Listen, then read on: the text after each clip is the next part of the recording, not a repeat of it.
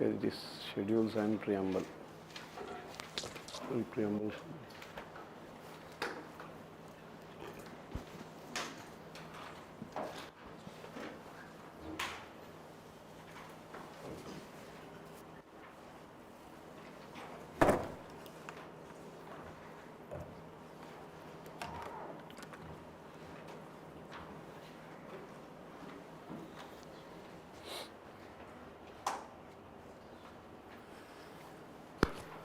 ठीक है Professor? Okay, good morning all.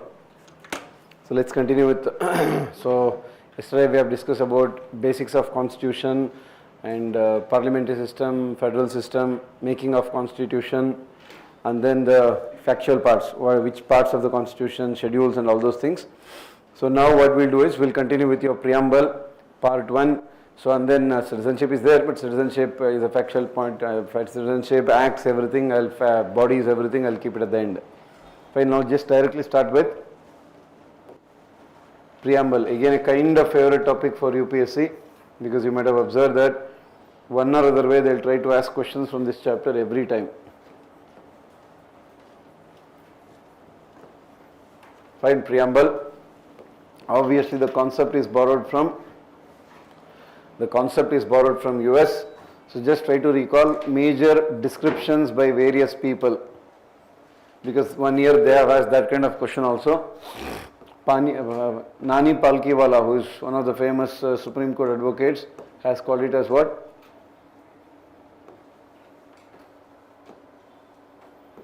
Nani Palkiwala had called it as identity card of the Constitution.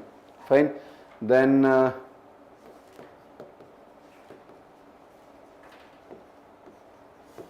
K.M. Munshi has called it as horoscope of sovereign democratic republic. Horoscope of sovereign democratic republic. And then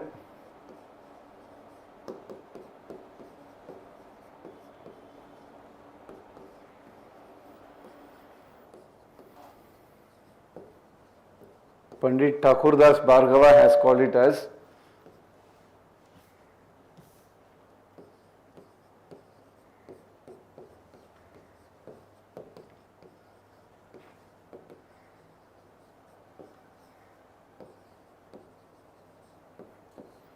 soul or precious jewel of the Constitution.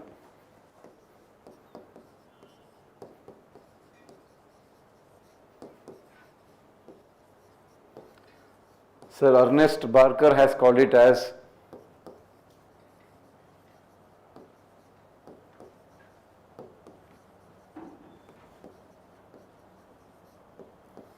keystone to the Constitution.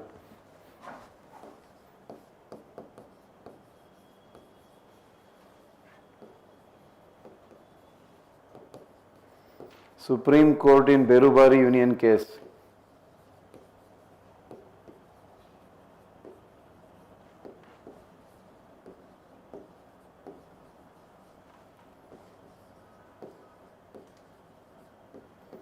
As what? Key to the minds of makers of Constitution. And then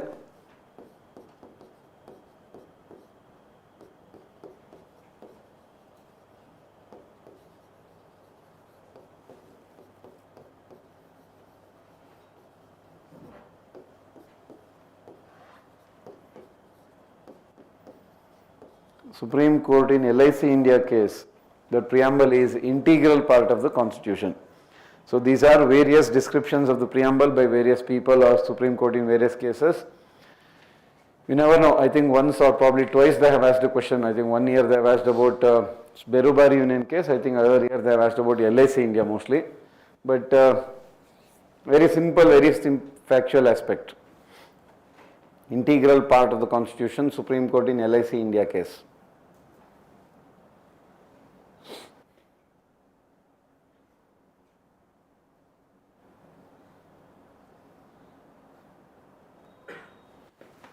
Fine. Now, again another very simple one, obviously you would have studied it. But when we discuss the keywords, I'll bring a lot of things from your political theory NCERT. Now, first point, when you say preamble, obviously what does it indicate? Source of the constitution.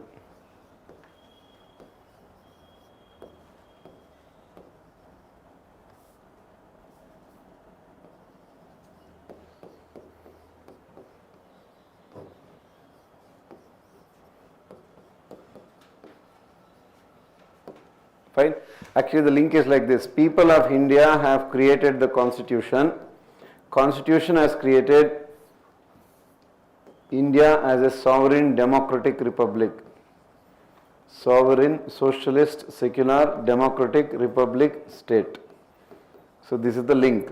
People have made the constitution. Constitution has made India as a sovereign, socialist, secular, democratic republic state.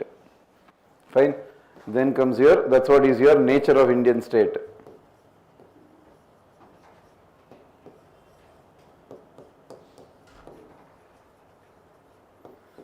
Obviously, what is the nature of Indian state? It is nothing but this. Third one is the values, which obviously you know, equality, liberty, fraternity, justice. And then comes your date. As we told yesterday, we should remember 3 dates. One is date of acceptance or date of enactment. Second one is date of signing. Third one is date of enforcement. So 3 dates you have to keep it in mind.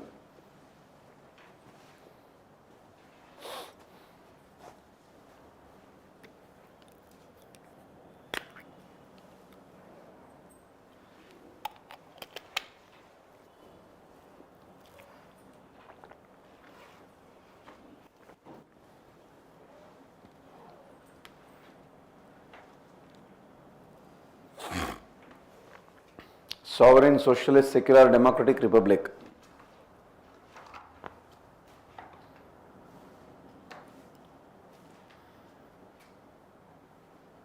Equality, liberty, fraternity, justice.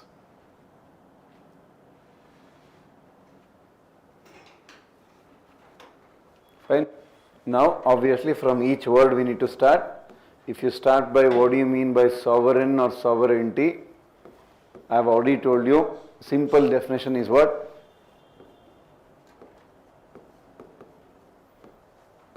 When you say sovereign or sovereignty, that means you are referring to a country being free from external control.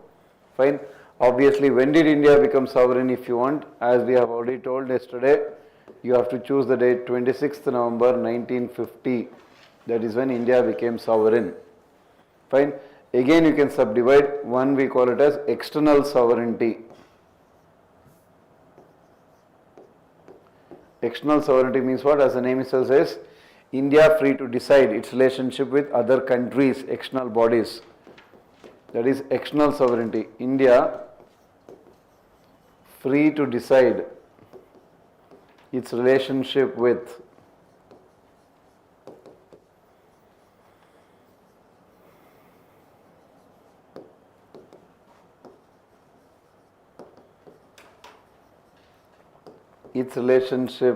other countries or organizations. So should India join G20 or not? Should India join RCEP or not? Should India join China's Belt and Road Initiative or not? All those things.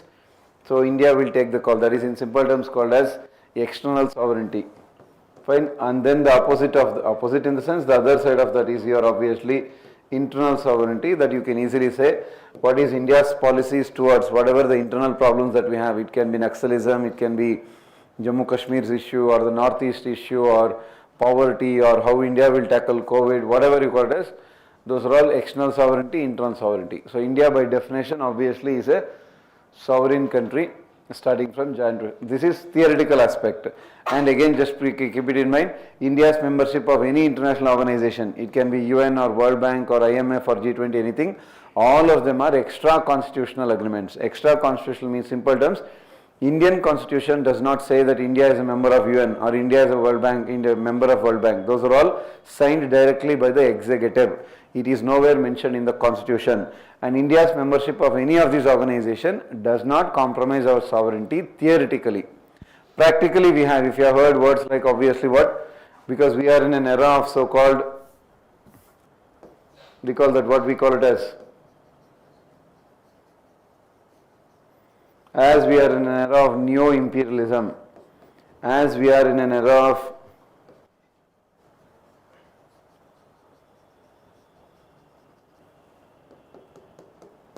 global constitutionalism, practically India's sovereignty is compromised. For example, simple, like India's 1991 economic reforms, even though we brought in, everybody knows in simple economics they would have told you that what? It was because of the pressure of IMF. So that is what neo-imperialism means. The so-called international organizations will control us. Understood? In simple terms, it is referring to what? Control of international organizations like UN, World Bank, IMF, WTO, all of them. Fine. So we have to listen to what they say for simple reason, because they'll help us. Like World Bank will imagine how much of development tools they give us, or IMF will help us in the crucial situations like the foreign exchanges, or WTO will help us in external trade. So our agriculture policy, export-import policy, all of that is largely based on the pressure of WTO. That is what you call it as the critical angle. But for prelims it doesn't matter, but just keep it in mind. Neo-imperialism, global constitutionalism compromises India's sovereignty in practice because of the what? Control of international organizations. That is first keyword. What do you mean by sovereign? Clear? Yeah, then comes your second keyword, which is what do you mean by socialist? Fine. Obviously you'll be knowing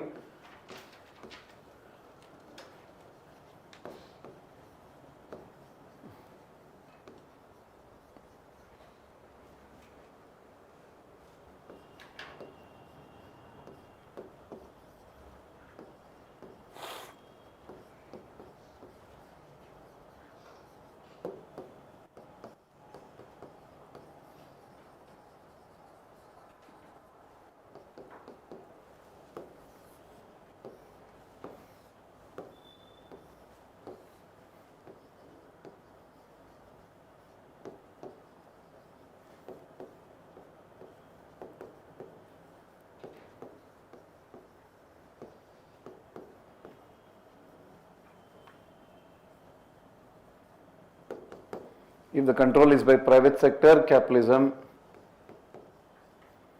If the control is by state, then socialism. If the control is by community, then communism.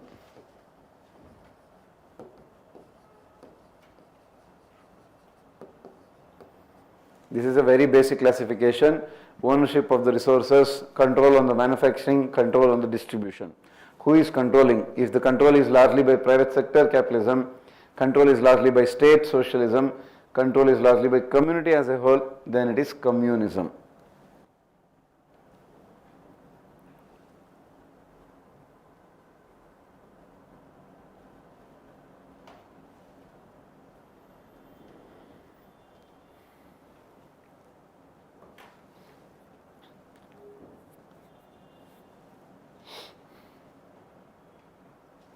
Right?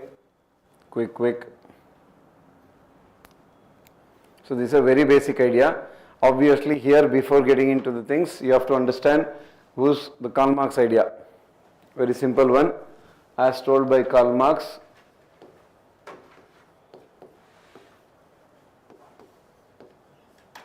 as was proposed by Karl Marx.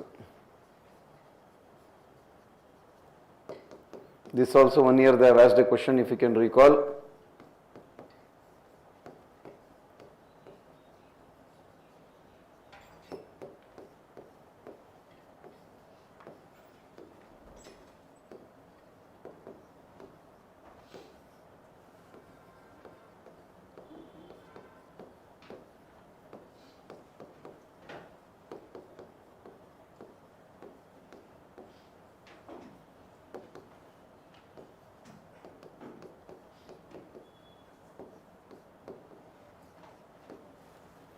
Ruthless capitalism, when it goes to the peak, you will have a revolution, thereby you will have what? When you say ruthless capitalism, in simple terms, no sympathy. And so only focus on profit.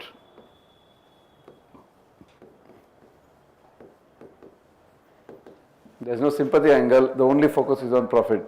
Obviously, when you say state socialism,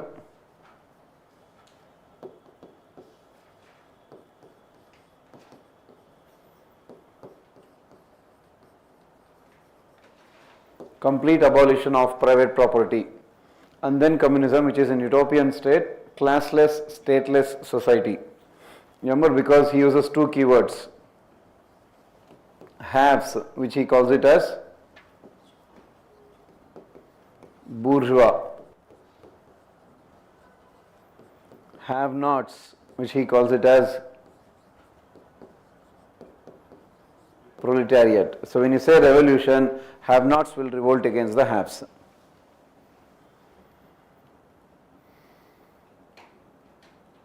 Only focus is on profit, ruthless capitalism.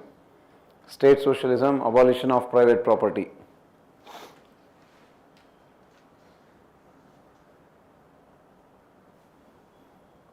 Haves is bourgeois, have-nots are called as what? Proletariat. That's why if you might have heard that very famous statement which says that let the proletariats of the world unite, means the workers should come together and then revolt against the so-called capitalists or whatever, that is his point. So this is basic, his projection. Of course, the world has not moved in this stage, in this level, stage of projection, but whatever, he had predicted that. That's the Karl Marx idea. That's why remember that one year they asked the question saying that what is the commonality between Gandhi and Karl Marx? Fine, because look at it, Karl Marx also calls for classless, stateless society, and Gandhi was also against what? Gandhi was also against strong state. That's why not having a state is a commonality between Karl Marx and Gandhi. That's why if you have heard a very famous criticism that Gandhi was also a kind of anarchist, they tell. Anarchist means he was against the concept of strong state. Understood? That's the question. And then you might have heard Karl Marx has a very famous concept, terms called as dialectical materialism. So many things are there, that all is not necessary for simple polity. Basic point is this. Fine, that was a commonality between Gandhi and Karl Marx. Not classless, which was stateless. And Gandhi was not for abolition of private property. Gandhi was against complete abolition, because according to him, complete abolition of private property is also a violence. And Gandhi will not support, theoretically or ideologically, anything which is against, anything which is supporting violence, he will not support that. Whatever, this is the basic idea one. And now simple concept. In India, obviously we know the term socialist was added by which one? 42nd Amendment, 1976. So that is when the term socialist was added. Why was it added? As we told, two reasons are there. One, why the term socialism was not added in the original constitution, original preamble. First reason is what? The global definition of socialism was a bit different. The global definition is state socialism. So one confusion would have been there. Two, second reason was obviously, so a lot of people felt that who are we to impose any particular ideology on the people of India? Let the people decide. Why should we tell them that socialism is a better ideology or something? Whatever, that reasons they can't ask in prelims. Basic point, the term socialist was added by 42nd Amendment 1976, and what India follows is what we call it as, what India follows is democratic socialism. Again, two keywords, keep it in mind. When you say democratic socialism, what we want to achieve is, we want to achieve egalitarianism. Egalitarianism means broadly equality of status and opportunity.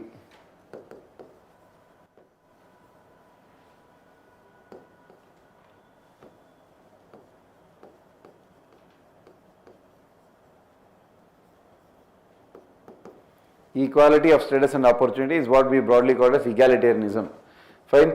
Second one, obviously, Indian socialism is what we call as broadly based on Fabianism. Fabianism means what? Gradual change in society. Fabianism is gradual change in society. Nehru was actually, he was a Fabian socialist. Understood? And when you say social democratic socialism, what we believe is not abolition of private property. For us, what is it? For us, it is eradication of poverty. For us, it is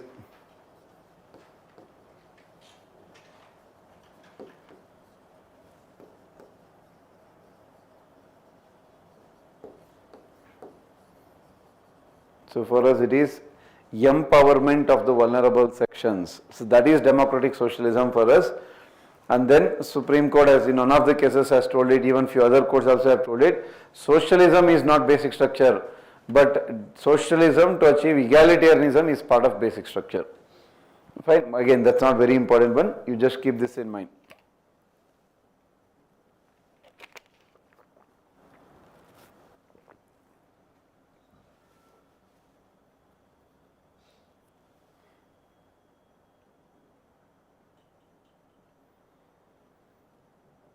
Gradual change in the society, eradication of poverty, empowerment of the vulnerable sections.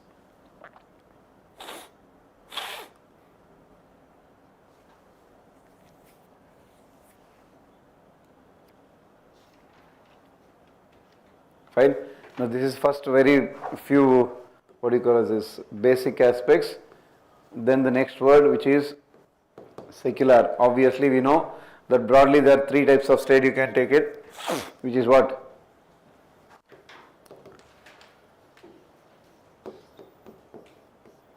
One is atheist state, theocratic state,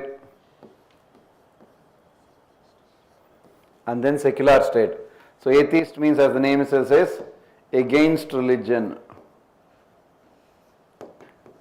So you are not allowed to follow any religion. Fine. When you say theocratic state, official religion of state. And when you say secular state, simple, no official religion of state. And the idea of secular actually originated where? The idea of secularism originated in France. Atheist state means against religion, normally communist countries. Example, because remember that very famous Karl Marx statement, religion is opium of masses. Former USSR, Cuba, all of them are atheist state. And then theocratic state, obviously we all know, Pakistan to Israel to most of the Saudi Arabia, Iraq, Iran, all of them, Bangladesh, all of them are that. And secular, most of the Western democracies, right from France to US to India to Canada to Australia, UK, most of them.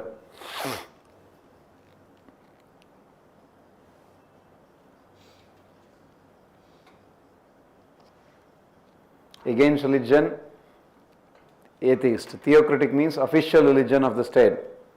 And then that's like how you have Islamic Democratic Republic of Pakistan. So clearly they tell that Pakistan will follow Islam as their foundation, like that. Then secular means no official religion of the state. Obviously, as I told, the idea of secularism originated in which country? France. Yeah, now comes your two types, which is first one is what we call it as French, or this is NCERT topic, Western or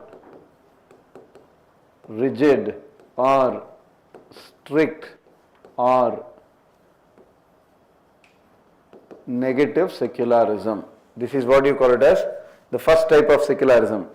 French or Western or rigid or strict or negative, or you can say European or all those things. Fine. Now, simple aspect, when you take state and when you take church.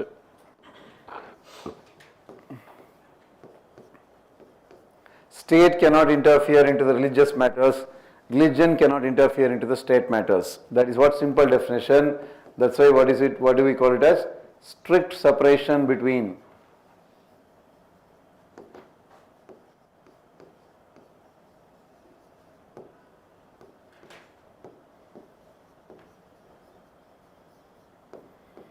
So when you say French secularism, in simple terms it means strict separation between religion and state.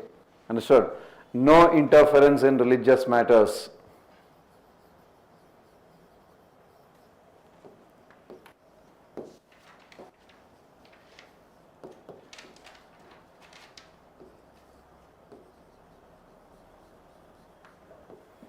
No interference in the religious matters.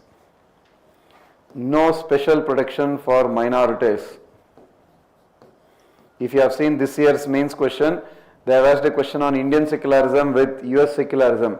This is more or less the same points. No special protection for minorities.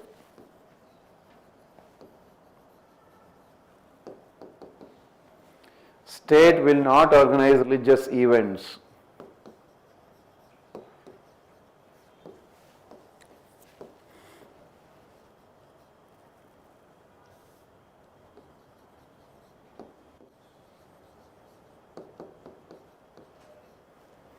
State will not organize religious events. Understood? Then, religious symbols not allowed in public place.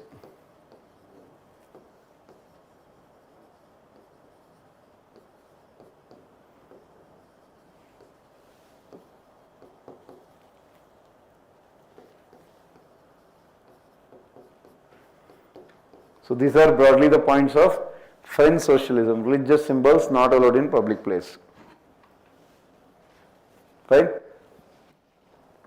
So here negative means what? As I think most of you will be knowing, when you say negative in polity or most of the humanities, it is not bad. What do you mean by negative? What is not allowed? So what is not allowed, broadly you have to keep that in mind. So this is first one, negative secularism or French secularism. Same concept you reverse, which is what? Indian secularism. Just reverse the points, Indian or Asian or flexible or positive secularism. That is your second model. More or less every single point you need to reverse. I'm sure. Now in Indian concept what will happen? It is what? It is, okay, if you want to write those keywords, which is Indian or Eastern or flexible or positive secularism. Fine. So what will happen in India? The basic core point is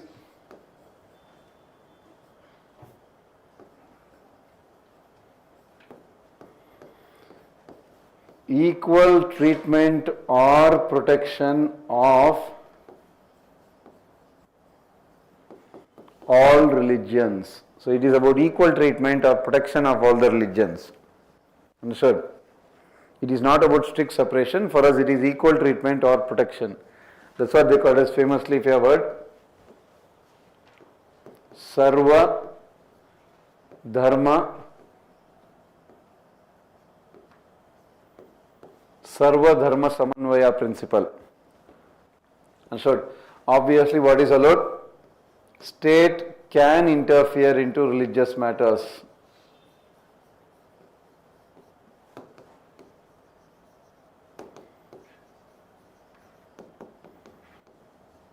State can interfere into religious matters. Fine. Then special protection for minorities. State can interfere, obviously we know, Shabrimala judgment, triple talaq judgment. Special protection for minorities. Simple, Article 29, Article 30. And so then state can organize religious events.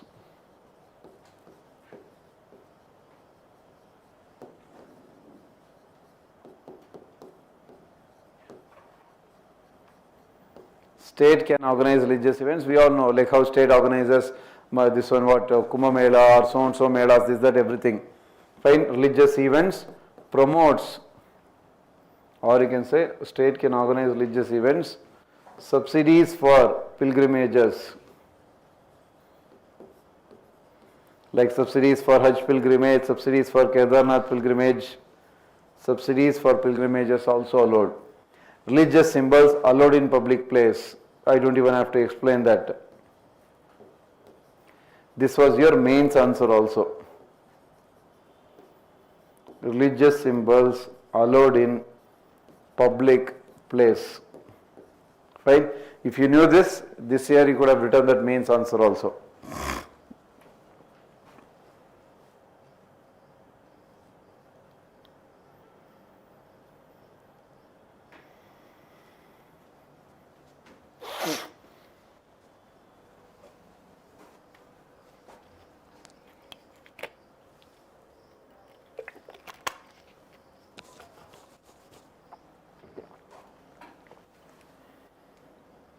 Fine.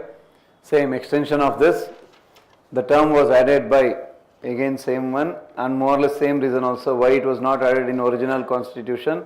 One, because the definition of secularism was different, and two, obviously a lot of people felt, so if you want to mention that, then again, so that's why another test, secularism, part of basic structure, which case, like how federalism is part of basic structure, SR Bommai case, secularism is also part of basic structure, SI Bommai case, 1994.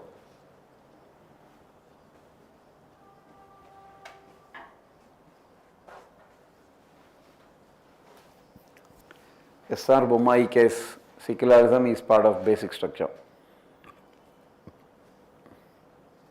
And then there are criticisms also, like all whatever we have written is mostly just copy paste of NCERTs, but that's all not necessary for the Prelims part criticism, this, that, everything is not necessary. Fine, they have asked two main questions if you can recall. What can France learn from India's secularism?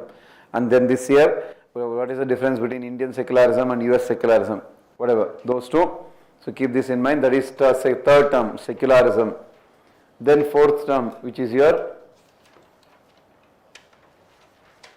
democracy. First point, when you say democracy, it is based on the principle of what? Based on the principle of popular sovereignty. Fine, in simple terms, people are ultimate decision makers.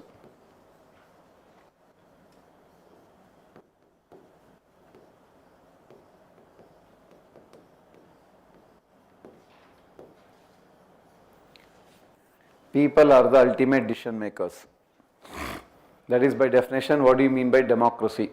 Obviously, if you divide it into two, direct democracy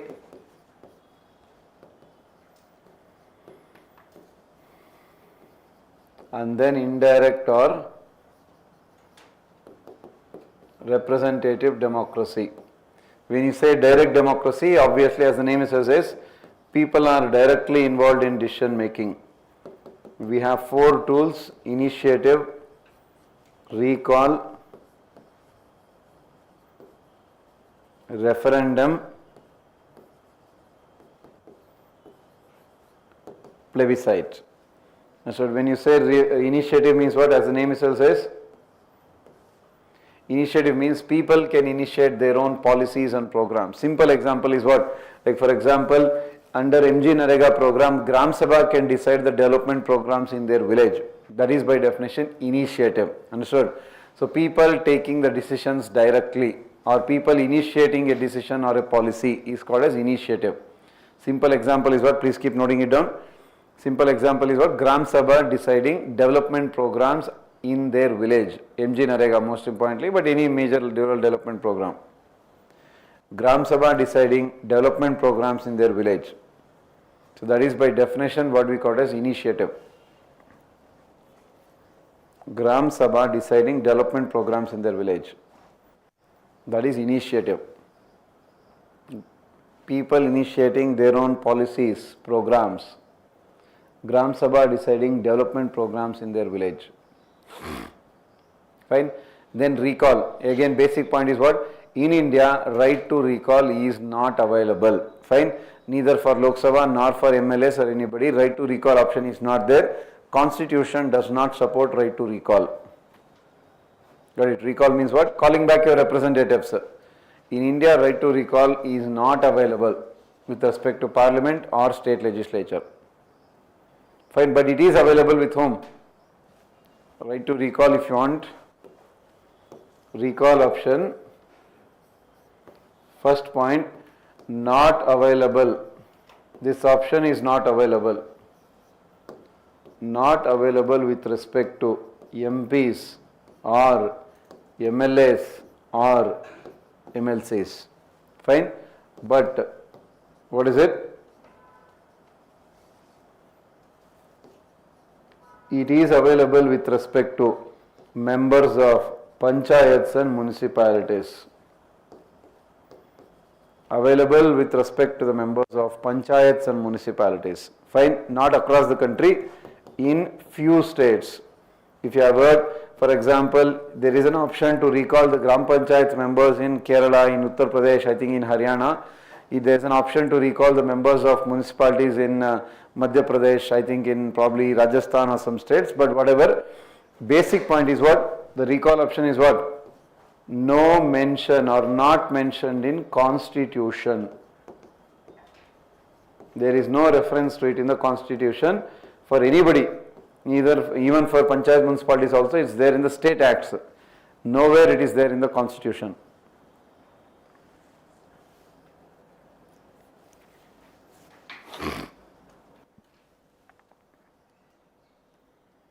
So basic point, in India recall is not allowed.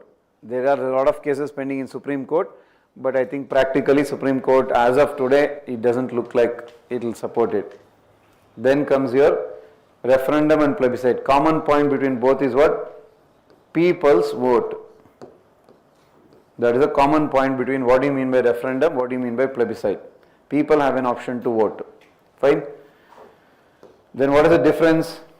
When you say referendum, it is on policy matters. Means people will vote on policy matters. I'm sure. That is plebiscite, referendum. And what is it? Normally binding on government. Whatever people take the decision in a referendum, it is normally binding on government. Again in India, what is it? Not allowed in India or not followed in India. Constitution also does not support it. Not followed in India. Fine. In some countries you might have seen recently, recently means almost it's been I think 2023 end, they conducted a referendum in Australia with respect to the inclusion of aboriginals in their constitution. And the people of Australia said, no, there is no need. Aboriginals means what? The so-called the native local people of Australia. So they themselves are not included in the as citizens and they don't have the voting rights and everything. Whatever, that's a different issue. In India, referendum is not allowed. Understood? If in case you want examples like hypothetical, because in India we don't have, let us say if government asks people of India that do you want national education, new education policy 2020 to be continued? Do you want Aadhaar to be continued? Do you want UCC to be implemented in India or not? Do you want women's reservation bill to be implemented or not? If they had asked us directly, that is called as what definition? Referendum. But in India, obviously referendum is not there. Constitution does not even talk about it. Clear? So in this Switzerland, on an average, they conduct 8 to 10 referendums per year. That's why if you have heard that very famous statement, so which country is called as the world's famous direct democracy? Switzerland. The reason, because they have so many options, not just for referendum, but so many things. If in case they ask any time, just choose Switzerland. Switzerland is what? World's famous direct democracy. Switzerland is the world's famous direct democracy. Right, what is the simple reason? Simple reason is people have a lot of opportunity to directly take part in the decision making, in the governance.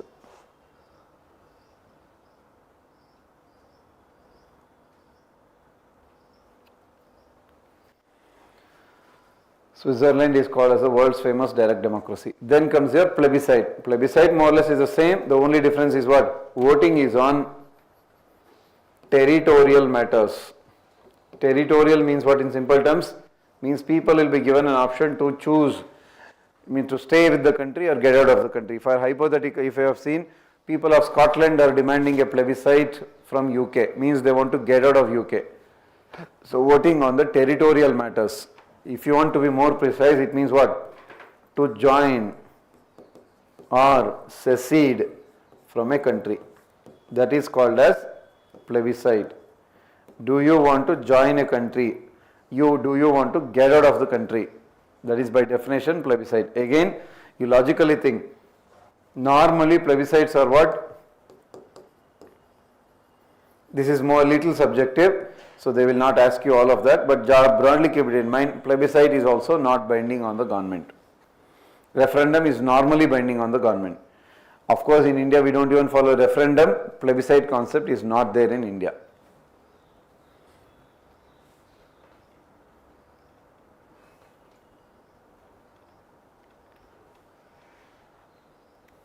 Fine. So that is basic one, and then indirect I have already told you. Now we can subdivide again into, just to keep it in mind, democracy. So it can be subdivided into political democracy, social democracy, and then economic democracy. If all three gets combined, it is famously called as participatory or substantive or true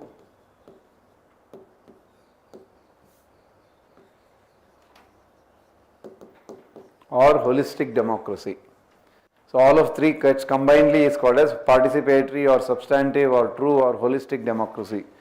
If only political democracy is there in your country, that means it is called as procedural or formal or electoral democracy. If only political democracy is there. Only political democracy means what? Universal adult franchise, right to contest elections, right to protest, right to criticize the government. Only if you have the free and fair elections, fine, independent election commission, peaceful transfer of power. Only if you have that, that means you are called as political democracy. That is, election is happening. Fine. In fact, you might have heard that very other famous word also they use.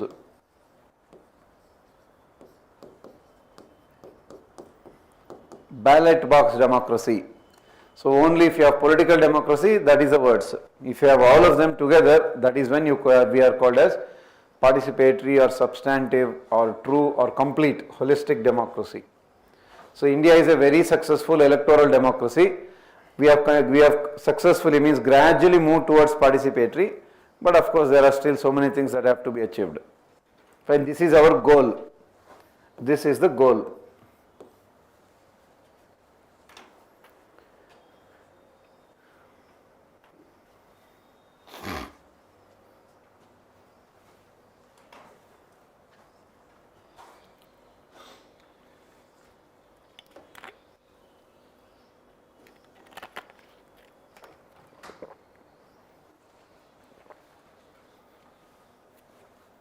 Fine. Okay, so that is another one. Then another very simple aspect, this is, just keep remember the idea of republic borrowed from France. Simple definition: head of state directly or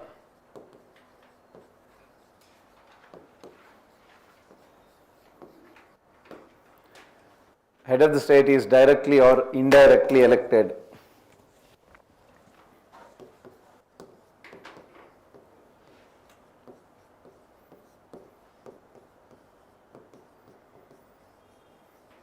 Absence of privileges.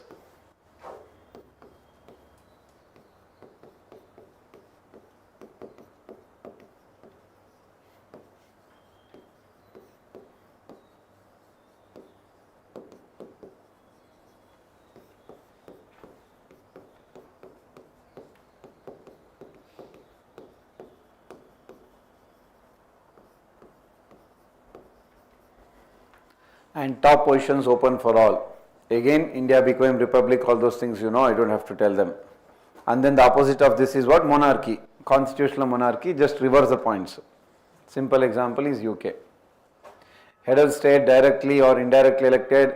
When you say republic, absence of privileges. When you say republic, public positions are not hereditary. And then the top positions are open for all. That is by definition, what do you mean by republic?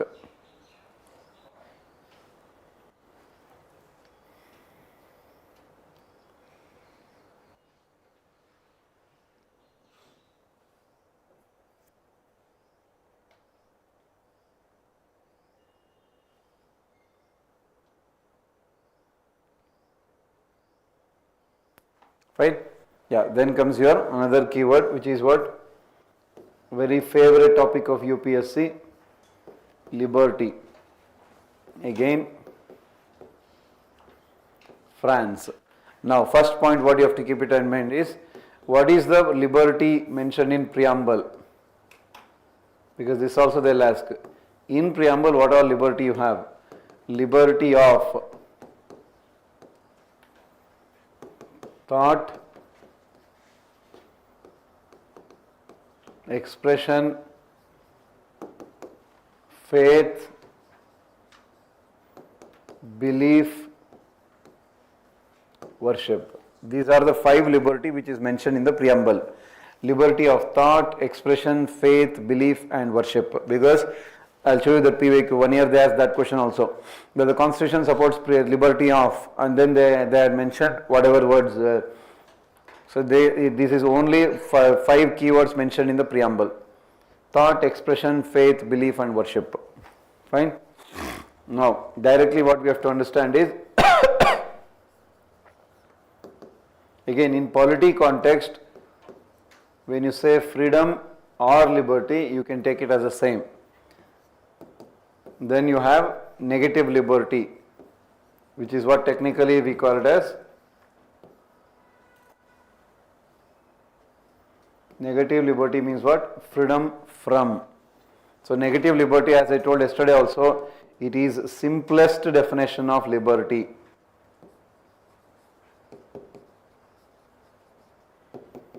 This is the simplest definition of liberty. And what do you mean by this? Freedom from or free from external restrictions.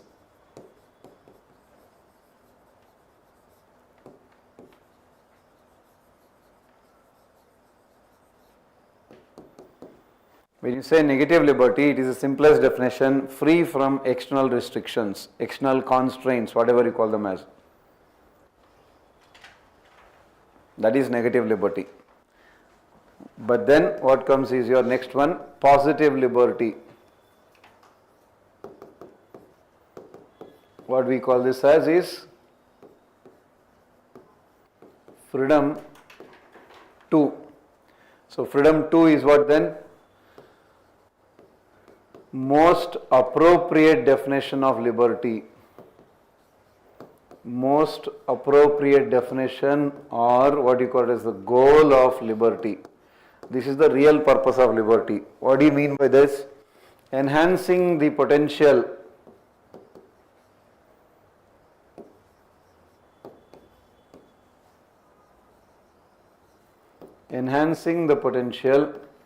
to realize one's goal or dreams. Enhancing the potential to realize one's goals or dreams. That is positive liberty. Understood? Obviously, what does it depends on? Depends on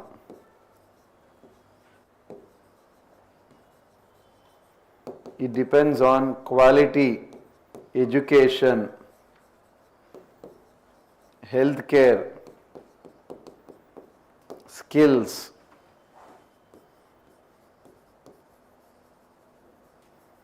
opportunity, etc. That is your positive liberty. Because obviously without quality education, healthcare, skills, everything, how will you realize your potential? Enhancing the potential. In fact, they use sometimes other words. When you say positive liberty, it is about overall personality development of an individual. That word also they use. Personality development means overall make them realize his or her potential. Personality development of an individual is also called as positive liberty.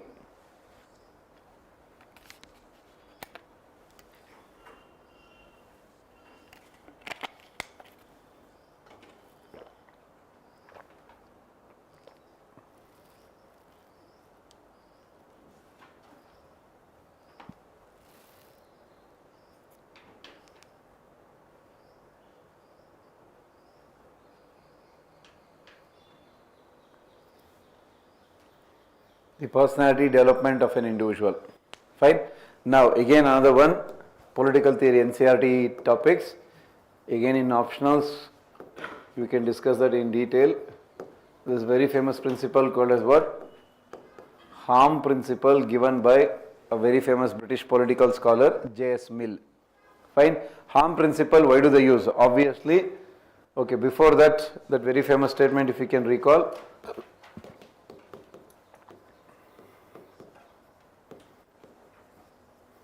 liberty is not absolute, it is qualified. So when you say qualified, simple reason is what?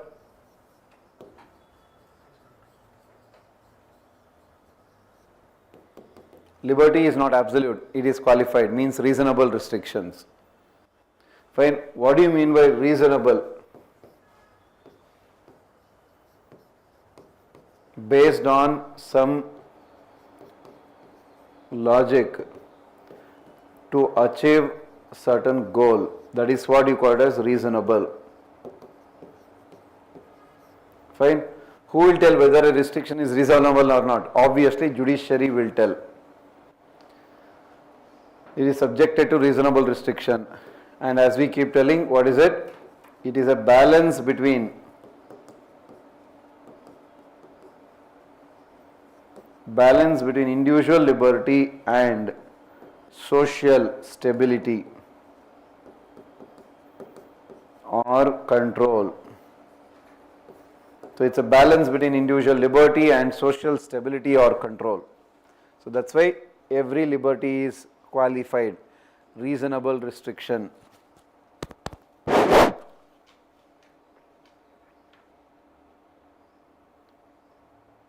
Fine. As I keep telling, very famous statements, if you have heard, that one's liberty stops at the nose of other, that means it is also the same. Your liberty is not absolute, it is qualified.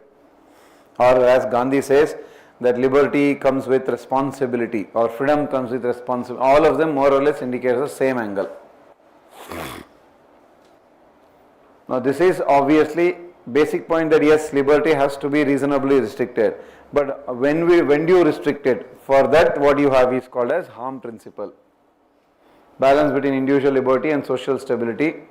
Reasonable means based on some logic, that is reason, rationality to achieve certain goal. This is where harm principle comes in, J.S. Mill.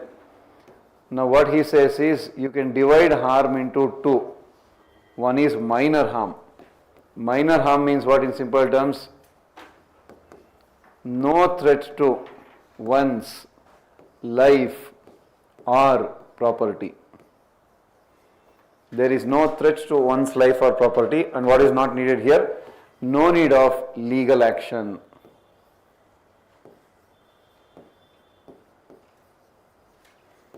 No need of legal action means there is no need to punish. Second comes here major harm. Again, as the name says, just reverse. Threat to others' life or property.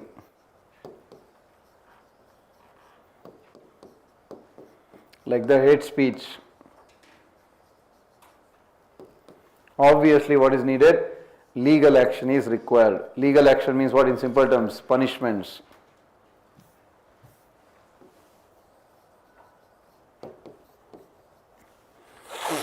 Example, hate speech.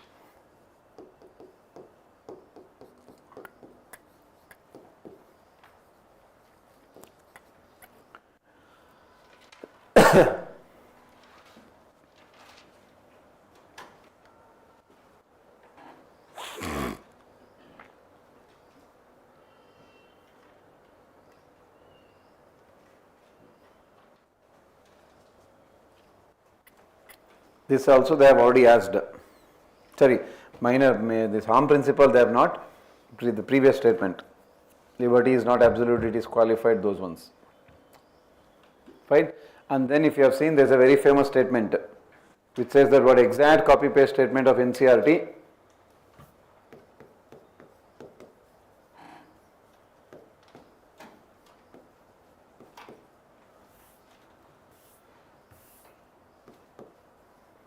If there are no laws,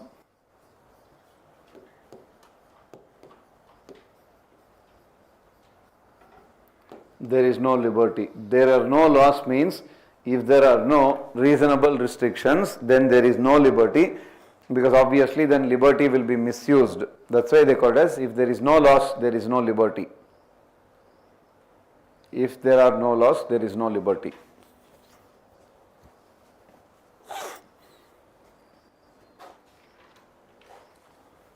No laws means here no reasonable restrictions.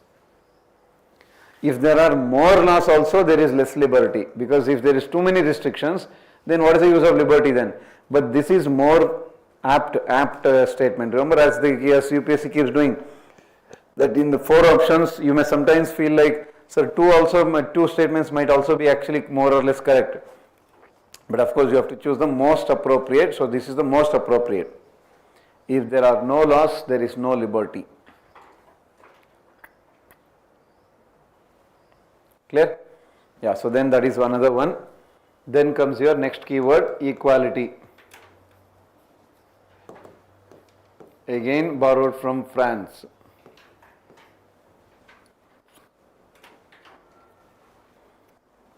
Again in preamble, what do you have?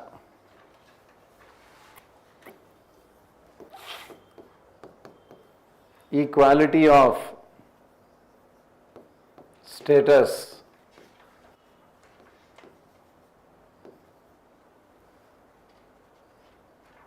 Because in preamble they have only mentioned 2 types of equality.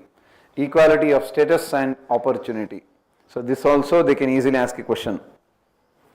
Equality of status and opportunity. Fine. And then again you can subdivide. First is called as what?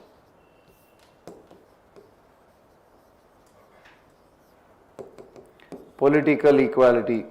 Second one is social or civic equality, and third one is economic equality. Of course, very simple examples. Political equality means what? Same. Adult franchise, right to contest elections, all of them political. Social or civic means what? Article 14 to 18 of Constitution is nothing but your social. Absence of discrimination based on social grounds. Article 14 to Article 18 is your civic equality. Political equality is what? As I told, universal adult franchise, fine, right to contest elections, etc.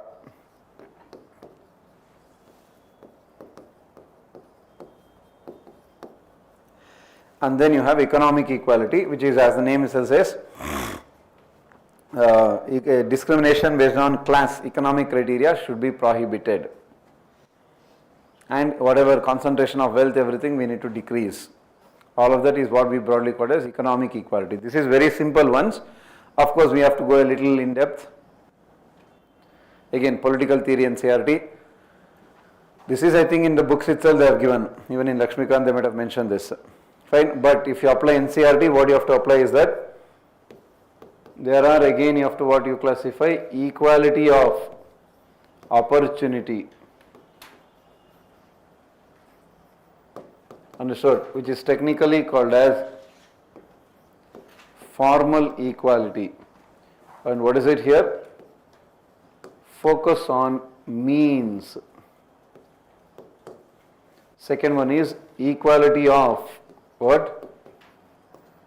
Outcome, which is what we call it as substantive equality. And what is this?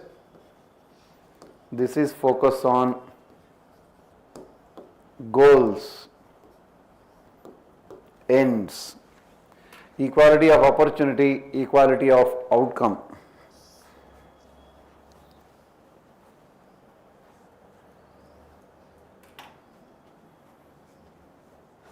Focus on the means, focus on the goals.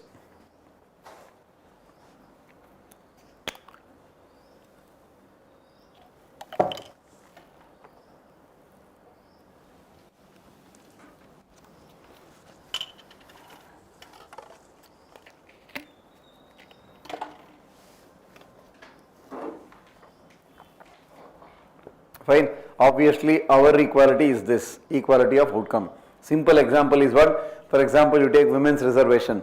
I mean, whatever 106th constitutional amendment is there. So, Constitution obviously allows women right to contest elections. But practically what, even if you take the recent 18th Lok Sabha results, women constitute less than 14%, 1/4 in the 18th Lok Sabha. That's why equality of opportunity is there for women, but goal is not ensured. So, simple example, 106th Constitutional Amendment 2023, what is it trying to ensure? It is trying to ensure equality of outcome for women in the legislature. Example is what?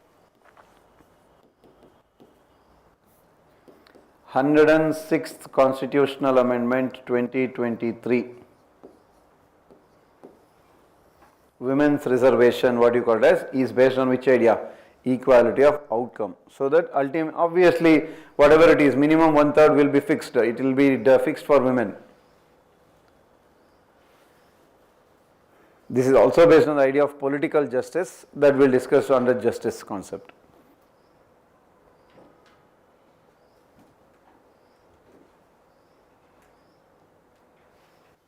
Fine, that is equality of outcome, equality of opportunity. Sometimes you have also this concept.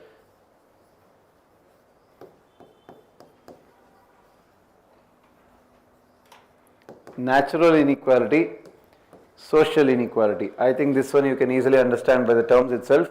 Natural inequality means what? By birth, or what you call the hereditary, genetics, or accidents. So that is natural inequality. Social means what? Obviously, as the name says, discrimination. And we all know, again you can use two terms like positive discrimination, negative discrimination. Positive discrimination is nothing but affirmative action. Negative discrimination is obviously prohibited. Negative means you are trying to exclude someone. Positive, you are trying to include someone.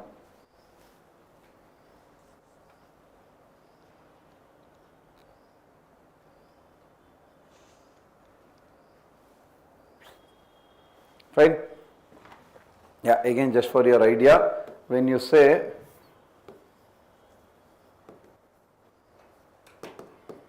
negative discrimination,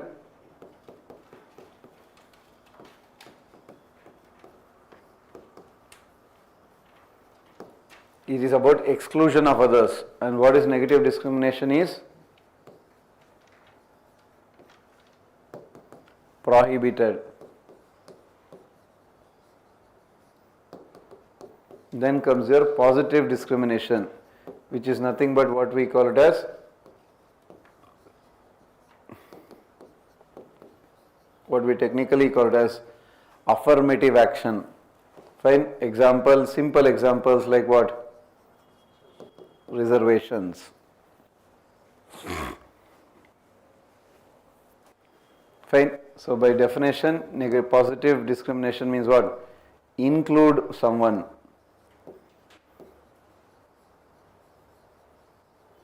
So what is allowed? Include vulnerable sections into legislature, into jobs, into education, into whatever. So it is inclusion, that is exclusive. So that is prohibited.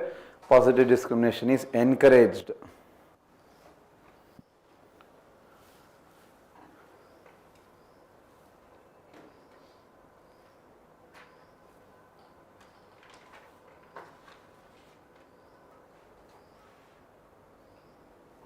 And that is your equality term. Then comes your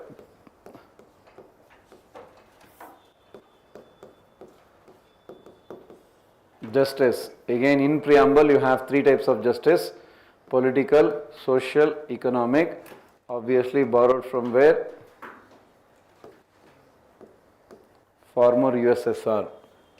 Fine. Justice obviously is one step beyond. What you call as equality of outcome is actually justice. Is a more broader concept. Fairness, what you call it as. So whatever women's reservation we told, actually that is social justice. Reservation in jobs, reservation in education, social justice. Women reservation in legislature, political justice. Fine. For you, if you want example, when you say political justice, simple. 106th Amendment 2023 is political justice. Social justice means what? Simple. Reservation in education, jobs. Economic justice means what? Welfare schemes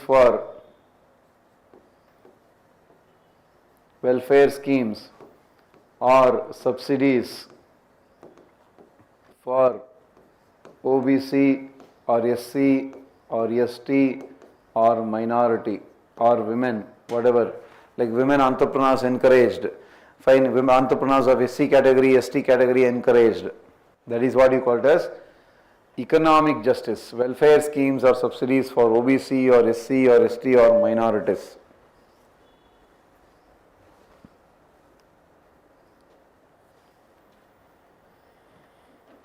Fine.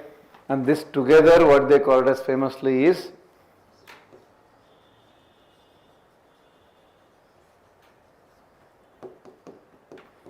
redistributive justice. And this redistributive justice is the foundation of what we so call welfare state. So redistributive justice is the foundation of a welfare state.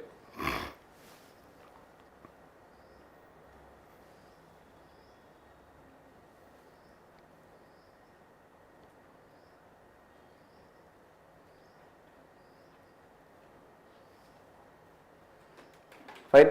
Now this is obviously the very simple basics, but you have to extend this. Extension of this is what you call it as, again, NCERT topic. Even in ethics you would have studied theory of justice, given by whom? Yeah, theory of justice given by John Rawls. Fine. So he is a Nobel Prize economist. If you have heard, he uses a very famous concept called as what? Again, we did not get into the optional level theory, veil of ignorance. Fine, veil of ignorance is what? It is a imaginary situation, hypothetical situation. It is a hypothetical situation, obviously, in which an individual is not aware about the society he or she will be born into. In such a situation, if any individual is given an opportunity, everybody wants to be born into a society which is based on basic values like equality, liberty. That is called as veil of ignorance. Imaginary situation. An individual not aware about the society he or she will be born into. Or forget about all that. Directly veil of ignorance means, right? Every individual wants a society. Every individual wants to be born. Every individual wants to be born into a society based on equality, liberty, fraternity, justice. That is called as veil of ignorance. Everybody wants to be born into a society which is based on equality, liberty, fraternity, justice. Again, there are so many theoretical assumptions for this. There are so many criticisms also. That's all not necessary for us. Basic idea, veil of ignorance is associated with whom? Theory of justice given by whom? John Rawls.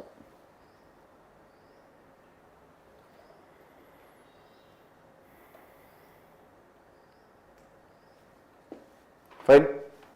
And then if you have seen, he actually gives two principles also, which he calls it as what? First he calls it as equality principle.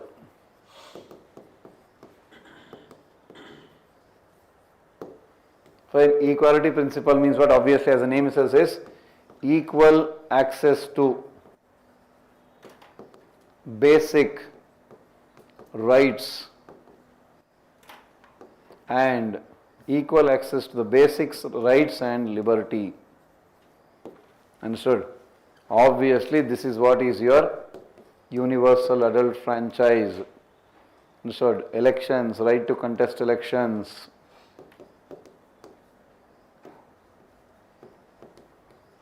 Fundamental rights, whatever, freedom of speech and expression, this, that, everything. That is what is equality principle. Second one is what we call it as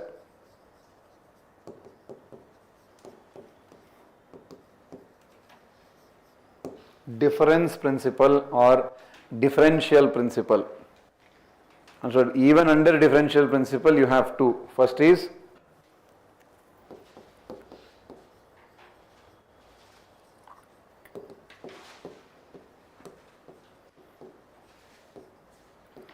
inequality associated with those positions open for all.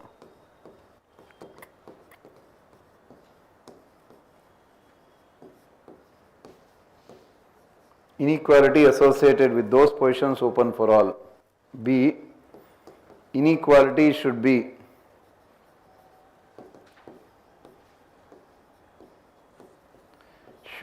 for benefit of most vulnerable sections. Means if you are treating anybody in a preferential manner, it's fine, but it should be for the benefit of the most vulnerable sections. Actually what they call it as is theory of justice is the foundation of welfare state across the world. Inequality should be associated with those positions open for all, and it should be for the benefit of the most vulnerable sections. That all they will not ask. Even till now I think UPSC has not touched this because it is there in your NCRT. So as we keep telling always, NCRT is the foundation, gold mine for UPSC.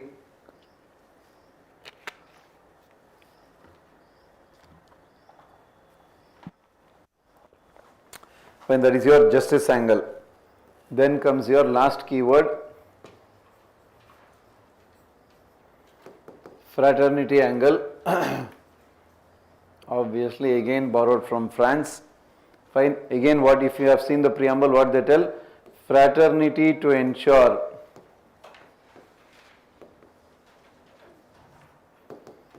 dignity of individual. So if in case they ask in question, the goal, the purpose of fraternity is, you have to choose dignity, and based on this achieve unity and integrity.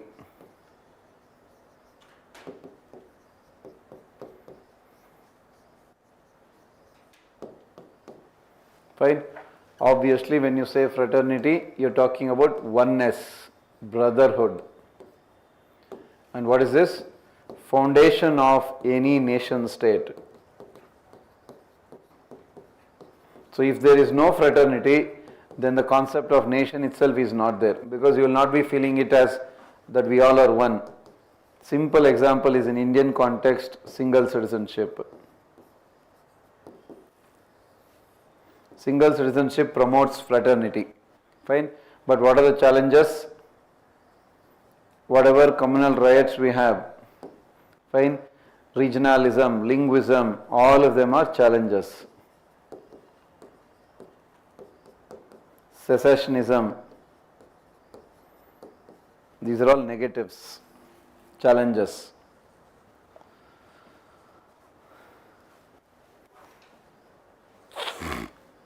Communal riots, regionalism, secessionism, linguism, or interstate disputes, racial discrimination, gender discrimination, all of them are challenges to fraternity.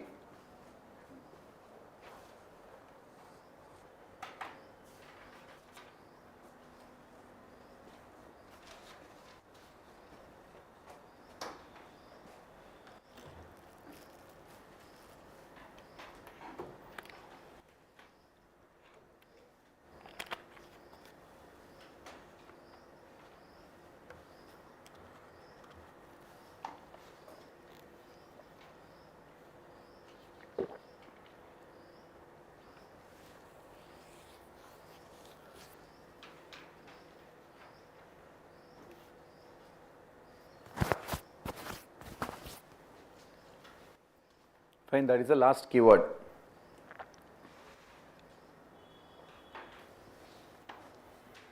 Now comes here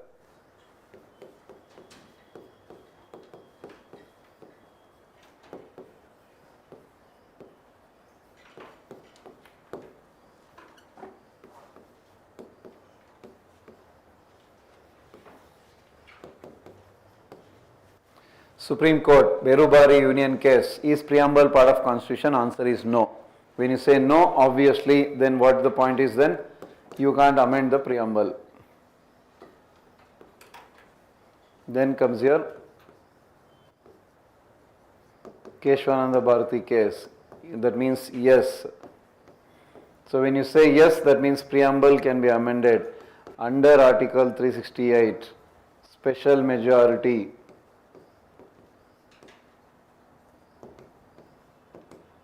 But what is the point?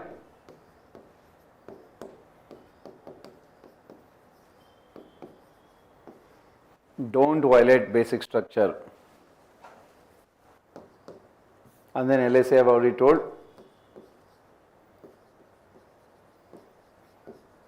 Amended once. That all we know. I mean, you all know that I don't even have to explain.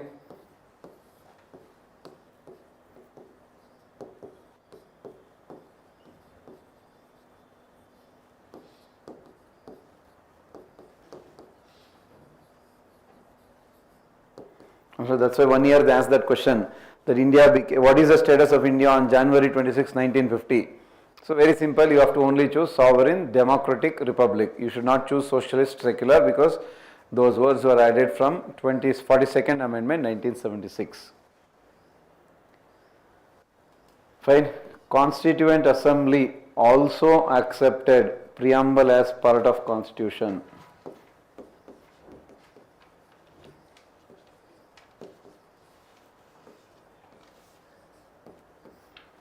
Constituent Assembly also accepted Preamble as part of Constitution.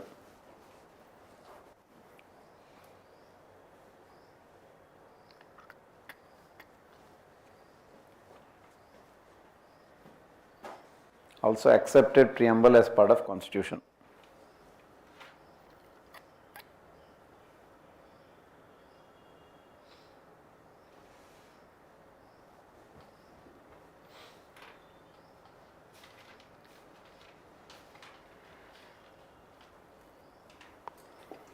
Fine. Now comes here, again clarity. Preamble is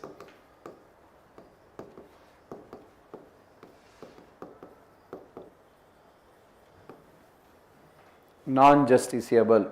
Again, what do you mean by non-justiciable? Three way you have to take. State. Whenever you say justiciable or non-justiciable, you have to take it from three perspectives. First point is, state is not obligated to implement it. That is first one. What do you mean by non-justiciable? Second one is what? One cannot approach the courts.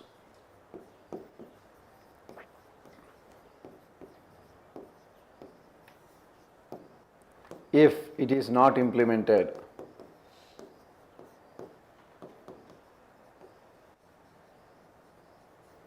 One cannot approach the courts if it is not implemented. And third one is what?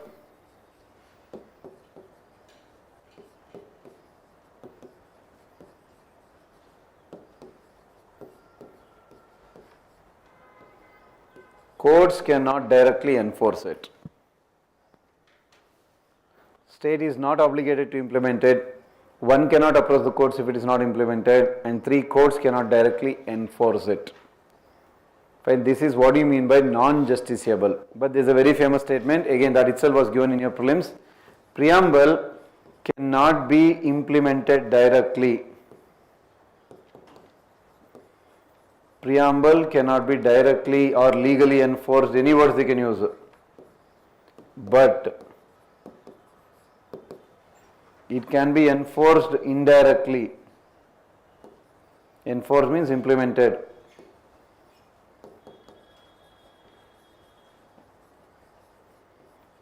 But it can be implemented indirectly by implementing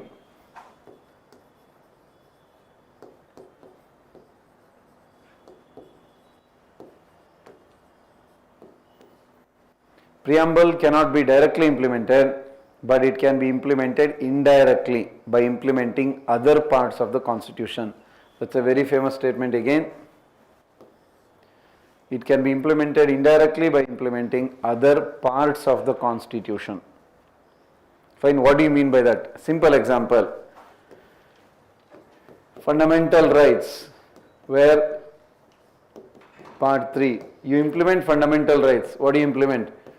Equality, liberty of preamble implemented. Fine. Let's say if the government implements DPSP, which is in part 4, then what is implemented? Justice implemented. Let's say you implement fundamental duties, which is in part 4A. Then what you implement? You implement fraternity, unity, integrity.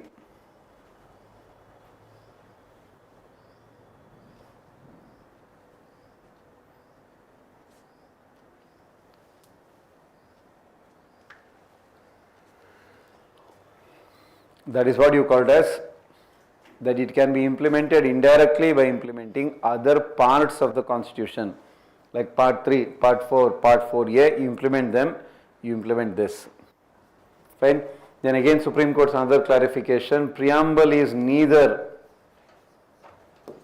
source of power, means it is not giving any extra power. Preamble is neither source of power nor or limitation on power of state. Preamble is neither giving you any extra power, it is not putting any limitation on your power. Preamble is neither a source of power or limitation on the power of the state. It will not give you extra power, it will not put limits on your power.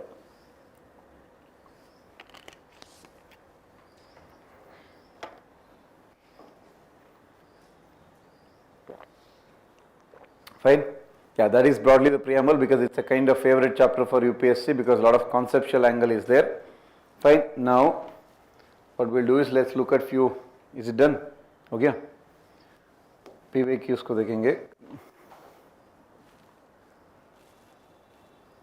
Where have they put it?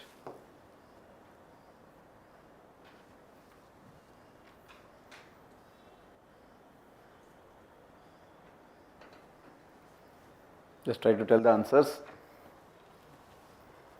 Most of it you would have covered.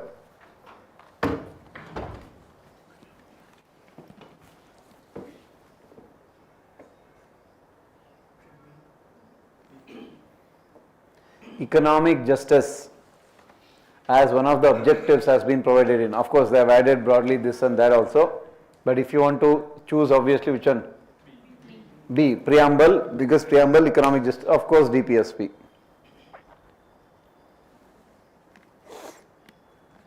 Not a feature of federalism.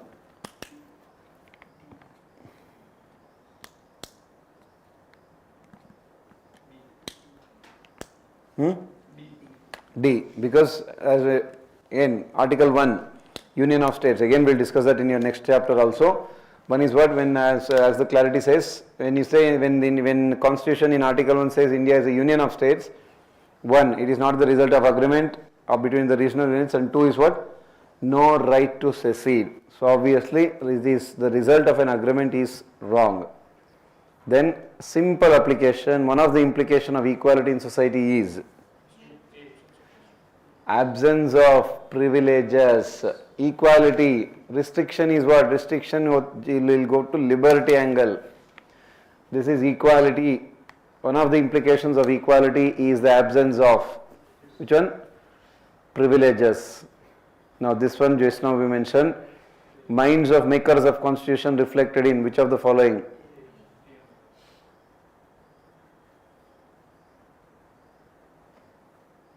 Fine, I think that's clear.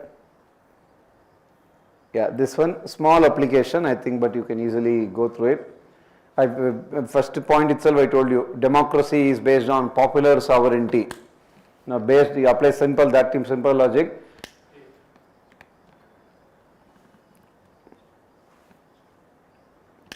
And keep that in mind. Whenever you are talking about democracy, you are talking about common people. You are talking about popular sovereignty. You are talking about masses. You are not talking about aristocrats, you are not talking about intelligent people, you are not talking about the high class people. You are talking about the common man. So obviously answer will be what? Ordinary men and women. Fine, if you want, what we keep doing is, keep writing these statements. I know obviously you would have gone through these PYQs, this is not like first time. But if you have these statements itself, sometimes gets repeated. And so if you had doubt about any statement, please keep writing those statements. Like this one you will be knowing, equality means absence of privileges, features that federalism you will know. This one, if you had a doubt in mind, like when you looked at the answer options, if you are like, okay, is this A or is this C, something like that, if you had, please note down the statement. Democracy is based on whom, as I again telling, it is based on the common people, it is not based on superior people.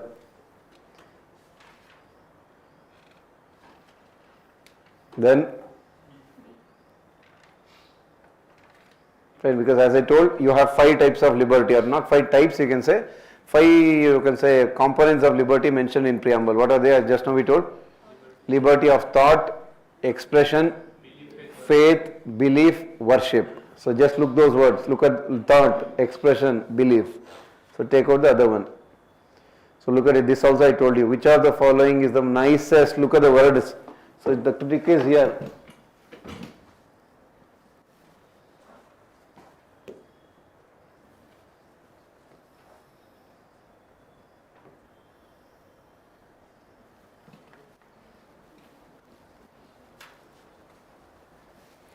Nicest appropriate relationship. Those words you have to be cautious, because as I told, even if you have, look at the words here. If there are more laws, there is less liberty. Actually it is correct, because if there are more laws means replace the word law by which word? If there are more restrictions, obviously what will happen to your liberty?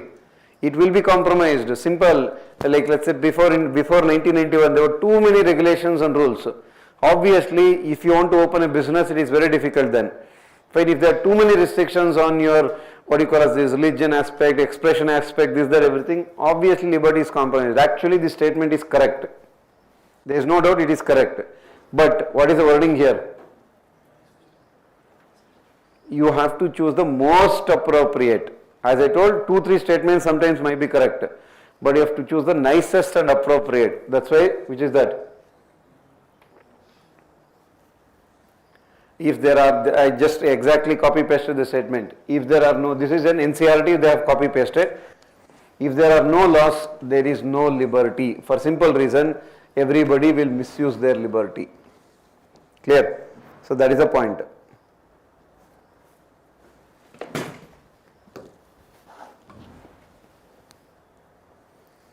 Again look at it.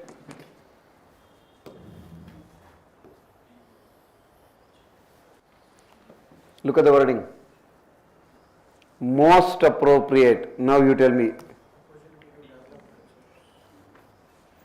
Fine. Personality development, I told you a statement. That's why it is. Which is in other words what? This is in other words.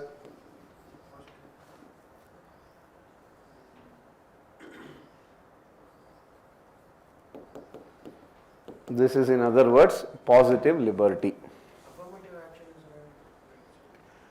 Affirmative action is also to ensure positive liberty. Any reservations they try to do, any subsidies they try to provide, any kind of financial help they provide for women, all of that is also trying to ensure positive liberty. So reservations, affirmative action in a way is trying to enhance one's positive liberty only, because it is trying to enhance their potential to realize their goals, dreams. It is also about developing oneself, personality development. Understood? Yeah, because that can also they can give that kind of statements also. If you have doubt, please keep noting all of them. Affirmative action is also to ensure what? Positive liberty, because don't link affirmative action only with justice or equality of outcome. It is also related to positive liberty. Fine? Then preamble to the Constitution of India is, yeah, just now I told you that. Look at the statements now. This is another trick of UPSC. What they do is, look at here. As I told, they have used the term most appropriate definition. But look at the B statement. Absence of restriction, which is what? What kind of liberty is absence of restriction? Negative liberty, simple definition. So that's why deliberately what UPSC does, if you observe, they'll give 4 statements. First or second statement, they'll give more or less same kind of answer. But the real answer sometimes they'll give where? The real option they'll give it in 4. Same concept. You apply the same concept here. First one, preamble to the Constitution is part of the Constitution but has no legal effect. Answer is actually yes. That is correct statement. Yes, it has no legal effect. Means no legal effect means what? In simple terms. Preamble is part of Constitution. No legal effect means what? What just now we mentioned? Non-justiciable. That is actually correct. But look at the 4th statement. Look at the 4th statement here. part of the constitution but has no legal effect independently of other parts. Means what? Just now I told you. Means if you only implement other parts of the constitution, then you can implement this. Understood? Independently means, in other words, it is dependent. In the basic point, if you implement fundamental rights, you will implement preamble, equality, liberty. If you implement DPSP, if you will implement exact statement, if you want copy.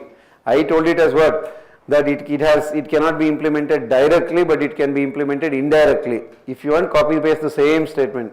Please copy this, whatever you have just now written, that where you wrote fundamental rights part 3 like that, exact statement please copy. Part of the constitution but has no legal effect independently of other parts. That is nothing but it is directly non-justiciable but indirectly justiciable.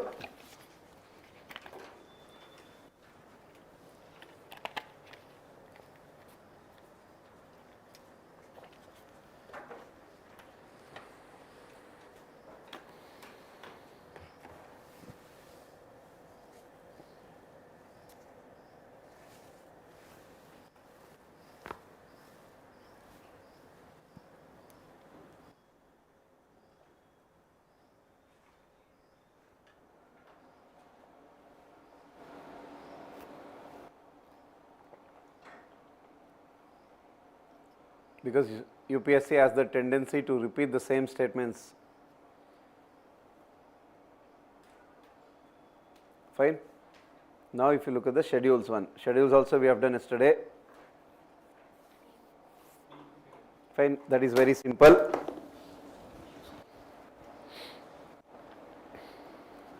The moment you look at 5th and 6th schedule, it is about whom? That's it. This one, we have still not done your IR Colo case, but if you can recall your IR Colo case, Article 31B in detail, please try to tell me the answer.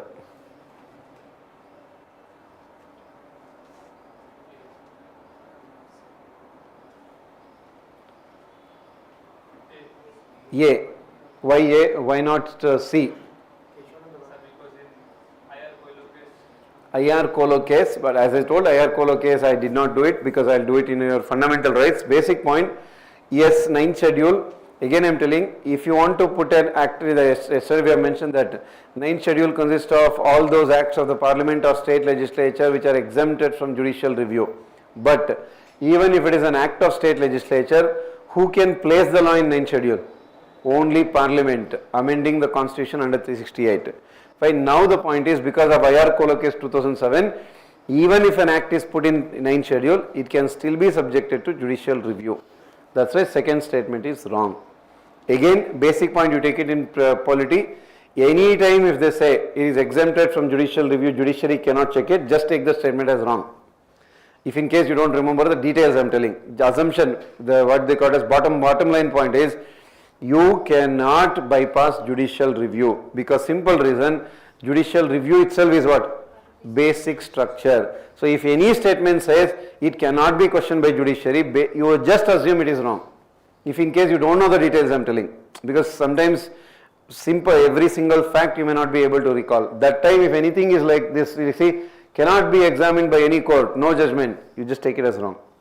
Of course earlier we used to apply that, remember that pre-2020 logic, simple logic, what they used to do? Oh, any court, wrong. Or no judgment, wrong. This is the earlier logics. Now what UPSC has become more what do you call as this, smart. What they'll do, deliberately they'll give an extreme statement. So you cannot go just by the extreme words, because that earlier statements of, okay, look at the extreme word, deleted, look at the facts, deleted, so look at all of the above, put it. So in science, remember earlier the pre-2020, you look at most of the science application question. So you don't even have to see, just put all of the above. 8, 9 out of 10 tens will be correct, but that all error is gone. You cannot just go by that now. So whatever the core point is, if in case a statement that I call it as what? Bottom line statements. If any statement you feel is going against the constitution principle, that any statement is wrong. If you know the core of constitution, you can take it. If any statement is going against inclusive development, sustainable development, women empowerment, SC, ST welfare, minority welfare, automatically assume statement is wrong. If any statement is going against environment, going against, let's say for example, something, automatically assume them as wrong and take it out. I am telling, this is when, this is to eliminate the statements, not directly. Because obviously we all know that how much ever effort we put, there are a lot of questions where you can't put you will not be having the direct factual knowledge. Common sense what you have to use, as I keep telling, triple C. One is conceptual clarity, second one is what? Second one is curiosity, and third one is common sense. Common sense and curiosity will give you minimum 10 questions. Okay, look at this. Again, if in case they had given 6th schedule, confusion would have been there, that's why they did not give 5th. 9th amendment added by which amendment? Sorry, 9th schedule added by which amendment? First amendment 1951. Obviously, I don't even have to tell who was the Prime Minister, all those things are very simple logic. Again, look at it, kind of 5th and 6th schedule, kind of favorite areas, what we got as themes for UPSC.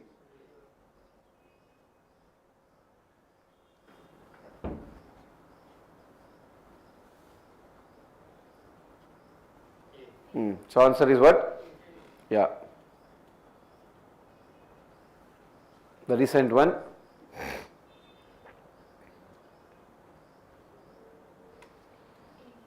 Yesterday I have told you. Just go back, if in case you have forgotten the fact, please open 9th schedule and then just compare with it. Got it? Because 93rd amendment 2003 added which one? Bodo, Maithili, Santali, Dogri. So you just have to, if in case you didn't know the fact, you just have to eliminate this. It was added in 2003. Answer is there. Or if you knew the fact, as I told, earlier it was 14, now it is 22. The first language which was added was Sindhi, one separately in 1950s itself. Then in 1992 they added 3, which is Konkani, Manipuri, Nepali. Konkani, Manipuri, Nepali. And then 2003 they added 4, Bodo, Maithili, Dogri, Santali.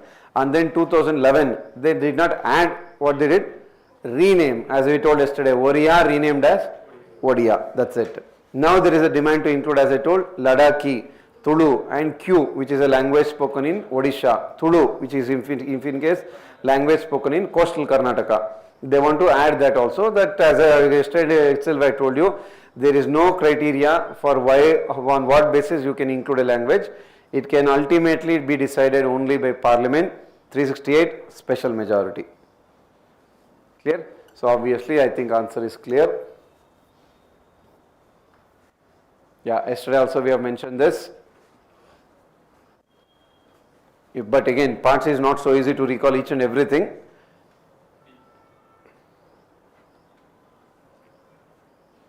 This one, statement 1, there is a small confusion. I'll clarify that, but just look at the answers. Look at the statements.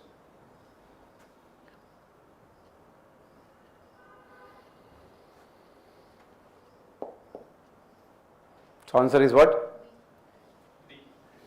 D. Answer is actually, just please open your parts. Yesterday we have written that parts in detail. In detail we have mentioned that all the parts I have told you. Again, recalling it is not so easy. Lot of times you have to go through it and just compare your parts.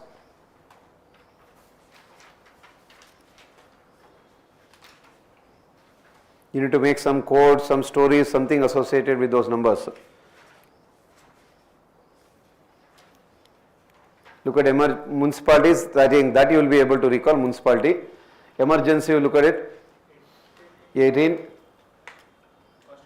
Amendment of Constitution, 20. And then 21 is your temporary transitional provisions, 370, 371. And then the end, last, title and everything. Actually, small confusion, what few people are, mostly the answer will be this only. Which one? D. But small confusion is, powers of municipalities are given. Now the confusion is how to interpret this word called as given. If in case you take it as mentioned, the powers of the municipalities are mentioned in part 9A, some kind of confusion, which is again kind of discussion going on, is that Part 9A does not clearly mention the power of municipalities. What they tell is that the power of municipalities will be decided by the state legislature. Actually, Part 9A is just about municipalities. In Part 9A, powers of municipalities are not mentioned. It will be, the only statement they mention is what? That the state legislature will decide the powers of municipalities. Now, should we take it as power of municipality is mentioned in Part 9A, or should we take it as it is not mentioned? Interpretation issue. Fine. Probably the answer is D only. If in case they take it as mentioned, then answer will go to what? B, 2 and 3. We have to see that, we still don't know. UPSC has to give the key. Last year, can you recall that there's a state, okay, last year was a natural justice question. I think 2 or 3 years back, probably 22 there was a question that the statement said, we'll discuss when we discuss probably judiciary or fundamental rights that are put. Constitution provides for judicial review, that mentioned. 2022 statement. Now provides means again the interpretation is what? If you take it as mention, answer is wrong, because Constitution does not mention judicial review. If you take it as implicitly, answer is yes. Now UPSC took it as mention. Most of us, most of the institute we have seen, we all took it as what? Implicit. Means yes, Constitution, we interpret it as Constitution supports. UPSC interpreted as Constitution mentions. Mention is wrong, support is correct. Sir, but how should I interpret in the real exam hall? That's obviously, wordings when you play, it's all not so easy. Sometimes answers will go here and there. But that level of scope is just one, maximum 2 question out of 15 question of polity. Most of it will be, you will be able to easily identify. That one statement that, as I told, chances. Okay, that is I think broadly your preamble and schedules, and this constitutionalism, constitutional state, all of that I think they would have mentioned somewhere in the end. That all we'll discuss at the end. So we'll take a break and then we'll start with your union and territories, part 1, article 1 to 4. Normally you don't get too many questions from there, but at least we'll finish it off. And then the most important, fundamental rights.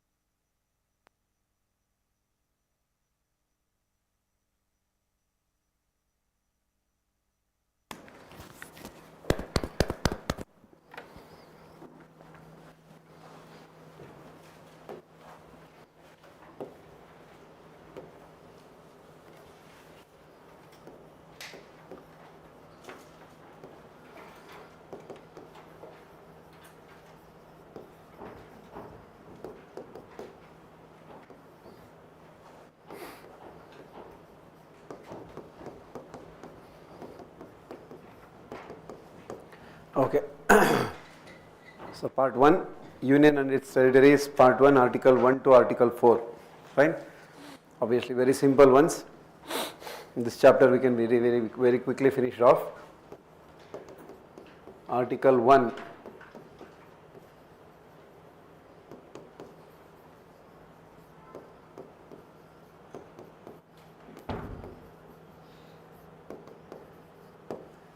Is or shall be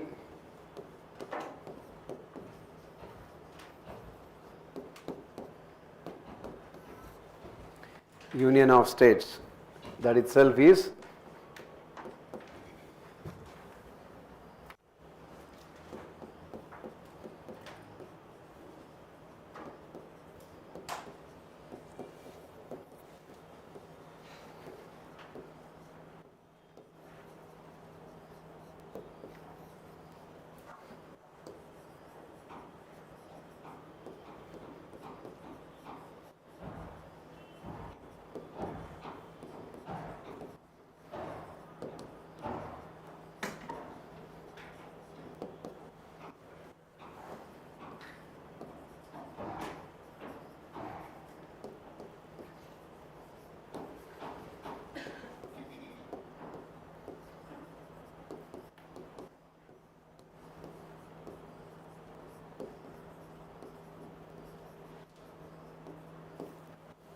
India is not formed as a result of treaty or agreement between regional units. And second one, no regional unit has the right to, no state has the right to secede from union. Fine. Two simple components.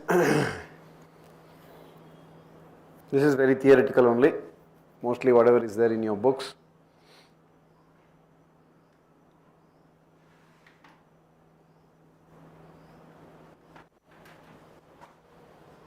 Fine, then comes your, this also you would have come across.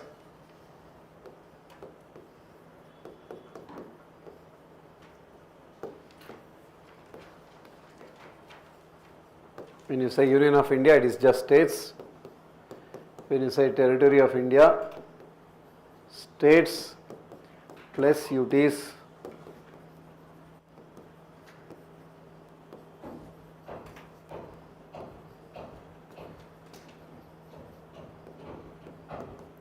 states plus UTs plus acquired territories. So how to acquire? First point, only by Government of India. Second point, occupation or treaty or plebiscite, etc. Example, Goa, DD, DNH, Sikkim, Puducherry. They all were acquired territories. Now, of course, at present there is no acquired territory, but broadly. Again, another point. Provisions of UT will apply to AT. Means in constitution there is no detailed provisions about how to administer the acquired territories. So that's why whatever provisions that apply to UT, you will apply to acquired. So provisions of UT will apply to acquired territory also. What does that mean? Come under the complete control of, in simple terms, complete control of Government of India. So acquired territories will be under the complete control of Government of India, like how union territories are there. Control of Government of India.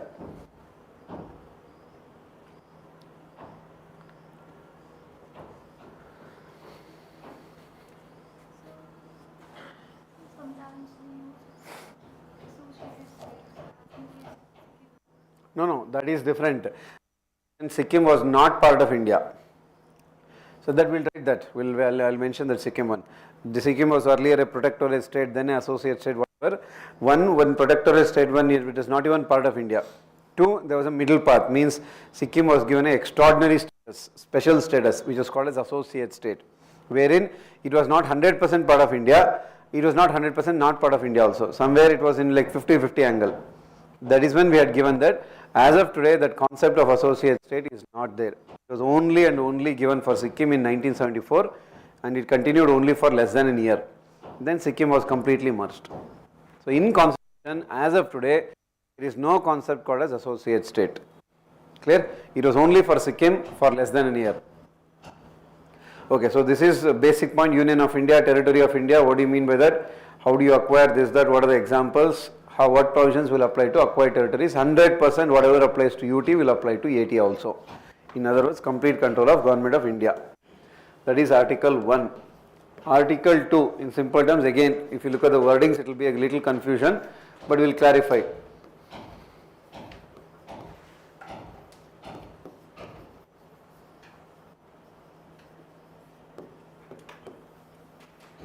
Empowers Parliament to, first one.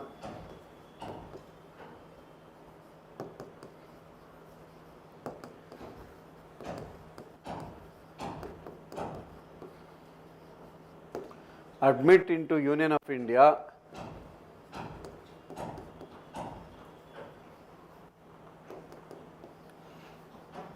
already existing states.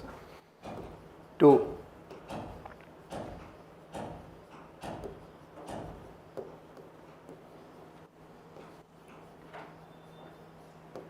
Establish new states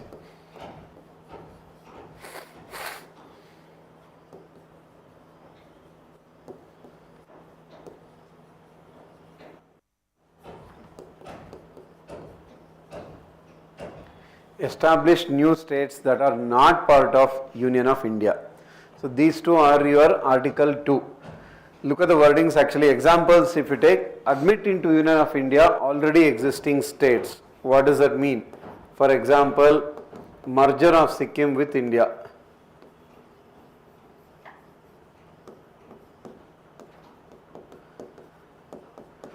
So admit into Union of India means what? Directly make a territory which is not part of India into a state. Because Union of India means what? You have to make it as a state. Because look at it. Union of India means state. So directly if you make it as a state, that is subcomponent 1, merger of Sikkim with India. But merger of Goa, Daman Diu, Dadra Nagar Haveli, Pondicherry will not fall here. It is not related to Article 2. That's why if in case you have seen, normally students have this confusion. That if you have seen that, remember Article 4 says that any law passed under Article 2 and Article 3 will not be considered as amendment to Constitution under 368. So there should be no number associated. But when you see the numbers in the books, normally students have this confusion. For Goa, for Dadra Nagar Haveli, they will tell what? 10th Constitutional Amendment 1961. For Goa, Daman Diu, they will tell 12th Constitutional Amendment 1962. For Pondicherry, they will tell 14th Amendment 1962. Why do you have amendment? Because simple reason, remember, when a territory which is not part of India, like Goa was not part of India till 1961, when you make it directly into a UT, Union Territory, you are not making it or you are not adding it to Union of India. You are adding it to what? Because Union Territory is not part of Union. It is part of what?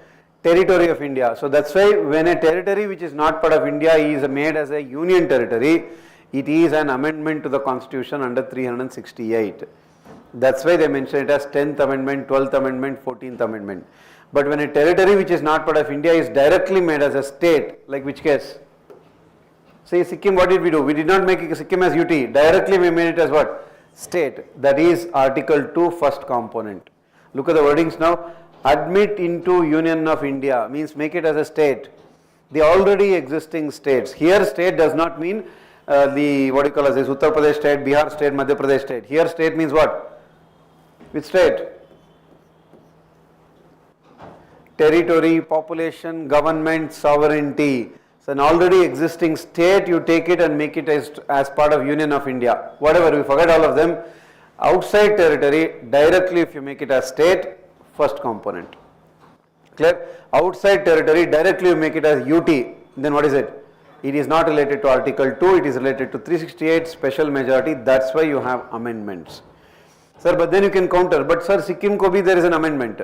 36th Amendment 1975. That amendment is because 371F was added for Sikkim's special status. That amendment was because Article 2A was deleted, special status. whatever that, all they will not ask in prelims, but just, now look at what is the second then. Establish new states that are not part of Union of India. What do you mean by that? In simple terms, example, making a UT into a state.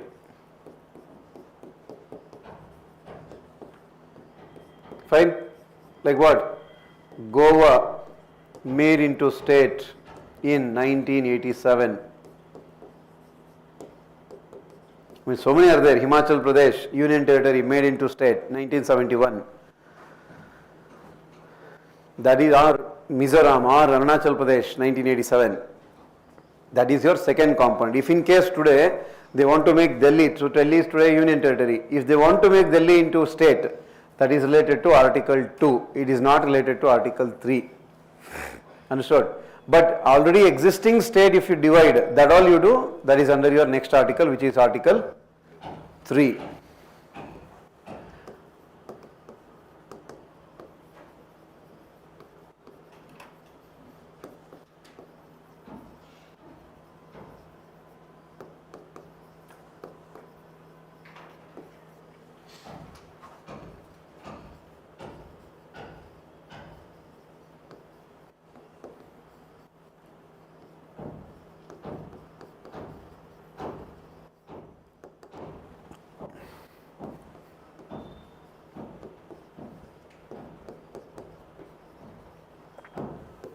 Empowers Parliament to make any changes in the already existing parts of India. Now what does it include? Obviously you know, A, increase or decrease or alter the boundaries of a state or UT. B, create a new state or UT by dividing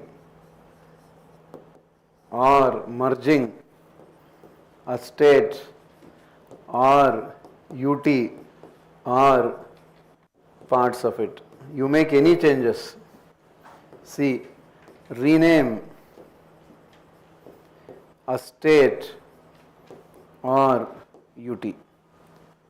So this is your Article 3.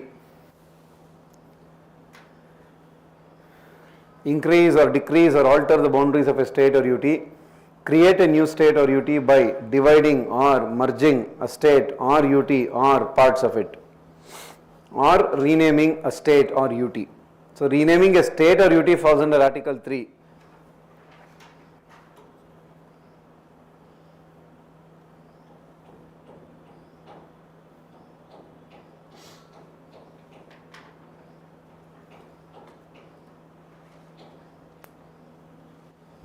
Fine. So obviously we know this is the basic point, and of course the procedure also we know. Procedure under Article 3. First one,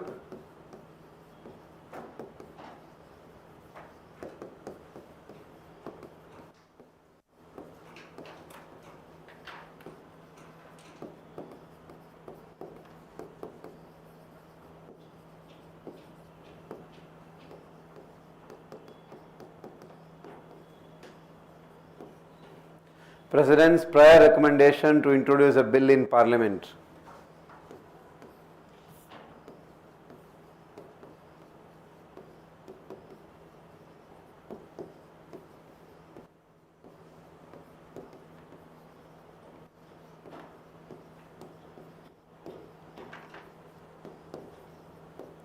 President should forward such a bill to respective state legislature. State legislature should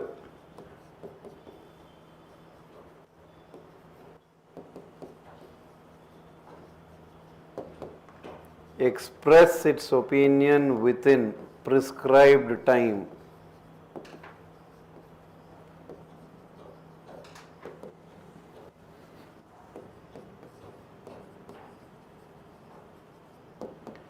Opinion of state legislature not binding on President or Parliament.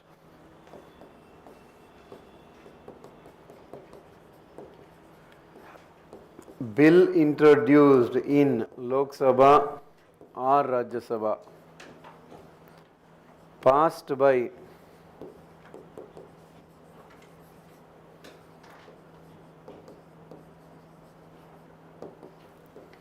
Bill introduced in Lok Sabha or Rajya Sabha, passed by simple majority.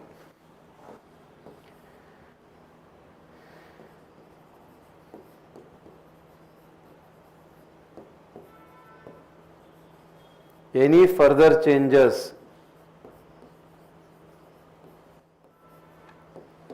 not refer to state legislature.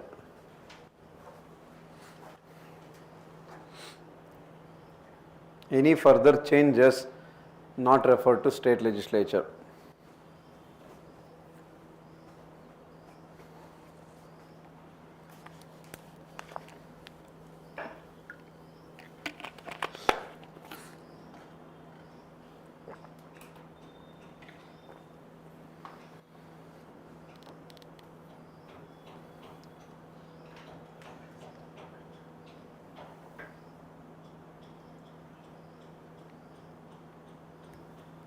Right?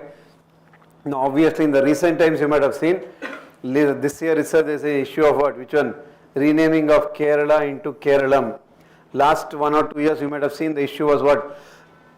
Renaming of West Bengal into Bangalore, Bengal, all those issues was going on. Those were all renaming a state or union territory.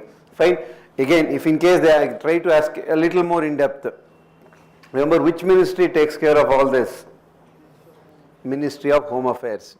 Fine. So they will, for example, when Kerala passes a bill, or not bill, sorry, you can say, when Kerala passes a resolution to rename Kerala as Keralam, that actually resolution will be forwarded to Union Ministry of Home Affairs. Home Ministry will discuss the issue with Defence Ministry, Railways, External Affairs, Intelligence Bureau, all of them, they will discuss with them. Then the Union Ministry will fight. It's like this, I'll just put a chronology. State legislatures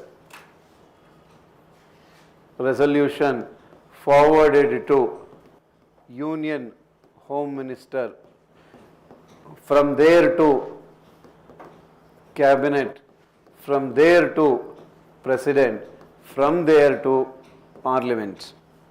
Fine, and then again President should give the permission. This is the chronology, how the resolution will go ahead. Fine, and Union Ministry will discuss the issue with so many other ministries and then take the final call. Of course, state whatever resolution of state obviously is not binding on the government. But let us say, for example, renaming a city or creating new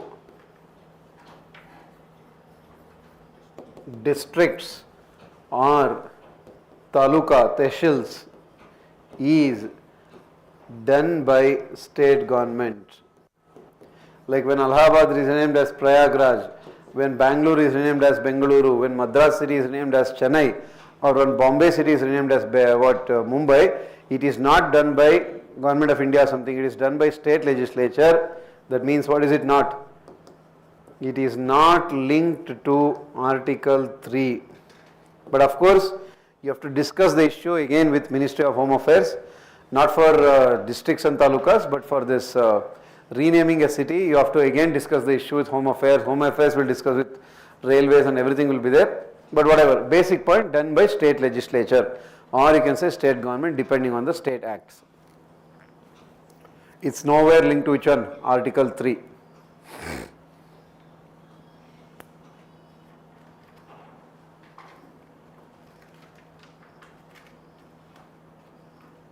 It's not linked to Article 3.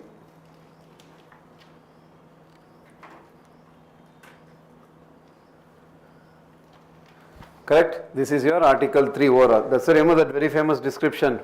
This I think is very easy, you will understand that.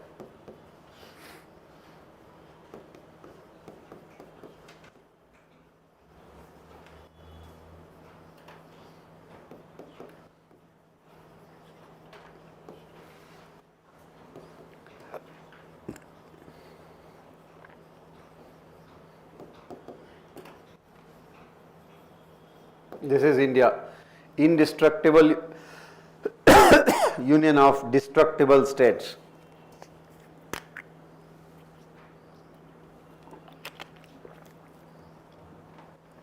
Fine. US is what? Indestructible union of indestructible states. That's it. Means in US, if you want to break, let's say for example California into 2 states or 3 states, whatever, you should take the permission of, you means the US Congress should take the permission of the California state legislature. That's why indestructible states.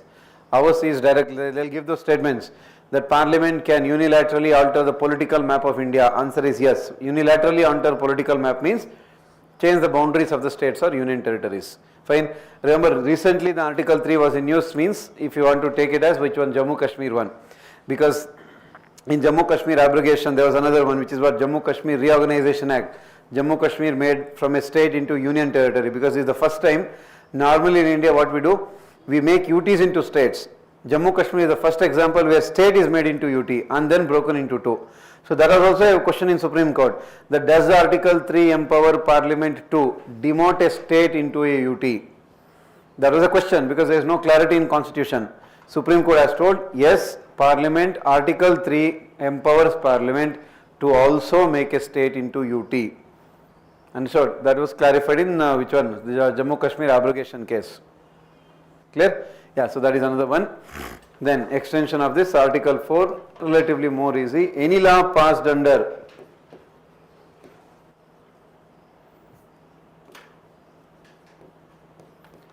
Article 2 or Article 3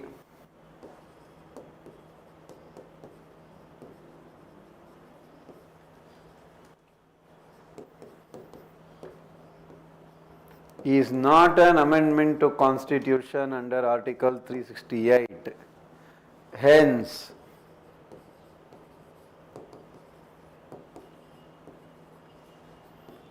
it is passed by, obviously which one?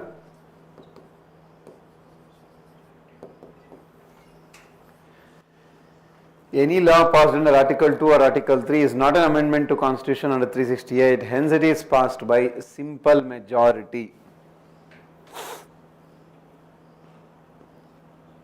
So even though there are changes made to the Constitution. Clear? Now extension, 3 questions here, 2 questions you have, right? First question is what? Does Government of India have power to cede Indian territory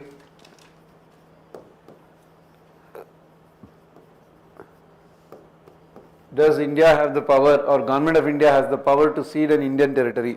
Obviously, if you can recall, it is related to which case? Berubari Union case. Understood?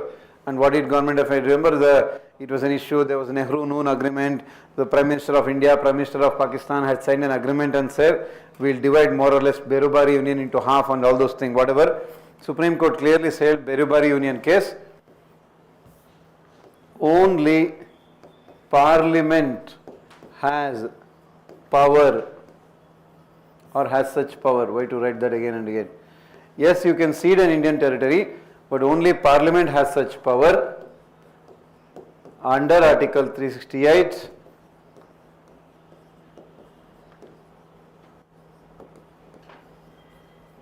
Which one? Special majority. That's why Berubari Union case was settled by which one? 9th Constitutional Amendment 1960. Fine. Same way you apply land boundary, land enclaves exchange. Land enclaves exchange. 100th Constitutional Amendment 2015. India and Bangladesh. Same, ceding an Indian territory to another country, you can do it, but not related to Article 2, not related to Article 3, it is related to 368, special majority.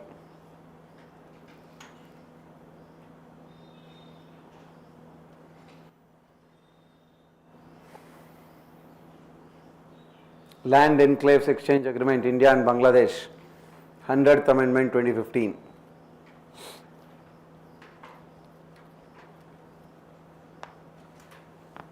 Fine.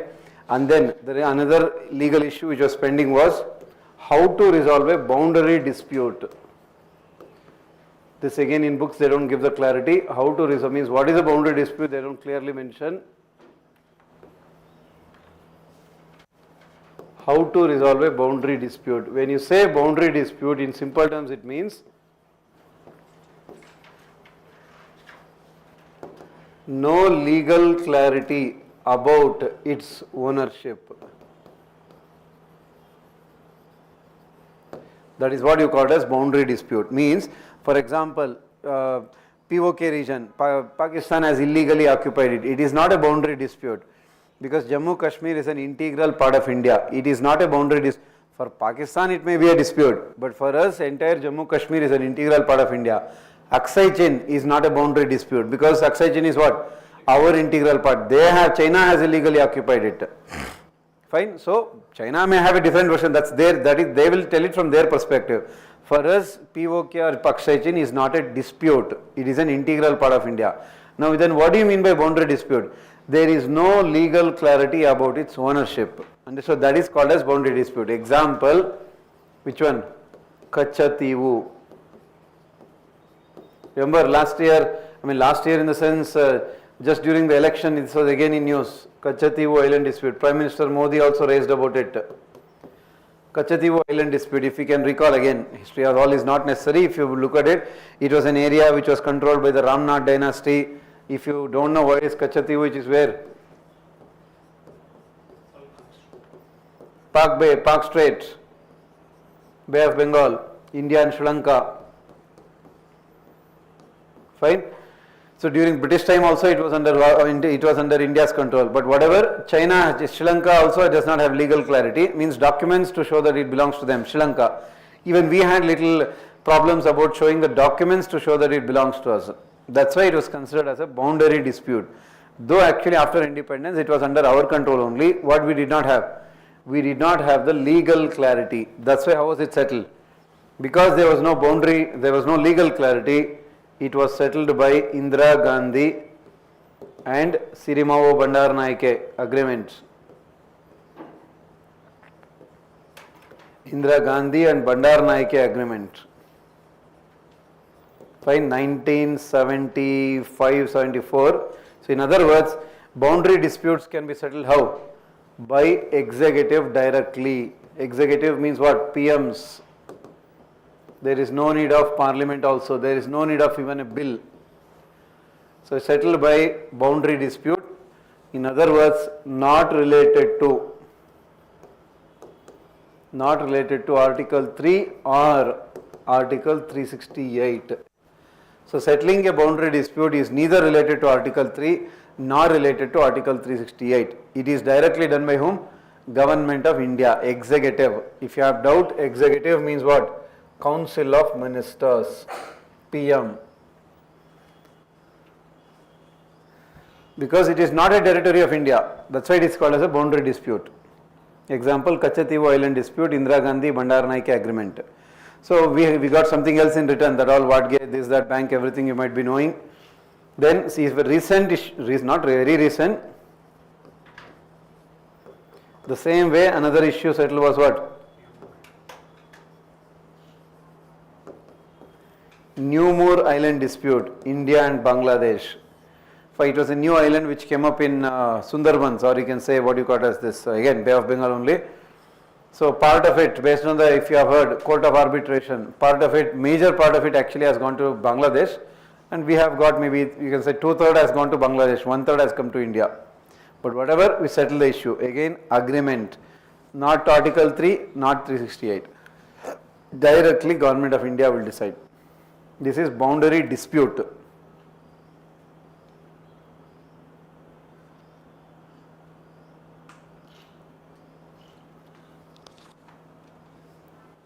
Fine? Yeah, so then comes your post-independence, integration. Again, these are all typical factual principles. This one,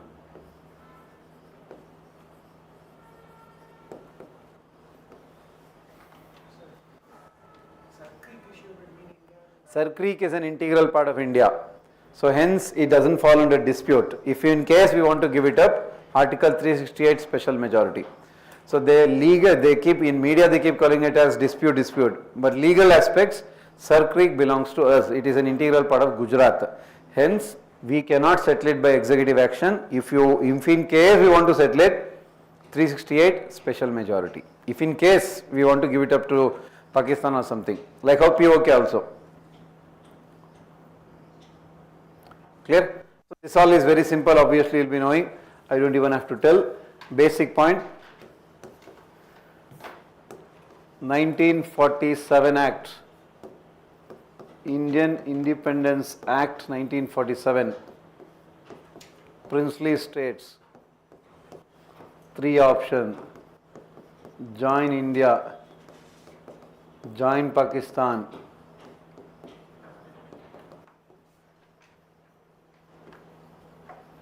Stay independent. Fine, there are 552 princely states, all those things, keep it in mind. J&K we know, instrument of accession. Hyderabad, military action, Operation Polo. They don't mention it as military action because there was a ceasefire agreement. Whatever, that's all not necessary. Operation Polo. Then Junagadh. By definition, it is a plebiscite. Fine. Here there is a post-independence angle, keep this in mind. Manipur, first state to conduct Manipur was the first state to conduct elections based on universal adult franchise. But at that time, based on universal adult franchise. Fine. When? Even it was not part of India. There was a king called as what? Raja Bodh Chandra Singh. This is your, remember I told you that India since independence, Indian politics, in that NCRT they have given all these things. Raja Bodh Chandra Singh was there. So what he did? Constitutional monarchy he made it as. This is all when I am telling. Before it joined India.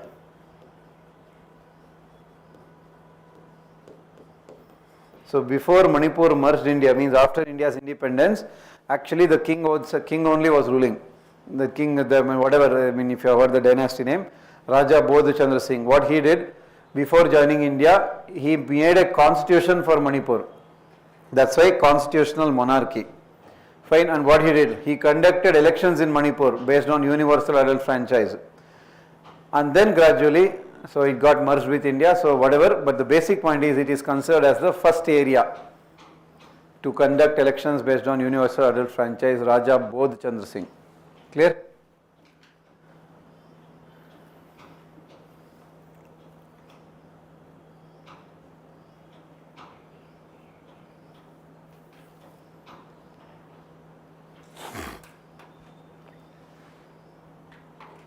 Constitutional monarchy, before it merged India, first state to conduct election based on universal adult franchise, Raja Bodh Chandra Singh. Then comes here original constitution. That is what is yesterday we discussed some parts if you can recall. Original constitution, 4 parts. Parts means here territories.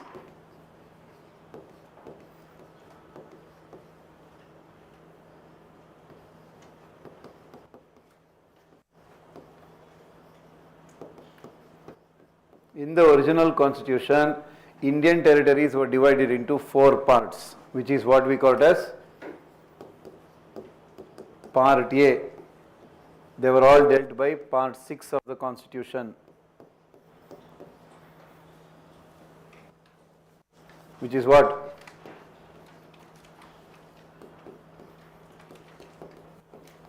Which is your former provinces. In other words,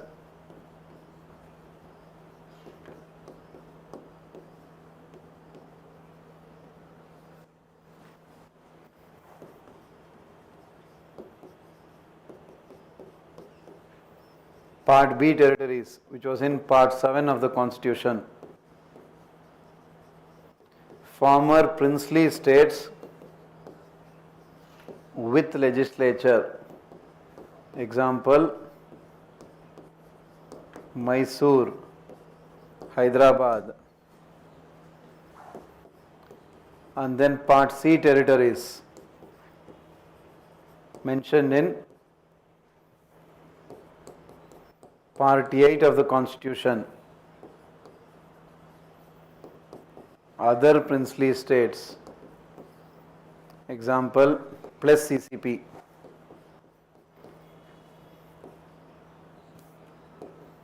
Simple, Delhi.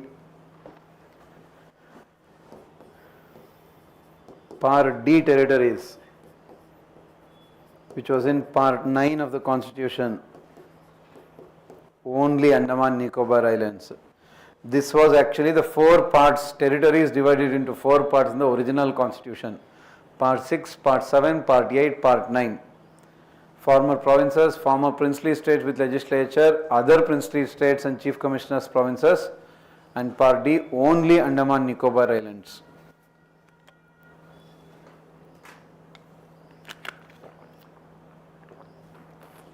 Mysore, Hyderabad. Part 8, other princely states, plus chief commissioner provinces.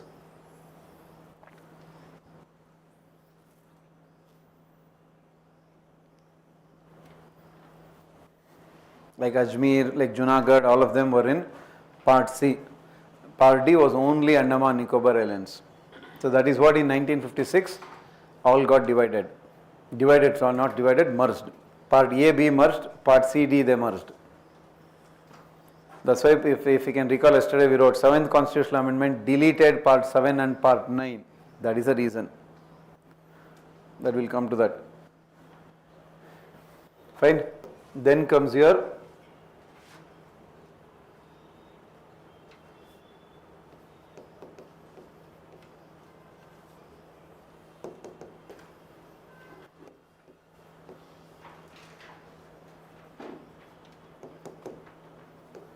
linguistic reorganization. Just to keep it in mind,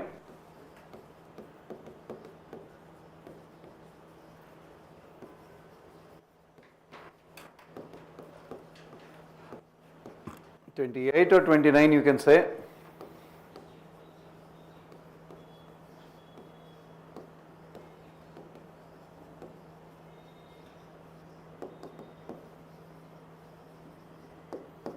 Motilal Nehru Committee, this was the first major report which supported linguistic states.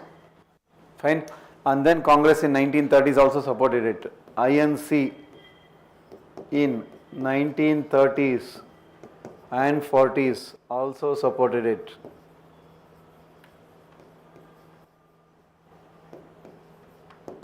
Indian National Congress in 1930s and 40s. Then what happened?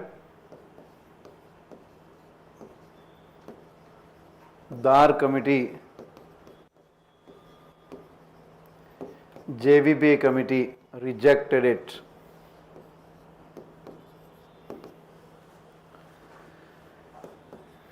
Then came your 1953.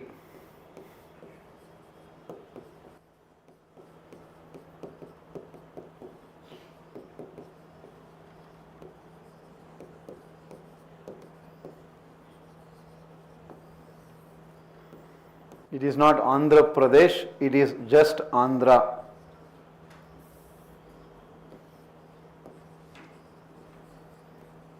Andhra state created, death of Poti Srinamulu. That's when you have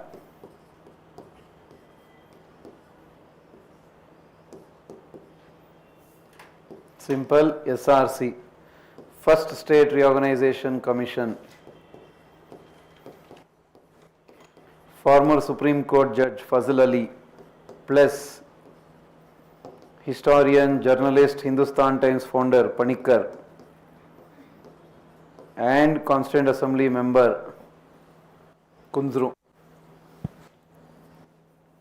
Fazl Ali plus Panikkar plus Kunzru. First States Reorganization Commission 1953. Panikkar, if you don't know, is the founder of Hindustan Times newspaper. He is one of the famous historian also.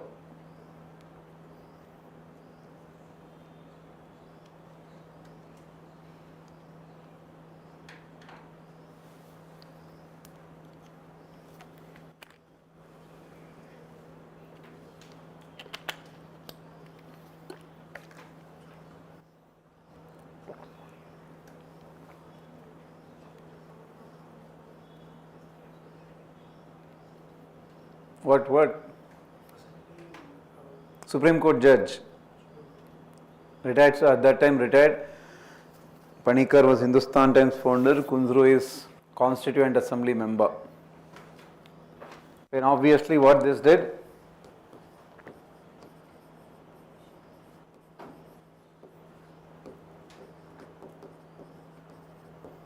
It supported linguistic states.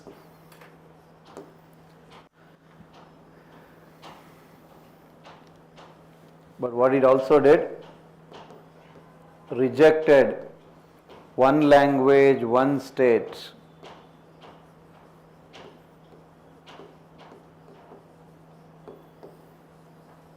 Supported linguistic state, but rejected one language, one state.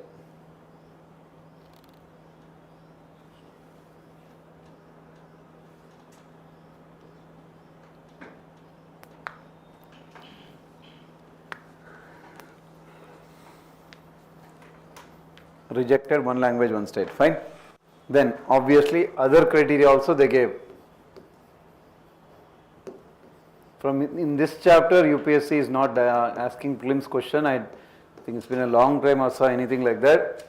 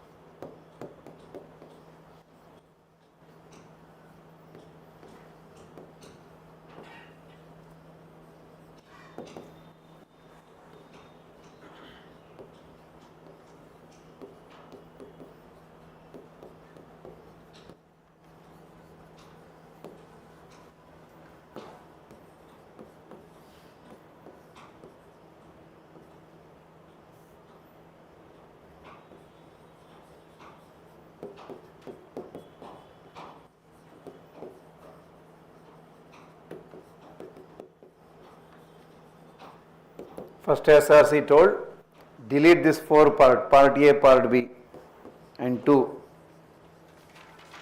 Create 16 states plus 3 UT. Fine. Now then what did Parliament do then? Parliament passed State Reorganization Act 1956, 7th Constitutional Amendment 1956, and what they did? Part 7, Part 9 deleted. 14 states plus 6 UT created.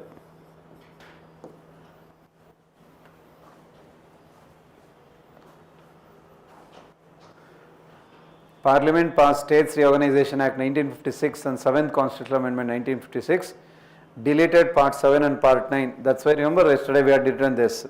Means Part B merged with Part A, Part D merged with Part C. So they made as states and UT. Part 6 became states, Part 8 became UT. Even today that's why we don't have Part B, that means Part 7 is still there, not in the Constitution. Then Part 9 what they did? They renamed it as Panchayats in 1992. Yesterday you would have written all those things.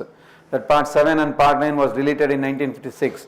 Part 9 they brought it back in 1992, Panchayats. Part 7 even now is vacant. Because that's a chronology. First you have to talk about states, then UTs, then Panchayat, then municipalities, like that. It indicates the priority. Whatever, that much is not necessary. 14 states, 6 union territories created 1956. Clear? Then comes your typical factual one, which is states reorganization post 1956. Directly facts.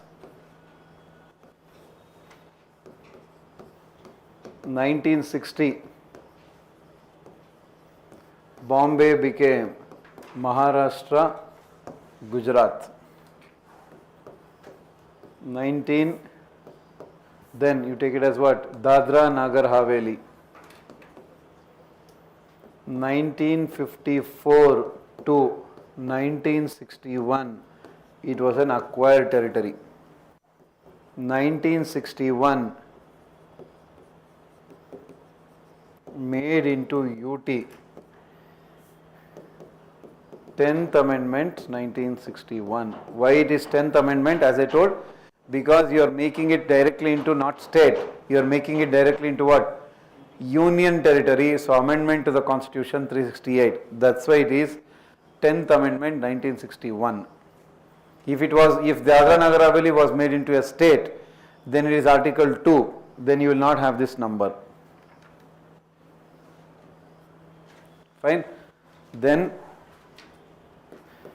1962, Goa plus the Daman Diu made into UT. That's why 12th Amendment 1962, because you are making it into a UT. Same, you take Pondicherry, 1954 to 1962, it was acquired territory.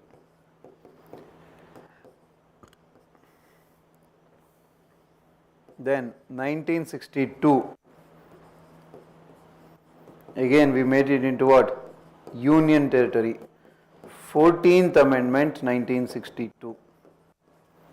See, same logic if you can apply. You are making them into union territory, you are not making them into states.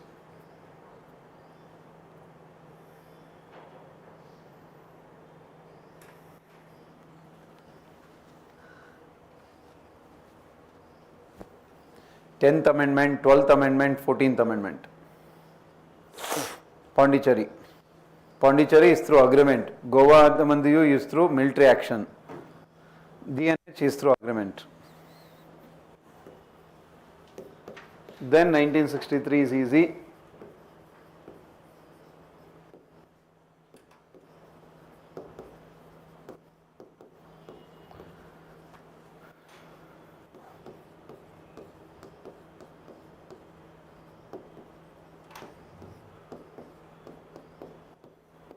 This you will be knowing. Punjab divided into Punjab, Haryana, Chandigarh. Of course, Master Tara Singh, this, that, everything.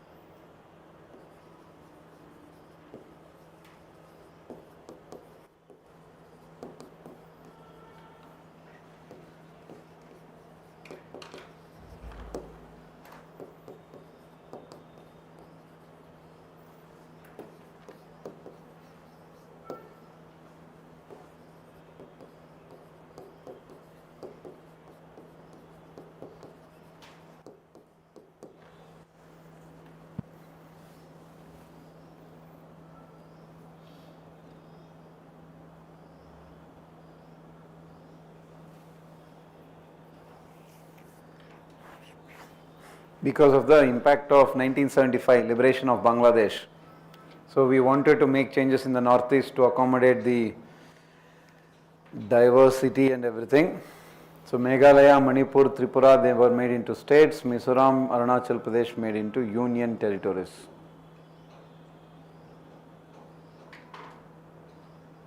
Fine. That is 1972.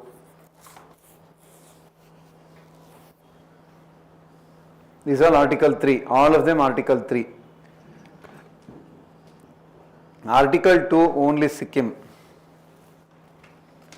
But normally we don't get into that depth, that's why I normally keep telling Article 2 means merger of territory into India, Article 3 means changes. Technically there are few differences.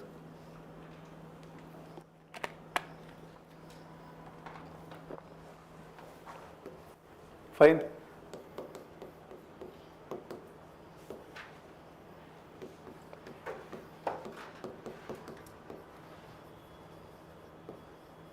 This one again, they will not ask too much of details.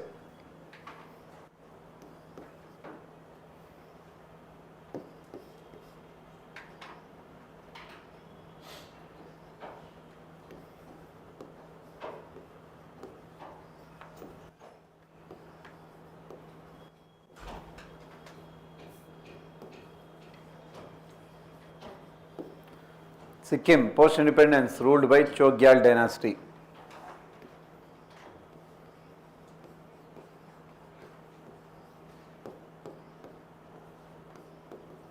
Look at the name itself, Protectorate State of India. What does that mean? As the name itself says, defense, external affairs, communication taken care by India.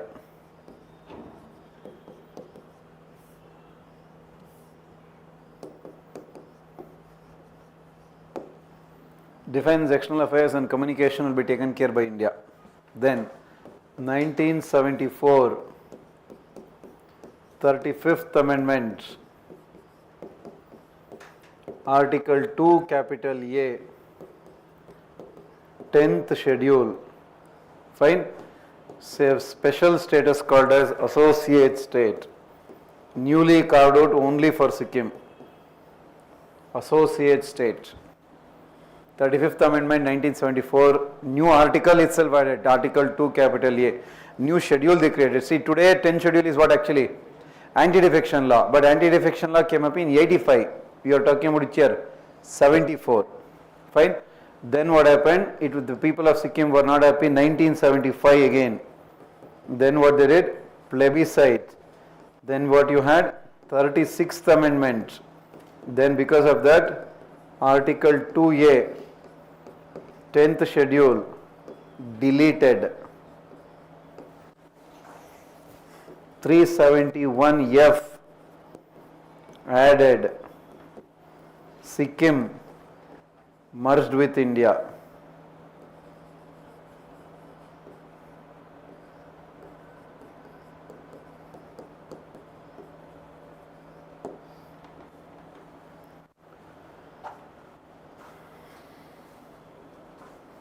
So this is Article 2. Not because 36th Amendment is not because of the merger, because you are making changes in so many other things. 2A you are deleting, 10 schedule you are deleting, 371F you are adding. That's why it is 36th Amendment 1975.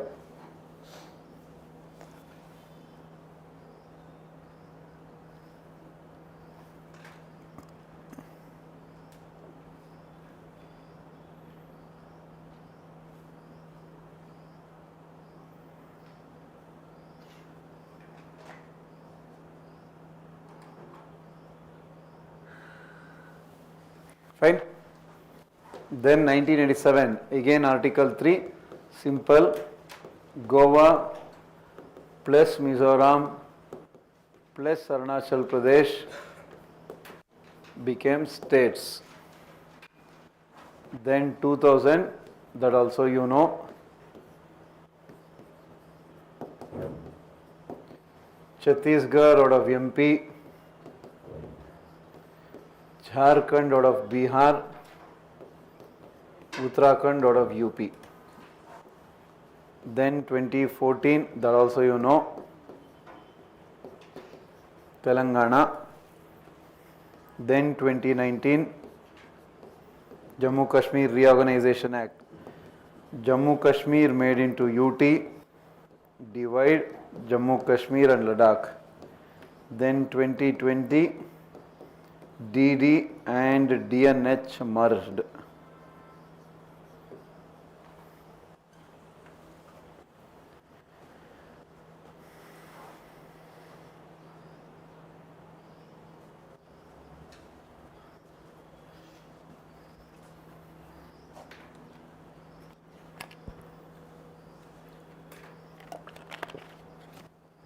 Here the current affairs news, as I told, one is the Keralam news, another one is the Ladakh news, another one is the Jammu Kashmir news. And then because of the Kachativu issue raised again by the Prime Minister, Kachativu. So 4 issues were there, all of them we have referred to that current affairs angle. Again, in the constitution there is no clarity why a particular territory is made as a state, why particular territory is made as union territory. There is no clarity in the constitution. Again, ultimately it is decided by parliament. Means Simple logic. Why are you making, which one, you call this, Delhi as union territory with legislature? Why Chandigarh you are not giving legislature? There is no logic to it. Ultimately it is decided by the parliament. Understood? Why are you still not making Delhi into state? There is no logic again. Of course there are so many arguments, but in the constitution there is no clarity. Ultimately everything parliament. Clear? Like as I told for 5th schedule, 6th schedule, 8th schedule, everything, same logic will apply everywhere. That is broadly your Article 1 to Article 4, which is part 1 of the Constitution. Normally, I think you might have seen that, very rarely you get prelims questions from it. Mains sometimes they give. For example, you might have seen, I mean almost, that also has been few years, but twice they have asked, do you think India should create more, small states like US or something? That is a very famous mains question, but that you can't ask that kind of question in prelims. Obviously, it is a very subjective thing. Whatever, if you broadly remember this, that will be done. Now, another obviously the most important chapter. This obviously every year, one or other way you will have a question. As I told, citizenship and the acts and everything, we will do it at the end.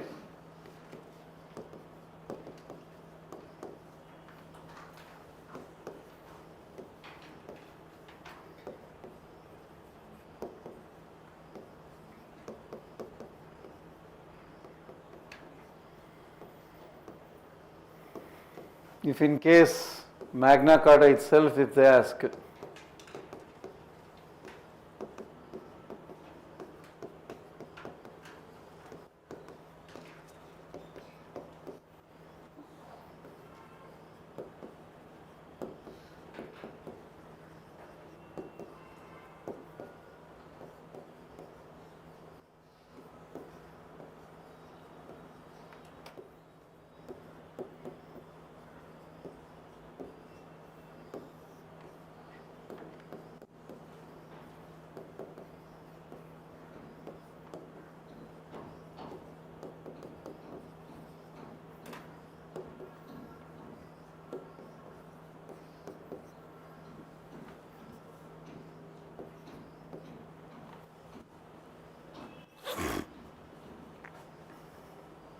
again, lot of current affairs angle, obviously from now you have to keep on generating.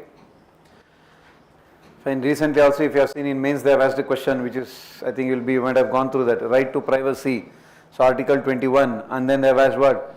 So examine if parental testing of the womb, of the fetus in the womb, will it, how it will impact the privacy and all those things. DNA testing, paternity testing.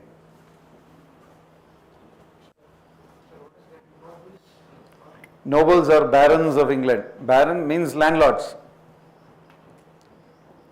King John IV, certain rights given to the nobles or barons of England. Obviously, it is inspired by what? Inspired from Bill of Rights of US.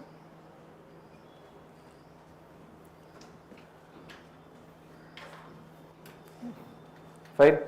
And now, before getting into fundamental rights, sometimes because what they do, they'll ask so many basics. Normally, if you have seen, I mean, there are two types of asking question on fundamental rights. One, they can test your conceptual clarity.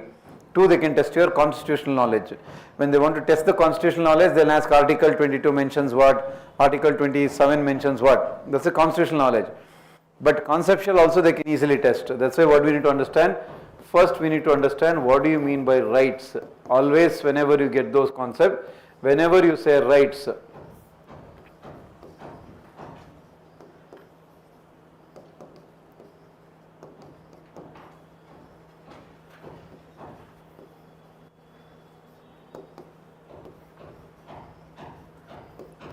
it is a claim of individual against the state.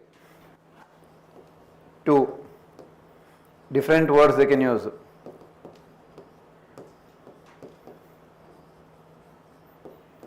Obligation of state towards citizens. Three,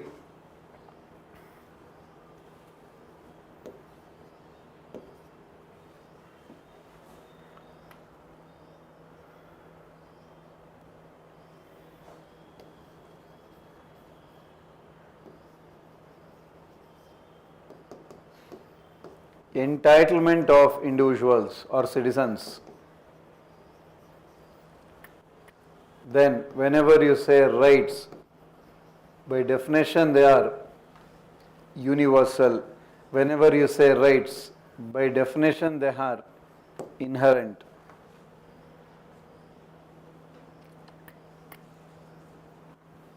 In general rights, of course, if you get into little in detail, things will change a little.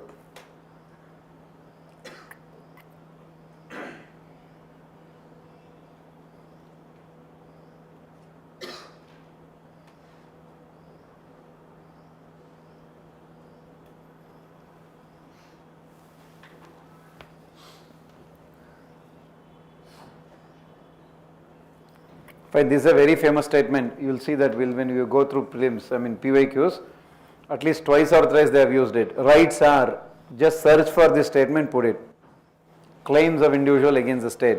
Sometimes they use that word also called as entitlement, but this is favorite of UPSC. Claims of individual against the state. Fine. Now again, before getting into fundamental rights, part 3, you have to understand types of rights. First one is what you call it as, again depending on your optionals, you will study in depth also, but I will only tell from the polity perspective. Natural rights means by definition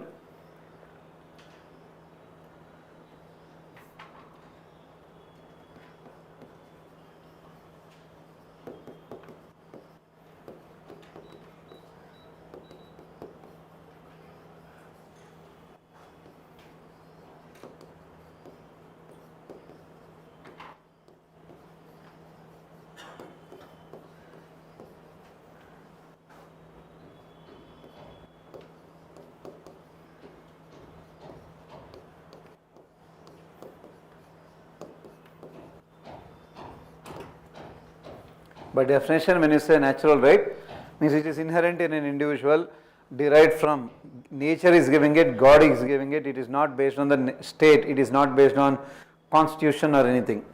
So automatically by birth you will get that is the concept of natural rights. And if in case you have heard, again there is a lot of detailed, according to John Locke, there are 3 important natural rights. Right to life, right to liberty, right to property. Again, according to few others, there are few others also, but again that's all optional based. Here in GS, this itself is more than enough. Right to life, right to liberty and right to property are the 3 core natural rights. By definition, natural means inherent in an individual. It is not given by your government, it is not given by the constitution, it is inherent.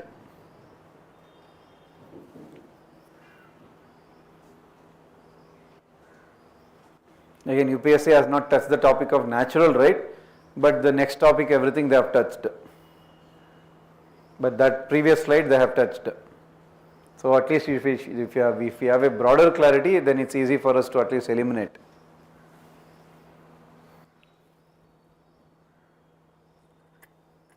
Fine. Then comes your second version, which is what? Human rights.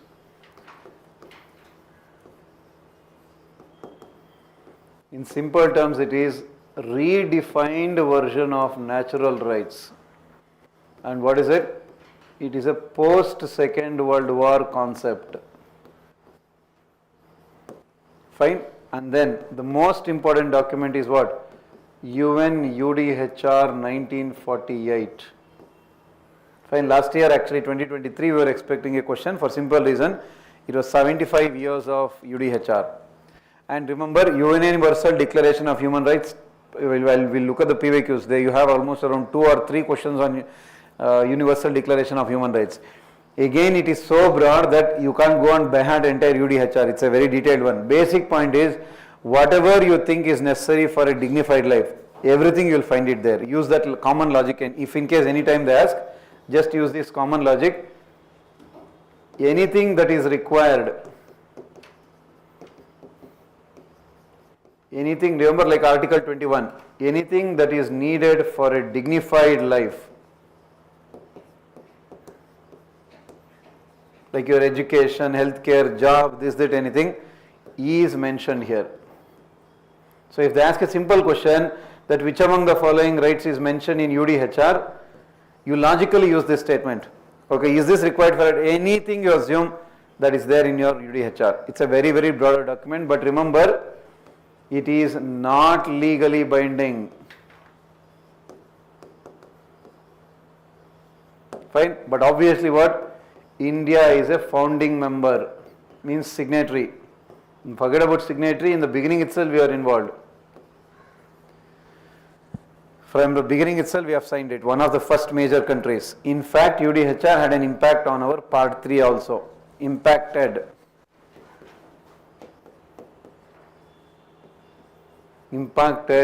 part 3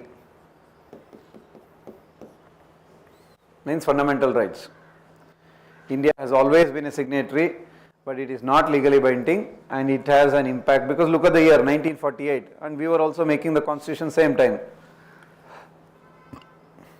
Anything that is needed for a dignified life is mentioned, is part of UDHR.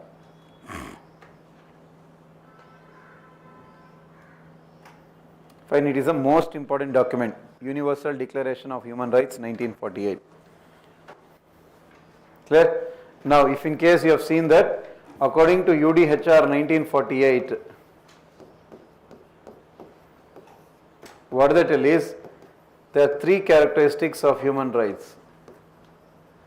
One is they are universal, 2 is inalienable, 3 is it is indivisible. Of course, if you want to add 4th one, they are inherent. You, according to UDHR 1948, human rights are universal, means available to anybody across the world. Inalienable means cannot be taken away by the state. Indivisible, given as a whole, not in parts. Inherent, right from birth you will get it. When you say universal, available to all. When you say inalienable, cannot be taken away by state.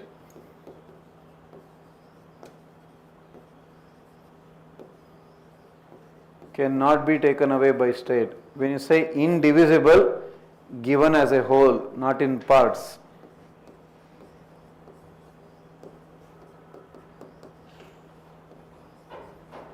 When you say inherent, available from birth.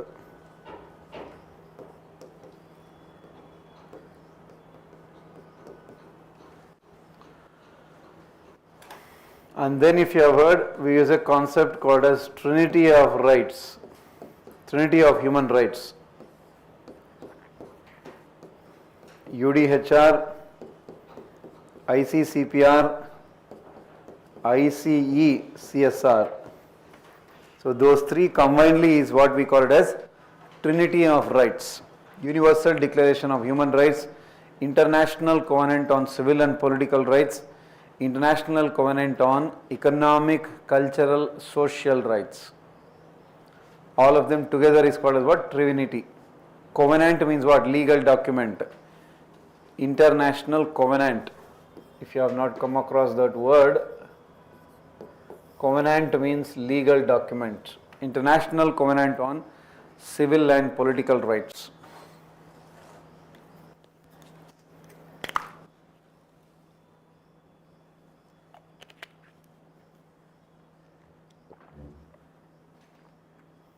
And India is a signatory of all of them.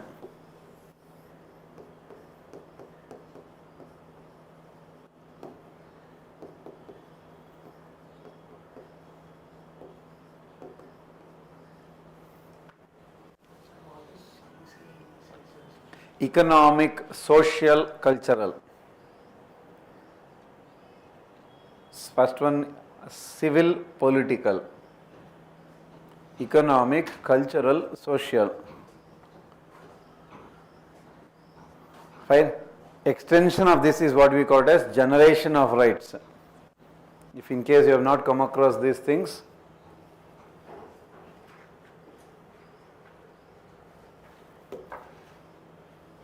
there is a generation of human rights.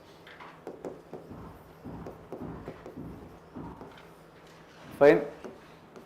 First generation is ICCPR, means civil and political rights. As I have just now told you, civil and political means what? Right to vote, right to contest elections, and civil prohibitions, equality. Those are all your first generation political rights. Then your second generation human rights, not political rights, human rights. ICECSR means right to work. I mean, if in case you have forgotten,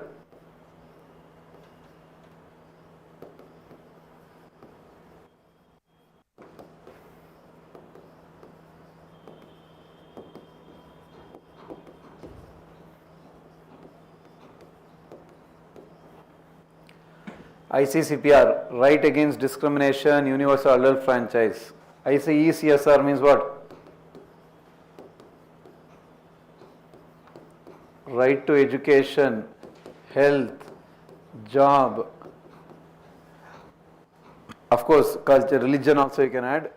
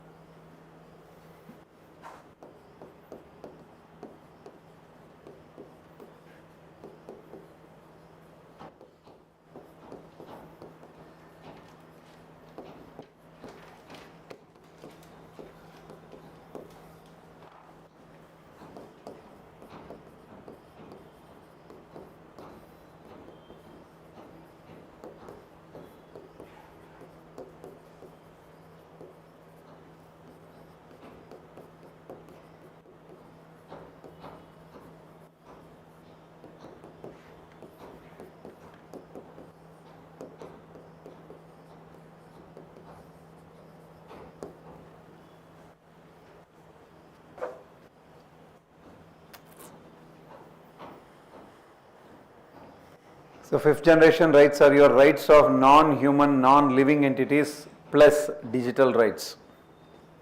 All of them are your fifth generation. Now fourth and fifth generation rights are emerging. They are still not clear.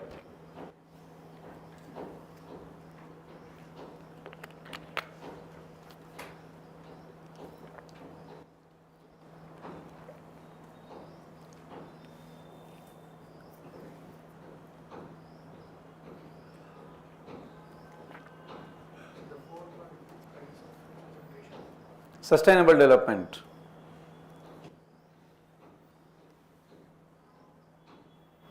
And rights of non-human, non-living entities, plus digital rights, right to be forgotten, right against digital surveillance, they are all fourth and fifth.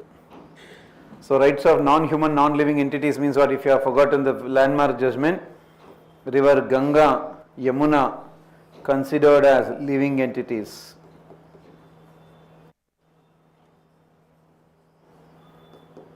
River Ganga and Yamuna considered as living entities.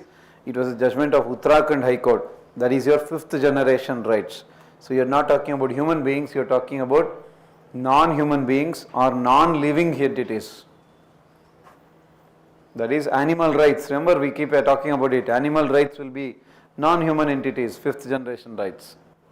Ganga, Yamuna considered as living entities. River Ganga and Yamuna.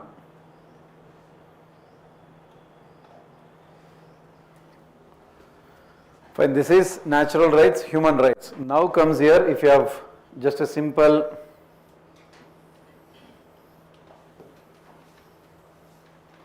this is what we call it as legal rights. This one is what we call it as statutory rights. This is what we call it as constitutional rights. This is what we call it as fundamental rights. That's why the formula is legal rights equals statutory rights plus constitutional rights plus fundamental rights. Understood? Now what are your statutory rights? Right to work, MG Narega.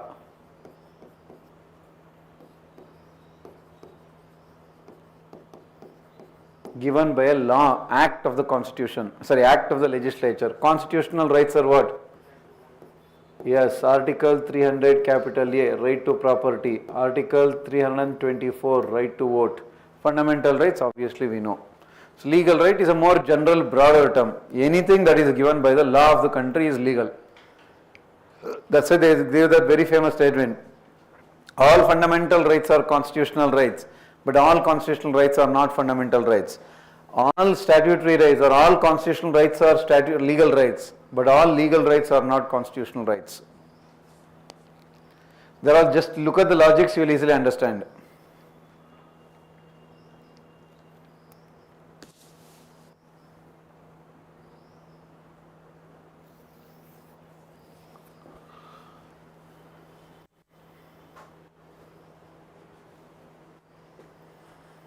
Under right to food, under National Food Security Act, statutory right. Right to work, MG Narega Act, not just scheme, MG Narega Act. That's why it is an act, statutory right.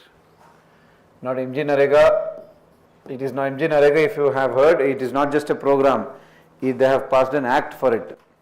So it's a, as they keep telling, rights based approach to development.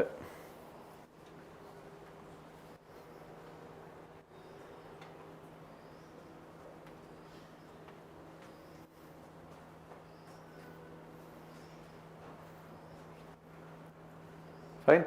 And fundamental rights, obviously that's your entire chapter now.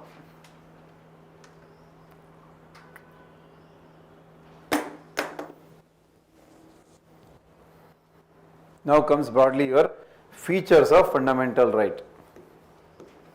Characteristics of fundamental rights as whole. Obviously most of them you will be knowing.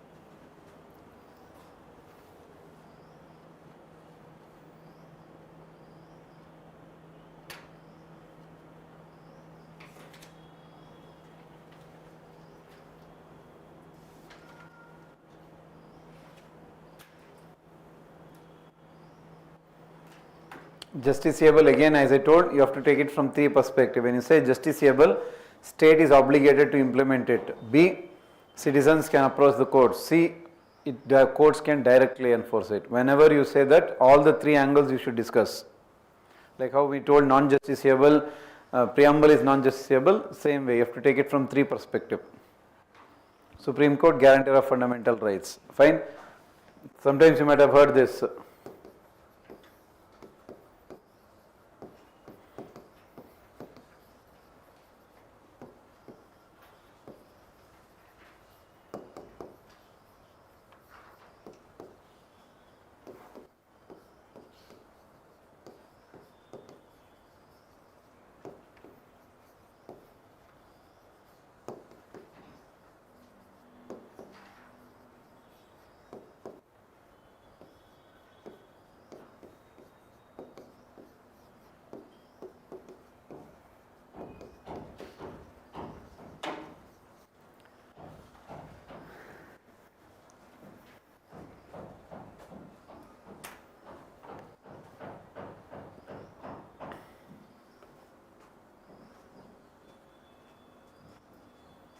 Most of them are available against state.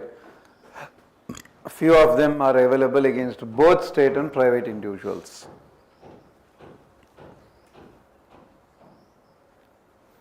Right, and then exception is there, that all is we'll discuss separately. 31A, B, C, 33, 34, 35, emergency, 358, 359, all of them are exceptions. That all we'll discuss separately for them. But mostly here itself you will have the question, if in case they want to test the conceptual clarity, till here they can ask a question on fundamental rights. Conceptual angle I am telling. Constitutional angle is what we will start from now.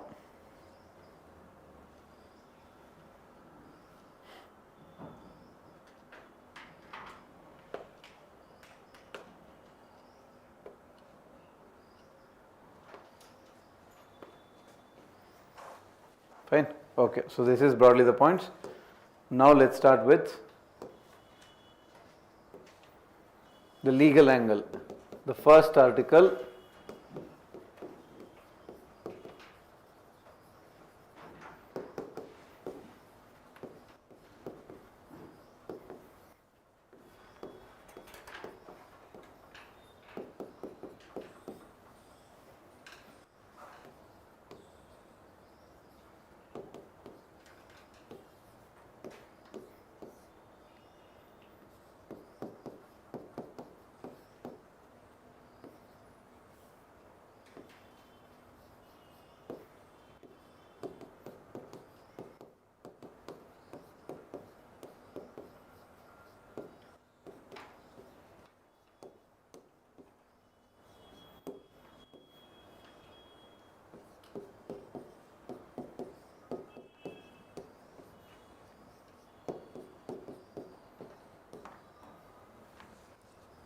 legislature, executive of union government, legislature, executive of state government, local bodies, constitutional, statutory, executive bodies, including PSUs. So this is constitutional plus statutory plus executive bodies. Means election commission, Niti Aayog, this, that, everybody, RBI plus PSU. Public sector undertakings, ISRO, BHEL, BEL, whatever you call it as Indian Oil, NTPC, NHPC, all of them.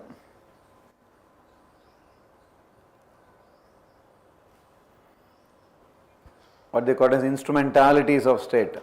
Of course, there are so many Supreme Court cases related to it. First angle you clarify, Supreme Court clarification, private agency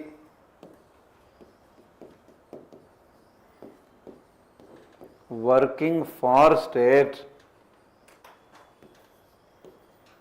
with respect to public function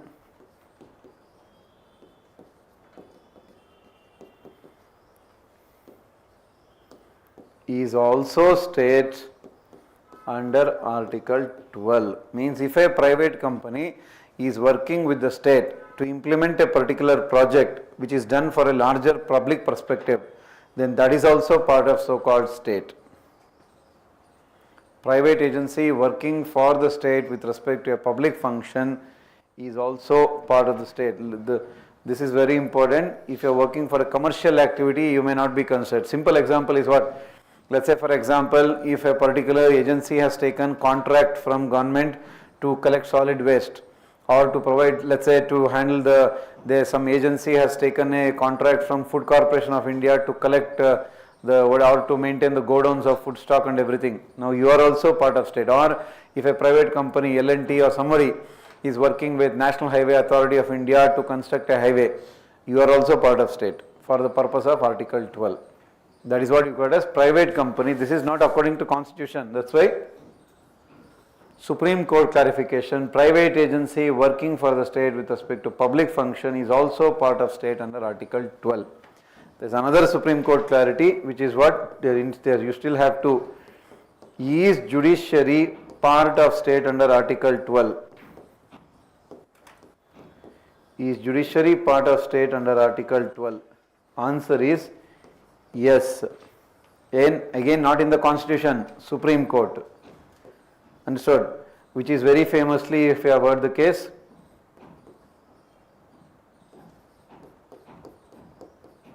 there are so many. Ashok Khurra versus Rupa Ashok Khurra.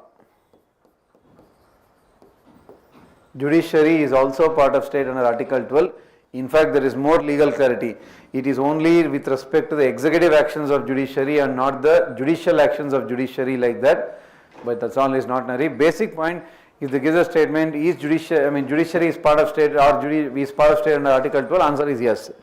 But if they tell judiciary is mentioned in Article 12, answer is no. Because it is not mentioned, it is based on whose interpretation? Supreme Court's interpretation. Ashok, there is still other old cases. Naresh was a state of Maharashtra, A.R. Antule was a state of Maharashtra, everything. Recent famous case is Ashok Khurra versus Rupa Ashok Khurra. Yes, it is part of state Article 12. Fine. Then now Supreme Court itself has given this clarity if you observe. Like for example, agencies like BCCI, even recently also it was in news. Agency like BCCI is not part of state. Fine. International organizations like UN, not part of state. These all UPSC, Supreme Court clarities. Z Telefilms case, BCCI is not part of state under Article 12. Fine, and then I forgot the case name. United Nations, World Bank, IMF is not part of state under Article 12. This was 2-3 years back, clarity again. International organizations are not state under Article 12. Means if World Bank is functioning here, if whatever, if WTO, these are anybody, UNHRC are functioning here, they are not part of state under Article 12. In other words, they are not responsible for any kind of obligations. Fine. And then there is another landmark case which is where they have mentioned what do you mean, they have defined what do you mean by instrumentalities of state, which is R.D. Shetty versus Airport Authority of India, like that. So many cases are there. That all is not necessary for prelims. Basic point, you keep it in mind. They have given a, Supreme Court has given a clarity, which is a very famous case called as R.D. Shetty, because they are not getting to this level of depth. Fine. They have defined a term called as instrumentalities of state. Means what all will be considered as extension of, means arms of the state. Instrumentalities of state. What do you mean by that? Simple. If you are under the control of state, if an agency is funded by state,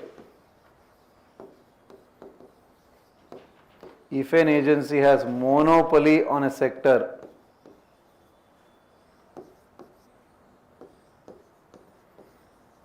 if an agency has monopoly on a sector, then you take them as instrumentalities of state. There are still 2-3 criteria that is not necessary for prelims. Control of state, if you are funded by the state, if you have monopoly on that particular area means sector operation.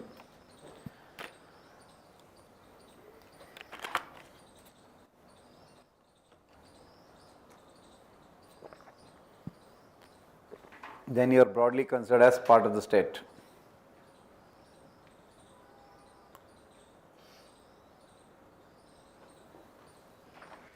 Fine, that is your Article 12.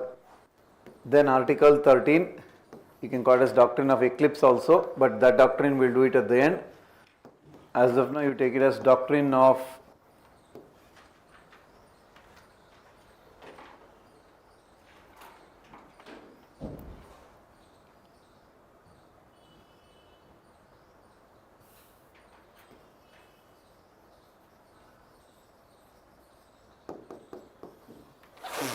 What is this? Doctrine of severability. Eclipse also is there. Simple. Any law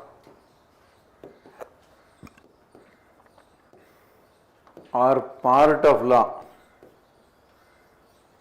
which violates FR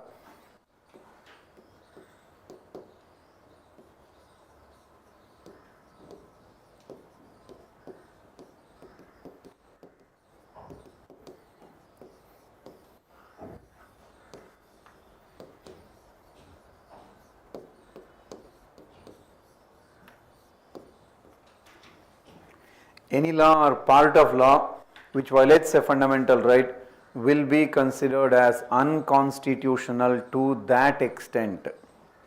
To that extent means only that particular word or phrase or anything will be taken out. Simple example is what? Navtej Singh Johar, section 377.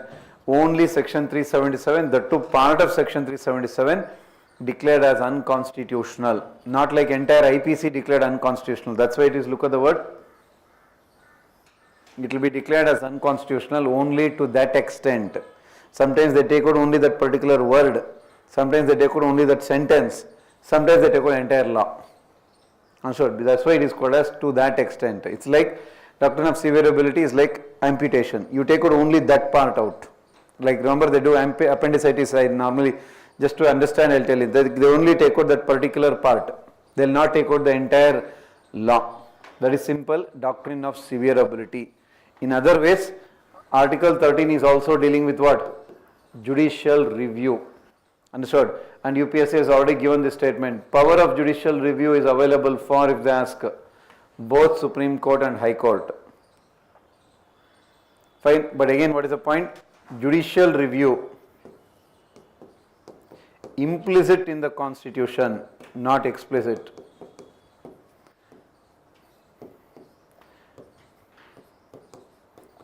Judicial review is implicit in Constitution, not explicit. Not explicit means what? Term not mentioned. The term is not mentioned.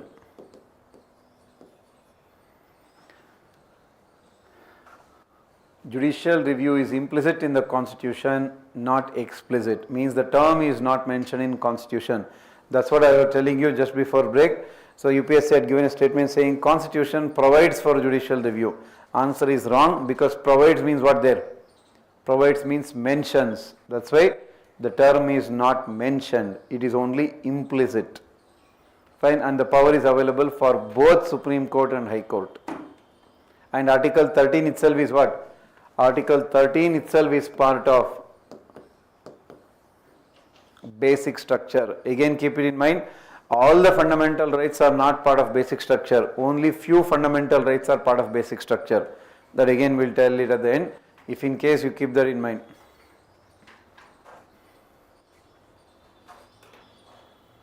Fine. Only few fundamental rights are part of basic structure. Now again another clarity. What do you mean by law under Article 13? First is permanent acts, legislations. Second one, ordinances, temporary.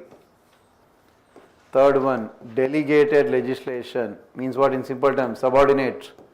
Rules, orders, bylaws. Fourth one, non-legislative sources of law.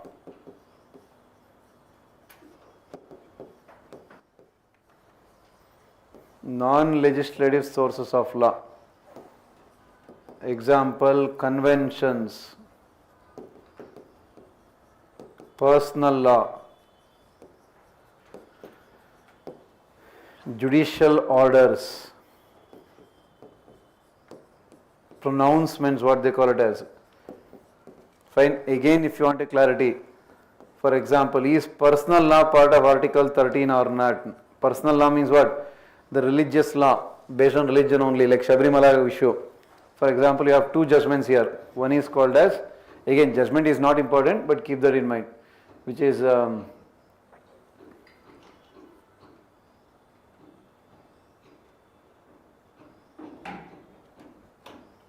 what is the name? I'm not Narasu Appamali case.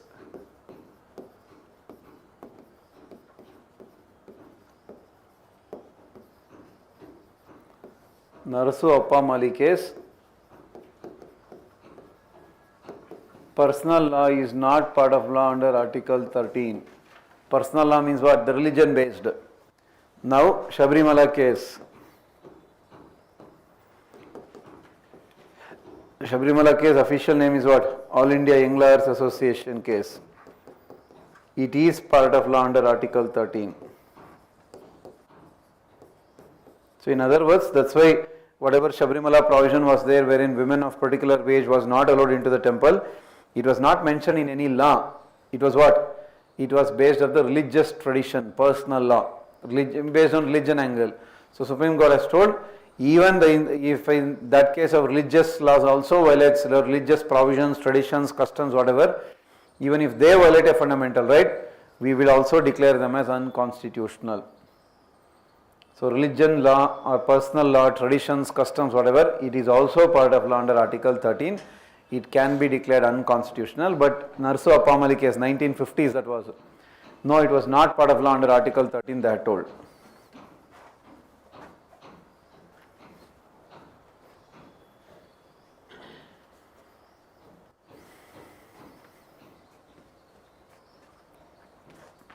Fine. Shabrimala case, it is part of law under Article 13. Again, another clarity is what? Is constitutional amendment law under Article 13? 24th Amendment 1971. It is not law under Article 13. Then Keshwananda Bharati case 1973. Same thing. Why to write again? Keshwananda Bharati case 1973 agreed that yes, it is not law under Article 13. But what they told, if constitutional amendment violates fundamental right which is part of basic structure, then you can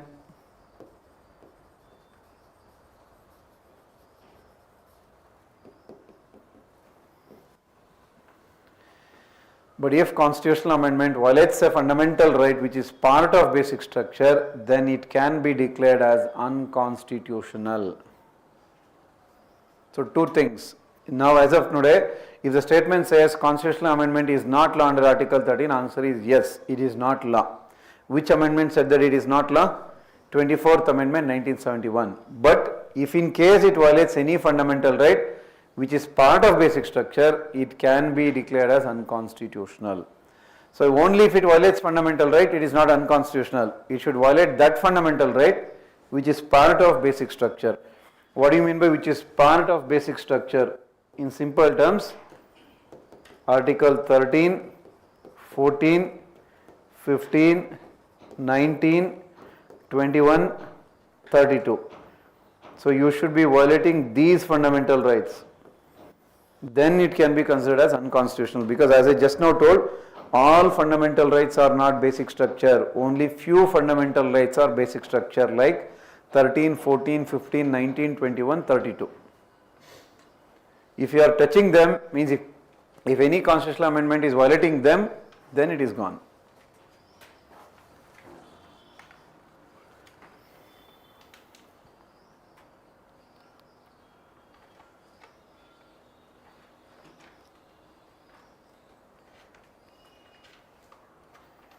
This is normally again a kind of confusion point for students.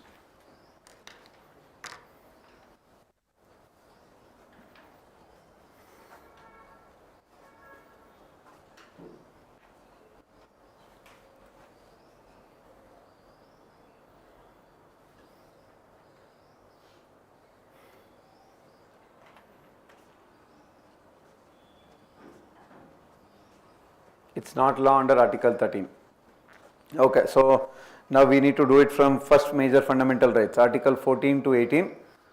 So we'll start at 12 again, and then we'll finish at least till Article 18 today. So that by tomorrow my target is we have to complete fundamental rights next half, DPSP, duties, and then amendment of, those are all small chapters. Fundamental rights, if you finish, major things will be done. Then tomorrow we'll finish till then. Day after I have planned executive, and then one day legislature, one day judiciary.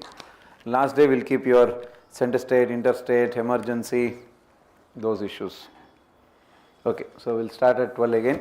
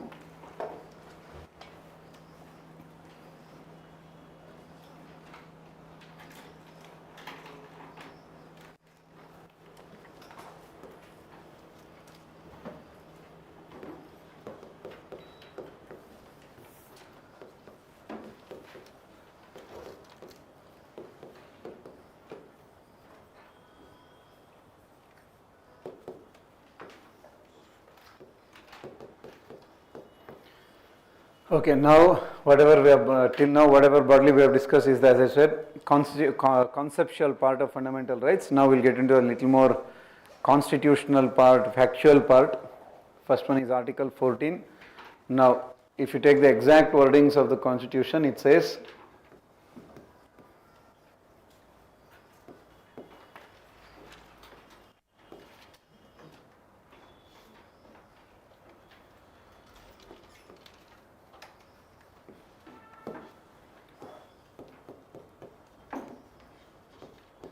no person shall be denied, or state shall not deny to any individual whatever, equality before law or equal protection of law. So because the word used is person, what you have to understand is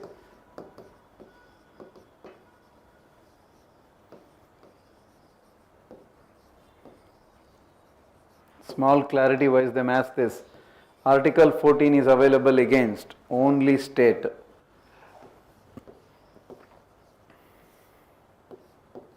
Article 14 is available for both citizens and foreigners. It is available only against state, but available for both citizens and foreigners. Available for both citizens and foreigners. Fine. Actually it is, the wordings is, if you have seen, state shall not deny to any individual equality before law or equal protection of law. Very simple ones, obviously we all know. Equality before law. First point, UK. Second point, negative interpretation. Means what? It will tell what not to be done. Fine. Obviously,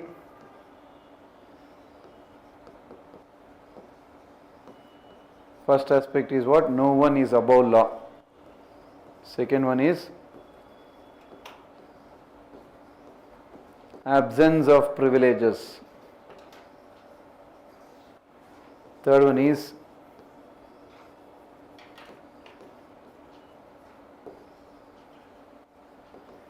everybody is subjected to same law in same court of law. Everybody is subjected to the same law in the same court of law. No one is above law, absence of privileges, everybody is subject. In fact, you can negatively also say that no individual can be subjected to different laws in different courts of law. So that is equality before law, borrowed from UK, negative interpretation. Fine. Absolutely reverse. These are all theoretical aspects. You will be knowing equal protection of law. US, positive interpretation means it says what to be done.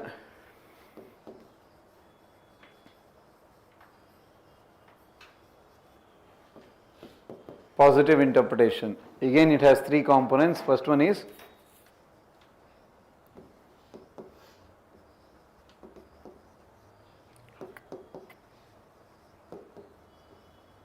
similar treatment for individuals in similar circumstances.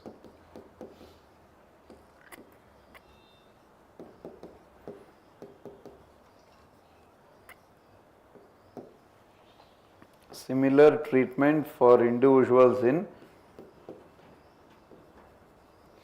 similar circumstances.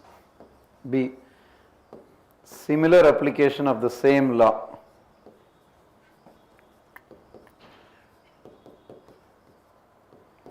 Similar application of same law for people in similar circumstances.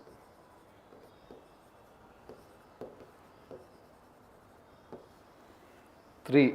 Only likes are treated equally, or only likes are treated alike.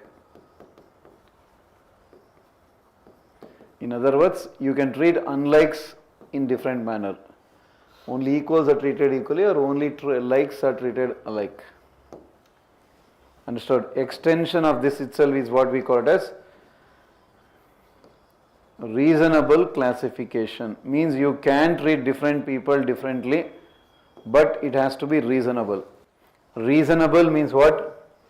It has to be just, fair,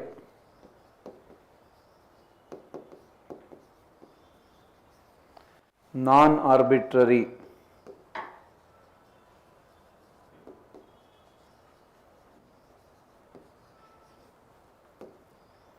non-discriminatory. Reasonable classification. For example, very simple, famous example which normally we keep giving, that you take Nirbhaya case. So, well, if four or five people were adults, all of them are treated equally because all of them are likes. But there was a juvenile. Juvenile will be considered as an unequal. So that's why juvenile was not punished under IPC. He was dealt under Juvenile Justice Care Act. That means simple, only likes are treated equally or alike.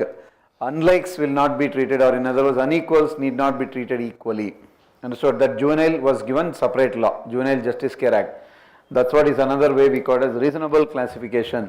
But the reasonable means what? The classification has to be just, fair, non-arbitrary, non-discriminatory.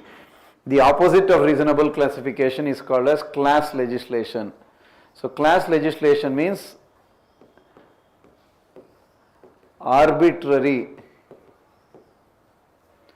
discriminatory classification.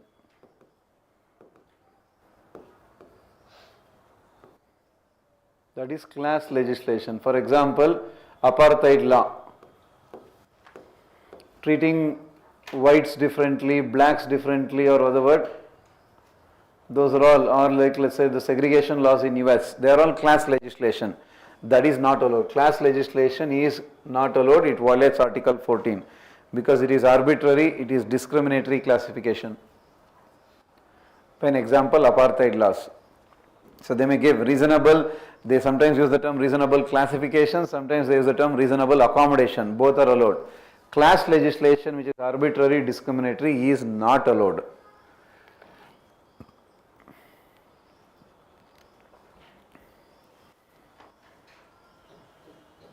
Fine. Extension of this is what? Rule of law.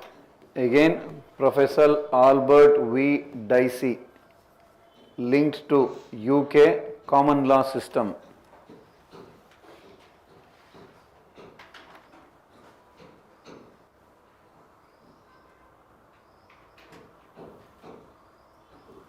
It is linked to UK common law system.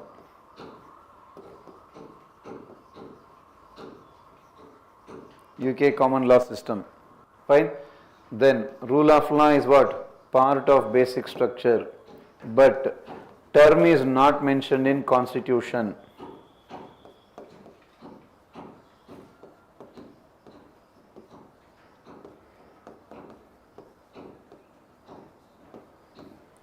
But the term is not mentioned in Constitution. Clear? Obviously the first component is what? Absence of arbitrary power. So this they have given a statement, I'll show you that question. Absence of arbitrary power. What do you mean by arbitrary? Arbitrary means, keep this in mind, it is about misuse of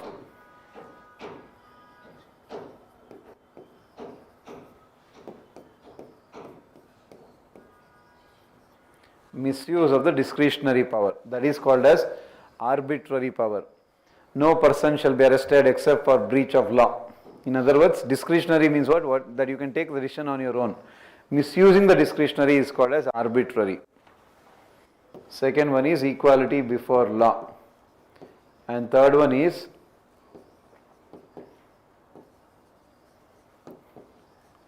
rights are not derived from Constitution. Primacy of the rights, they tell. They are not derived from Constitution. It is based on enforcement by courts.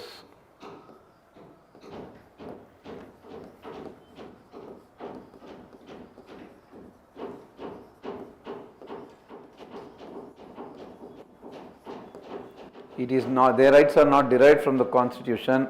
It is based on the enforcement by the courts. Again, obviously, what is this? not applicable in India. Which one? Third component. What is the simple reason? We have written constitution, fundamental rights derived from constitution. Because UK does not have a written constitution, so when they don't have a written constitution, so obviously there is no concept of clear list of fundamental rights in UK. Because when you want to have a clear list of fundamental rights, you should have a clear written constitution. When that itself is not there, how do you expect a list of fundamental rights? That's why not applicable in India. We have written constitution, fundamental rights are derived from it. Fine, this is your typical fundamental rights. Article 14, one angle. But of course, as we told, basic structure is, it is part of it, but the term is not mentioned in the constitution. Next angle obviously have exceptions, that all exceptions anyhow we'll discuss later. Article 30 is 361, this, that, everything. If in case you want, anyhow we'll mention that in your art. Okay, if I mention here, there I can, exceptions for Article 14. Remember recently current affairs news, West Bengal Governor, Article 361,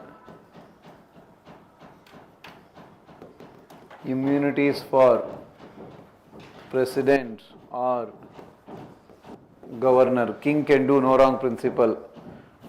First is, you can say, official immunity. Official immunity is complete, means absolutely you can't question them for whatever decisions they have taken in their official capacity. But then under personal immunity, you have to divide it into two. First one is what we call as criminal immunity. Fine, again absolute. In other words, when the person is acting as the president or governor, he or she cannot be questioned for any of their criminal acts. Even the old cases will also, that's why if you have seen the recent West Bengal, the, what is his name? Bose. Anand Bose, right? Yeah, Anand Bose case, if you have seen, there was an allegation of sexual harassment against him, this, that, everything. So registering a case is not possible because you are acting as the governor of the state. So they cannot register a criminal case against you. Sir, if there are, what about the old cases? Old cases also, they cannot prosecute you. Forget about punishment, that concept itself is not there. Fine, criminal immunity is again absolute. Then what about civil immunity? With respect to the civil cases, minimum 2 months advance notice. Minimum 2 months advance notice. Fine, before calling them to the courts and everything, you should give a minimum 2 months advance notice. And then of course immunity is available for whom? UN saw this, what do you call this, foreign servants, this, in other words, diplomats, ambassadors, all of them. Vienna Convention on Diplomatic Immunity, 1961, means an extension of this. Immunity for diplomats, ambassadors. This is not mentioned in Article 14. It's an explanation part, etc. This is based on what? Link to your IR.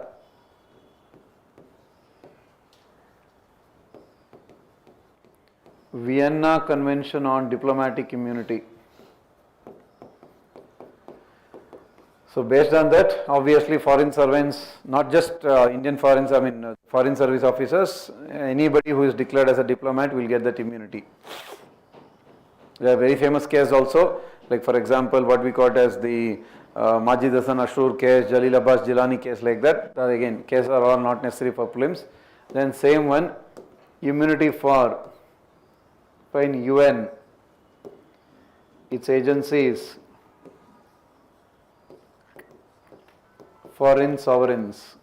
Foreign sovereigns means presidents, prime ministers, kings, etc. Again, not mentioned in the constitution, it's an interpretation based on the Supreme Court verdicts and all those things. You will not find this in your Article 14 if you open the constitution. This is broadly linked To that extent, they will not go basic point. They will test your maybe rule of. I forgot another word. Again, for your clarity, when they discuss rule of law, there is another term. If you have heard, called as rule by law. This is the opposite of rule of law. This is nothing but class legislation. So rule by law means what? You are making laws, but the law itself is discriminatory. Example, apartheid law or arbitrary application of law. Means there are two components of rule by law. One is the law itself is discriminatory. Means like the segregation laws. The law itself discriminates. For example, the laws passed by Germany under Hitler, the law itself was discriminating against Jews. That is one angle. Second angle is what? Law is good, but the way it is applied is bad. Arbitrary application of law. Means applying the same law differently for rich, the same law differently for poor. That is also rule by law. So rule by law is opposite of rule of law. It violates Article 14. It is nothing but class legislation. It is not allowed.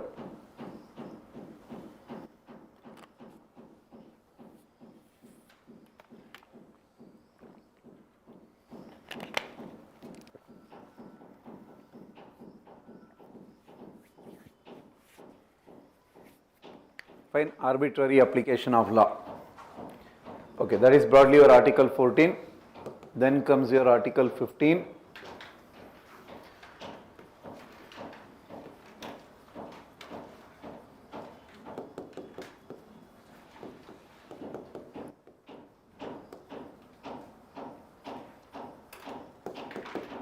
Prohibition of discrimination. Under that, Article 15 Clause 1, if you have seen the wordings properly, state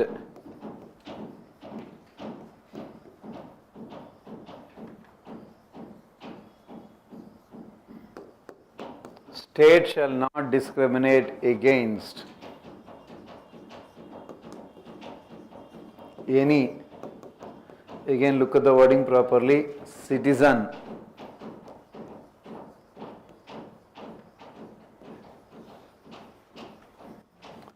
on grounds only of religion, race, caste, sex, gender, etc. Gender word is not mentioned. On grounds of religion, race, caste, sex, place of birth, etc. So look at the wordings. Because it is mentioned as state, it is available only against state. Means only state should not violate this.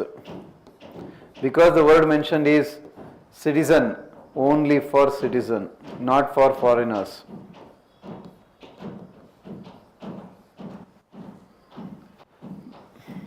And so that is your 15 clause 1. State shall not discriminate against any citizen on the grounds only of. Means on other grounds, on even in these grounds also, extraordinary, that is all we will discuss under your exceptions. 15 clause 3, clause 4, clause 5, clause 6. This is 15 clause 1. Now if you look at the exact wordings of 15 clause 2, there they don't mention the term state. They only mention no citizen shall be discriminated or shall be subjected to any disability. No citizen shall be discriminated, fine, subjected to disability.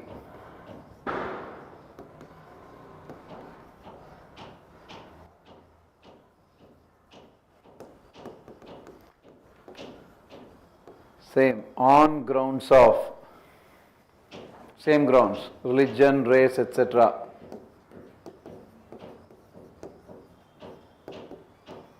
With respect to access to hotels,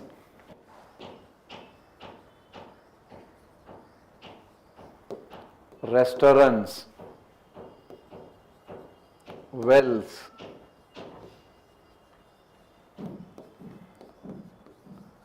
any other places of public character.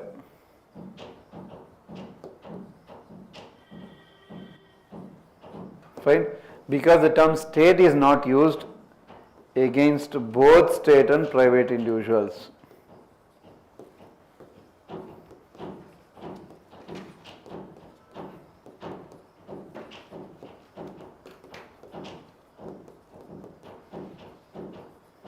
That is one. Because the term citizen is used, it is available only for citizens. Because the term state is not used, it is available against both state and private individuals.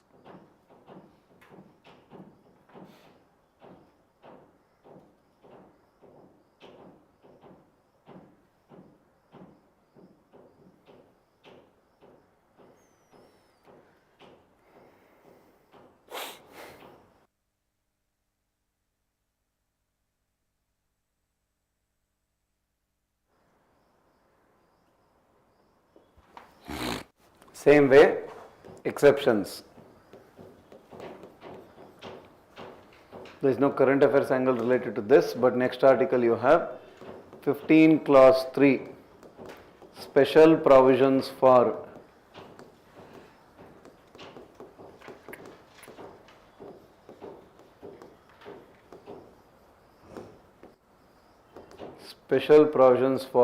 women and children. That's what is your reservations in panchayats, municipalities. 15 clause 4, special provisions for SC, ST, OBC.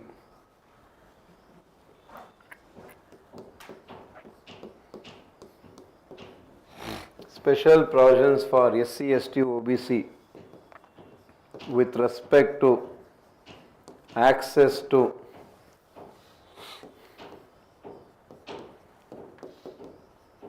educational institutions,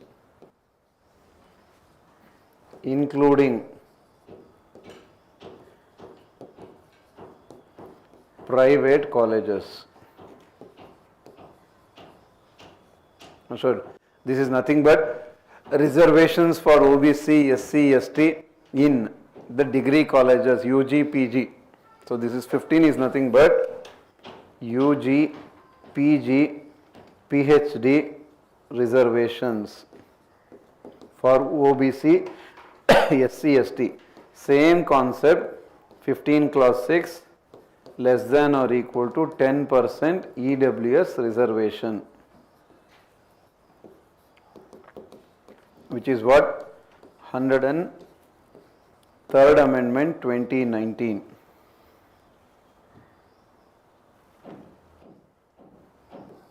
And Third Amendment 2019 upheld by Supreme Court in Janhit Abhiyan case.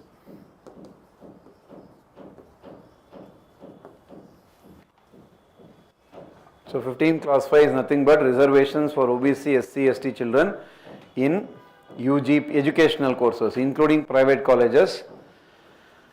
Educational means you should not take it as till 12th. It is about UG, PG, PhD, MPhil, whatever you call it as, those kind of courses reservation, not job reservation. Job reservation, obviously we know it is 16. 15 clause 6 is same. In educational institutions for EWS children, again up to maximum 10%, added by which one? 103rd Amendment 2019. Which case Supreme Court upheld it? Janhit Abhiyan case. Janhit Abhiyan case. Supreme Court upheld 103rd Amendment 2019. The last year's case, Janhit Abhiyan case.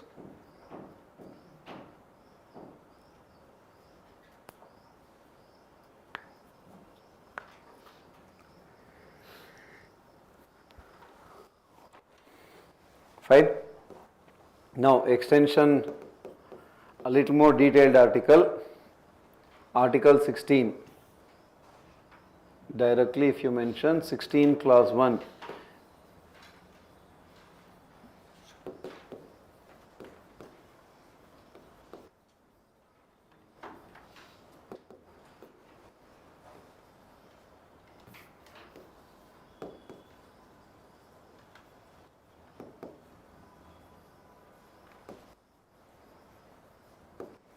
equality of opportunity in public employment for all citizens. Again, citizens. 2 obviously, 16, entire article 16 is only against state. State shall not deny or state shall provide equality of opportunity in public employment for all these citizens. Fine, it is only for citizens then. Then 16 clause 2, extension of this, no citizen shall be denied opportunity or no citizen shall be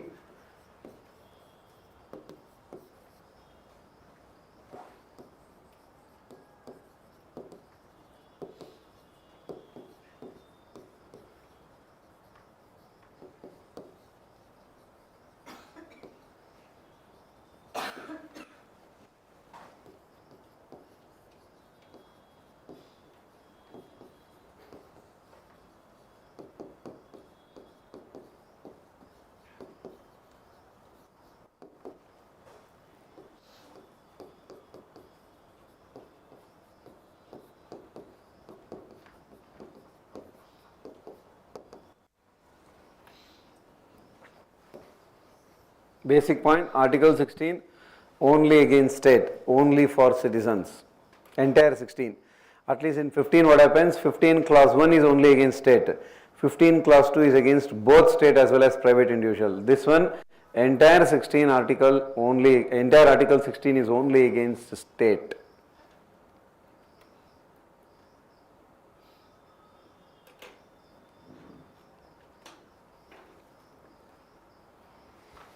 Fine. Now exceptions, of course here you will have so many current affairs angle, but let's finish off the constitutional angle first.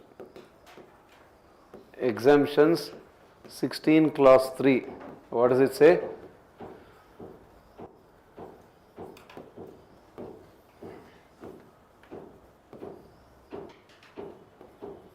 Parliament can pass an act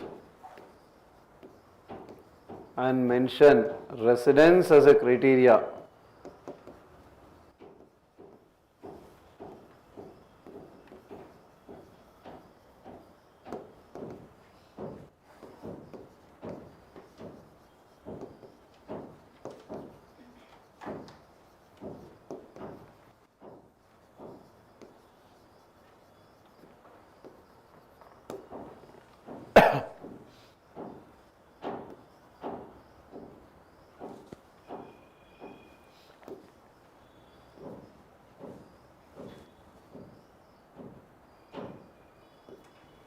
Parliament can pass an act and mention residence as a criteria for certain public employment. That's what it is, if you have heard.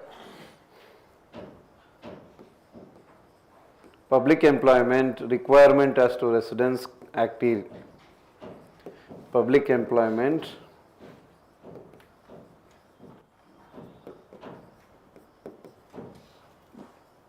requirement as to residence act 1957.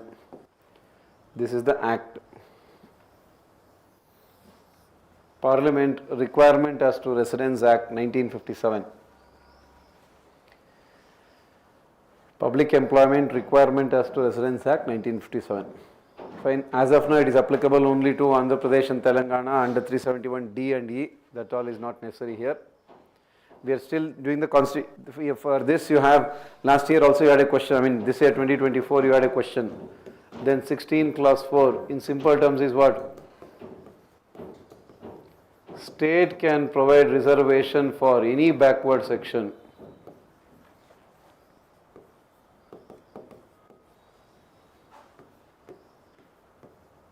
So they have not mentioned here SC or ST or OBC. They have told state can provide reservation for any backward section, any backward class of citizens not adequately represented in the services. Basic point, reservation. State can provide reservation for any backward sections. That is 16 clause 4. 16 clause 5. State can reserve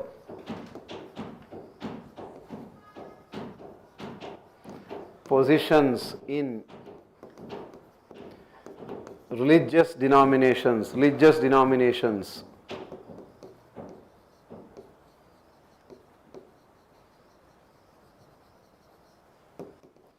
for a particular community.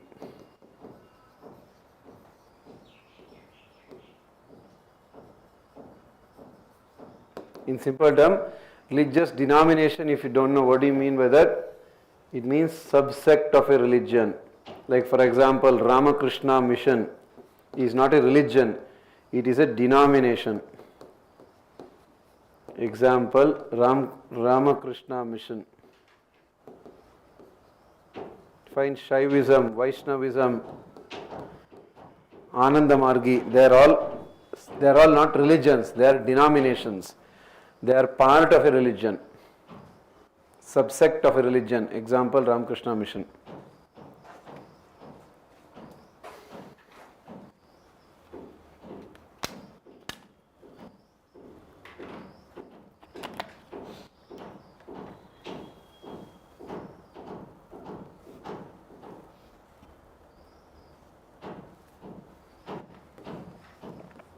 In simple terms, 16 class 5 is what? Like for example, in most of the temples, priest positions are given to particular caste. If you go to most of the gurudwaras, obviously most of the governing board members is that everybody will be Sikhs. Or if you go to most of the mosques or Hajj boards or Waqf boards, most of the members, means governing board, administrators, whatever you call them as, will be Muslims. That is what is called as 16 class 5. You cannot take it as discrimination, because that's what it says. State can reserve the positions of governing members, board of governors, whatever, in religious denomination for that particular community. Then 16 class 5 is nothing but what?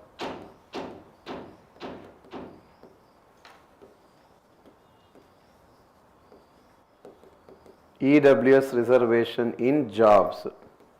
Same 103rd Amendment 2019 Janhit Abhiyan case. As of now, if you can recall, EWS reservation, I think in few states only it is applicable. Mostly it is in Government of India jobs, like how you have it in UPSC. In most of the states it is still not applicable because it is a discretion for the states. Whatever, that's an application part. Basic point, 16 clause 6, 10% EWS reservation in jobs. Now this is constitutional angle. Now again, you can call it as current affairs angle, this, that, everything. It's a little more detailed, which is the first. Let's discuss about OBC reservation. First backward class commission.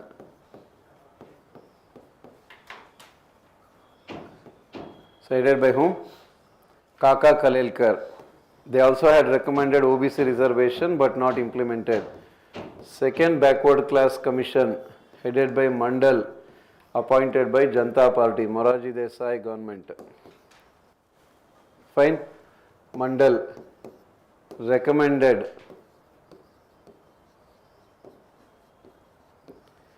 %27 OBC reservation in jobs. Let's take it like that. 27% OBC reservation. Fine, implemented by VP Singh government, this, that, everything was there. But landmark judgments.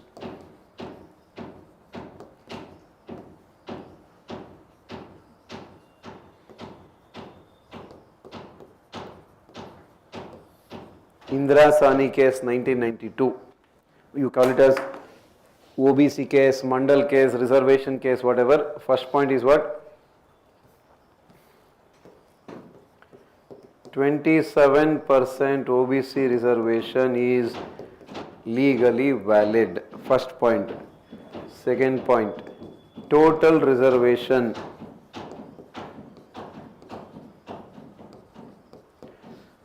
Total reservation should not cross 50%. Third point,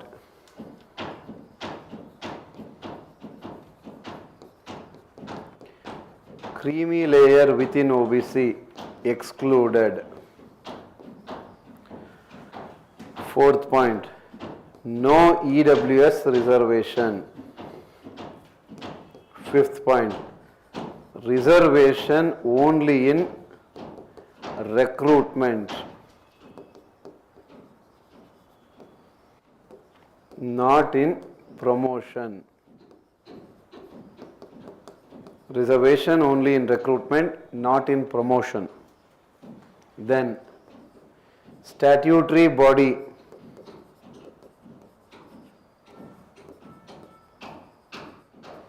to implement OBC reservation.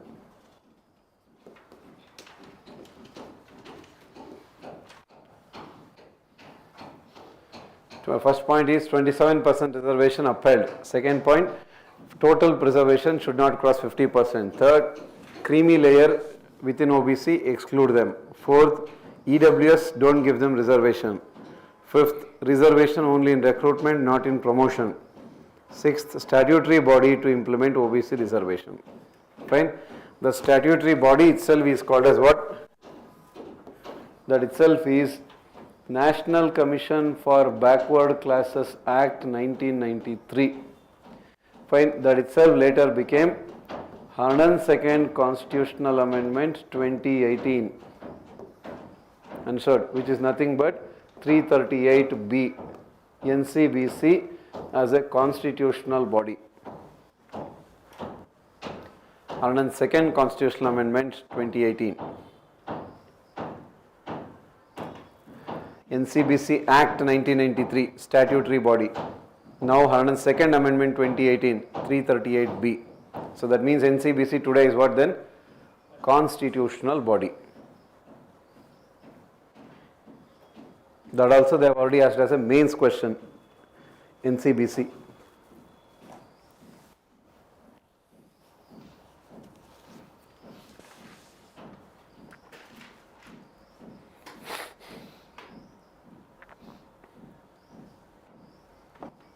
Now this is one angle. Now the extension of this is what we call as reservation in promotion. Last year they have asked a question on this, not the exact one, but the wordings you will find. Reservation in promotion for only SC and ST. Article 16, Clause 4A. Find new article added. M. Nagaraj case.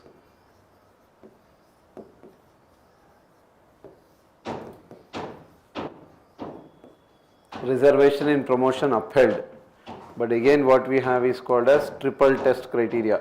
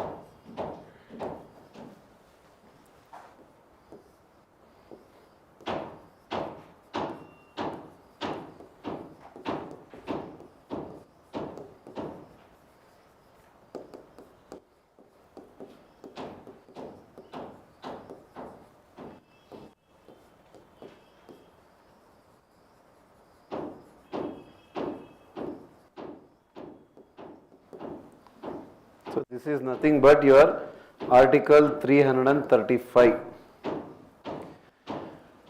The 335 says, if you have seen that the demand of SC, ST especially and any other backward section, in other words 335 supports reservation for SC and ST in administration, but it also says don't compromise merit or efficiency of administration. This was your last year statement. When you go through PYQ, you will understand that. Do not compromise, should not affect merit or efficiency of administration. That is reservation in promotion upheld by Supreme Court in M. Nagaraj case. Fine. The same concept, if you have heard extension of this, there is a concept called as consequential seniority.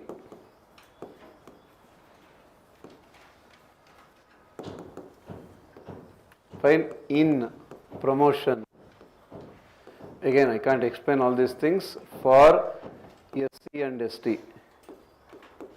Again, upheld by Supreme Court in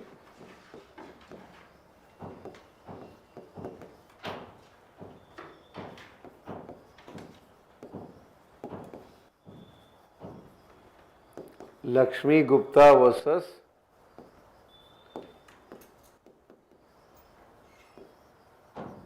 Jarnail Singh case. Then what we famously call it as the carry forward rule, Article 16 clause 4b, that also is upheld by Supreme Court. Carry forward rule is the opposite of catch up rule. So carry forward rule is also already upheld by Supreme Court. 16 clause 4b.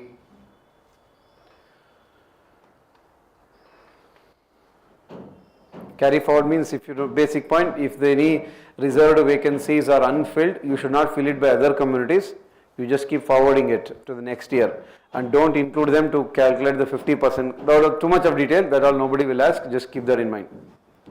That is the carry forward rule. Now comes your subcategorization of OBC. Because this year, if you have seen the recent judgment, which is about subcategorization of SC, first let's talk about subcategorization of OBC. Fine, most of the states, they have already implemented it.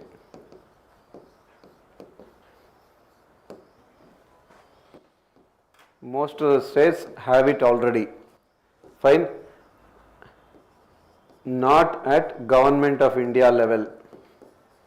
So as of now, we don't have subcategorization of OBC for Government of India jobs. Which is that commission, if you can recall?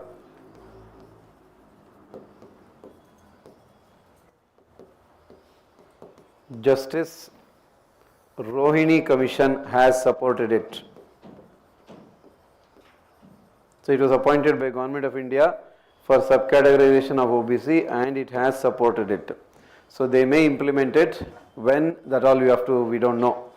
But Justice Rohini Commission has supported subcategorization of OBC at national level. State level, it is already there. I mean, already in the sense, most of the states it is left to them. Justice Rohini Commission has supported it. Fine. Now, extension of this, before we understand, first what you have to understand is how to determine OBC, or who can determine OBC. Fine. This was your last year in the sense 2024 prelims question. First point is, both center and states maintain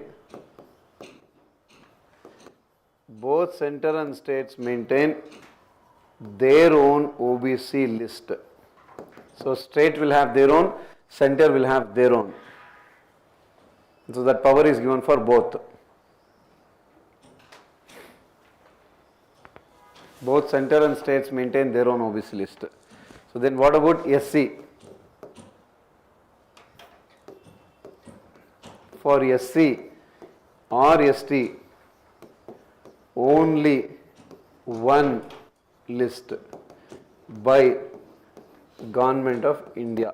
So there is only one list. In other words, states cannot have their own SC or ST list. It is only by Government of India. Fine. Now basic point. How to add a community to SC or ST list. Fine, every year you will have this in use. First, what you have to do?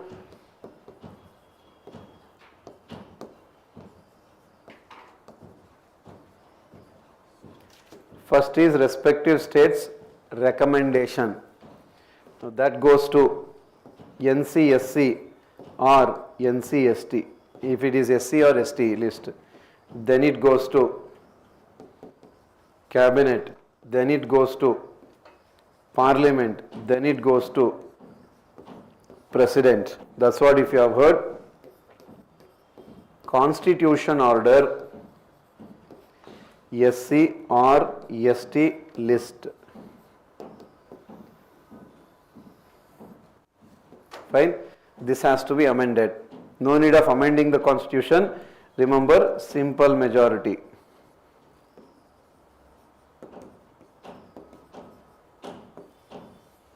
Remember, NCSC or NCST recommendation, obviously what?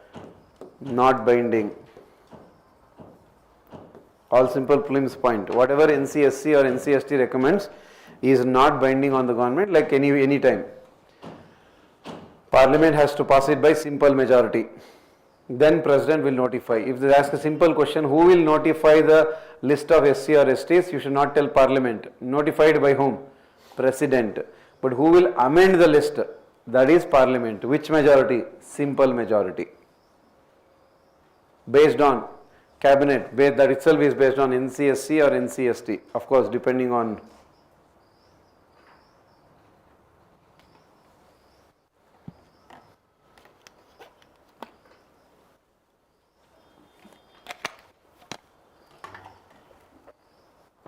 Fine, this was your 2024 question. We'll go through it, you will get an idea. That is for how to determine an SC or ST community. Now, extension of this is what we call as subcategorization. This is a recent Supreme Court judgment. Subcategorization of SC. There is no subcategorization of ST as of now. Subcategorization of SC. Fine. Landmark judgment called as E.V. Chinnaya versus State of Andhra Pradesh. What they told? SC is a homogeneous community. Homogeneous means what? It doesn't matter within SC what are you, which caste are you. Supreme Court said SC means SC. Within that you cannot separate. Hence, no subcategorization.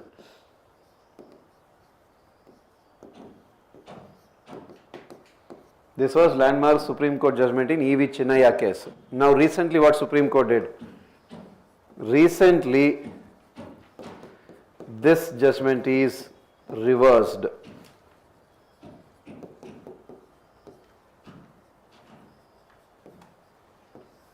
So reversed means what?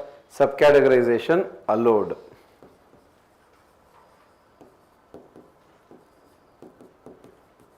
Subcategorization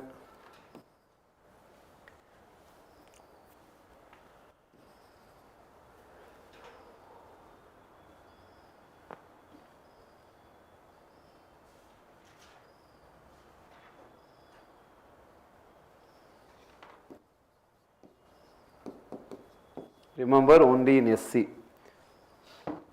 Fine. Obviously in this year, next year, all those things you will see multiple states will implement this subcategories. Means within OBC they will subdivide.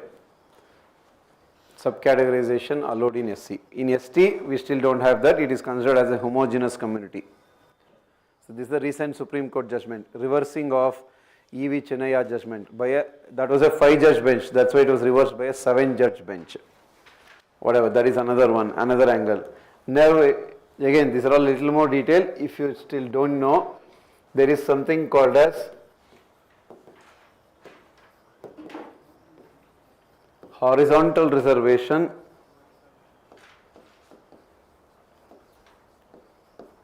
vertical reservation. Horizontal means depending on criteria like rural area, depending on criteria like PWD, persons with physical disabilities. If in case, if you are seen in some states, they give it for ex-armed forces. They are all horizontal criteria. Fine. So then the vertical means what? It is mostly based on. So vertical means based on your caste. Horizontal means based on non-caste. Non-caste means rural, physically challenged, ex-armed forces. So many are there. Project. Every state will have their own local language based reservation, everything. They are all called as horizontal reservation. Horizontal, vertical.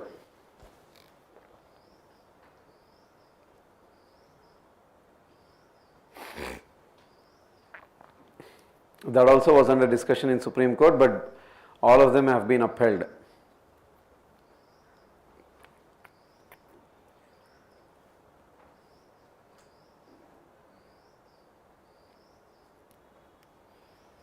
Fine. And then there is also something else which is not very controversial, that all is not necessary for prelims, which is, you might have heard, what about the conversion, I mean people who have converted from SC or ST to other religions, will they get reservation? Also there is a issue is there. As of now, if a person has converted from SC or ST to Sikhism or Buddhism, they will continue to get reservation as SC or ST. But if a person has converted from SC or ST to Islam or Christianity, they will not get reservation as SC or ST. So Justice Ranganath Mishra Commission, but that is very controversial also and that is not needed here. Let's not discuss about that. Fine, this is one. Two questions they have already asked, which is, as I told, what? One, they have asked about this year, how to determine how to add a community or delete a community to SC or ST list. They can also ask a kind of factual question there. Recently they have amended it. Which communities they have added to that SC or ST list also they can ask. That you just go search. I think in Tamil Nadu they have added one community to ST. In Andhra they have added a community to ST. This one, which is what? This one. Please go and check the factual aspect. I think in Odisha they have added few communities to ST. That they may ask it as a factual aspect, but normally facts they may test, but they tested the concept here. Last year they have tested this one. Which one? This one they have tested. Fine, so like that anything can be asked. So that's a 16-1, and in case they extend it, the other concept is what? Sir, then what about reservation in private sector? Because this continuously is in news. Reservation in private sector and for locals. Fine, both keep it in mind, not allowed. Understood? Recently, if you have seen, Punjab and Haryana High Court are declared unconstitutional reservation provided by Haryana government to the locals. I think how much, 70% or 75%, something they are declared. If in case you are from Haryana, you will be having an idea. All that Punjab and Haryana High Court declared as unconstitutional. So basic point, there is no concept of reservation in private sector. There is no concept of reservation for locals. Understood? It is absolutely not allowed. Andhra Pradesh issue was there, that also I think is still pending, or I don't know what happened. Karnataka issue was there, multiple times it's been declared unconstitutional. All of those things. So Article 16 is only about public employment, that's why government job. There is no concept of private sector reservation. And that is, I think, mostly it's enough for. There are still multiple ways. For example, see Article 16 clause 3 says residence can be declared as a criteria only by Parliament. In most of the states, if you have seen, they will give reservation for locals in their state government jobs. How do they do it? They cannot mention residence as a criteria because only Parliament should do it. That's why what they do use indirect criteria. For example, if you have seen in most of the states what they do, if you want to apply for state government jobs, they will tell, clear a local language based exam, they will tell. You should clear, let's say for example, you are applying for a job in Tamil Nadu, they will tell, Tamil exam you have to clear. Obviously, who will clear Tamil exam? What if you go from here and will you clear Tamil exam? So indirectly they are ensuring reservation for locals. Same thing it applies in Karnataka, Maharashtra, most of the things. So there is indirect ways of ensuring, or they will tell you should have studied the local language in your 10th or 12th. How will you study in Uttar Pradesh? Why will you study Tamil or Marathi or Malayalam in 10th or 12th? So that's an indirect way of providing reservation because directly you cannot give. Whatever, that's a different issue. So keep that in that, all they will not ask you in prelims 1. Then 17, more direct.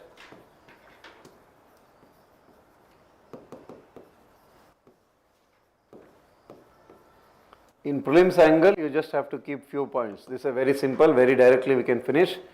Against both, so this is against both state and private individuals. Because the term state is not used, it is available against both state and private individual.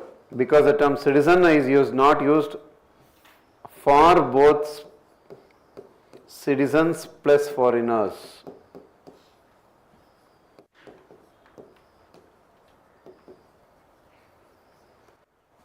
Understood? Then term untouchability, this term mentioned, not defined in constitution. If you have seen that, that's a very famous pattern UPSC is using. They'll mention the term contempt of court is mentioned but not defined. And remember, most of the terms they only mention it. In constitution they don't define.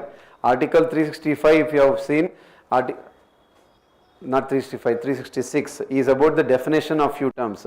But most of it, recall, the term SC, the term ST, or most of it, untouchability also, contempt of court, office of profit, whenever if they give the statement called as this term is defined in the constitution, if you have no clarity, just automatically assume if they mention defined in constitution, the statement is wrong.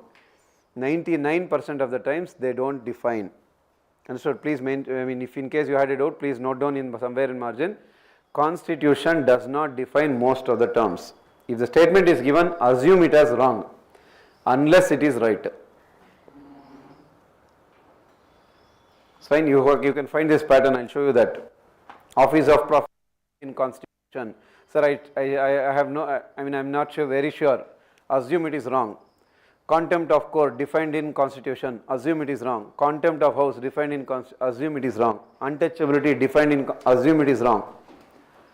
Fine, SC/ST defined in constitution, assume it is wrong. Like that, for most of it, 98-99% of the times it is wrong only. So mentioned but not defined in constitution. Which one? The term untouchability. And of course you have the landmark acts, I don't even have to tell. Protection of Civil Rights Act, SC/ST Atrocities Act, that all is not necessary from the constitution perspective, but just keep it in mind. So it is in these acts they mention the punishments. Protection of Civil Rights Act, SC/ST Atrocities Act. Earlier it is called as untouchability offences, that's all okay, fine. That's a very simple 17. Both state and private individual, both for citizens and foreigners. Yeah, I think that's fine. This is your Article 17. Fine. Then, and again another point in Article 17. This Article 17 is what? It is absolute. So absolute means what then? No reasonable restrictions. Because remember, for most of the fundamental rights we mention, it is not absolute. This is absolute.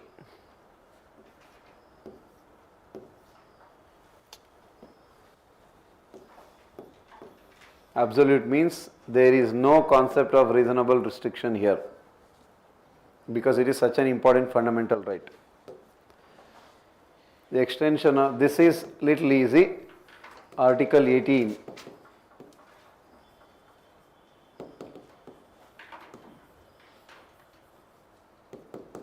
Abolition of title. First point, when you say title, something which is related to, again, they don't define it in the constitution, something related to monarchy or feudalism or colonialism. Fine. Something which is hereditary in nature, something which promotes superiority. Understood? And obviously examples we all know, like Raja, like Nawab, like Nizam, like Sir for that matter, Sir title. All of them is your titles related to monarchy, feudalism, colonialism, hereditary, promotes superiority feeling. That's the reason 18. It is because it is promoting equality, it is put under right to equality, 14 to 18.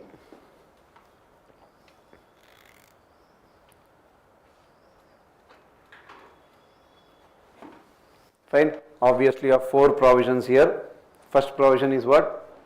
First provision, state shall not confer. So clearly it says state.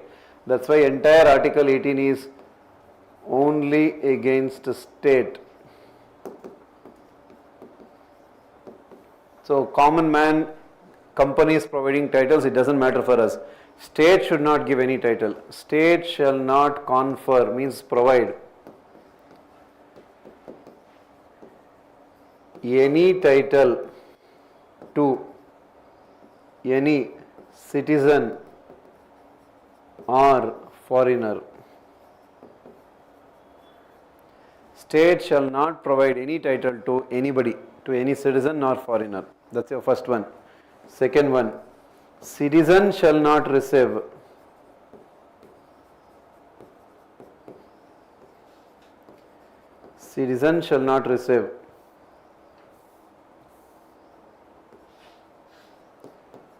any title from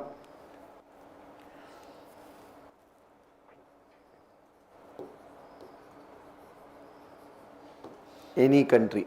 So if you are an Indian citizen, you cannot receive any title from any country, and state shall not confer any title to either foreigner or citizen. That is second component. Third component,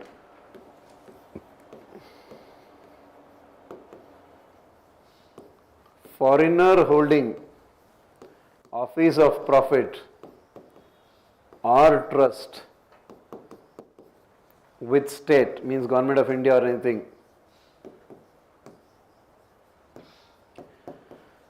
shall not receive any title from any country without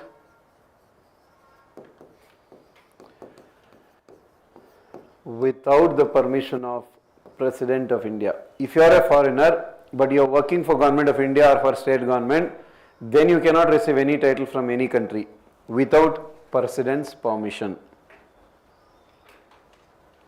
without the permission of President of India. Same extension of this, citizen or foreigner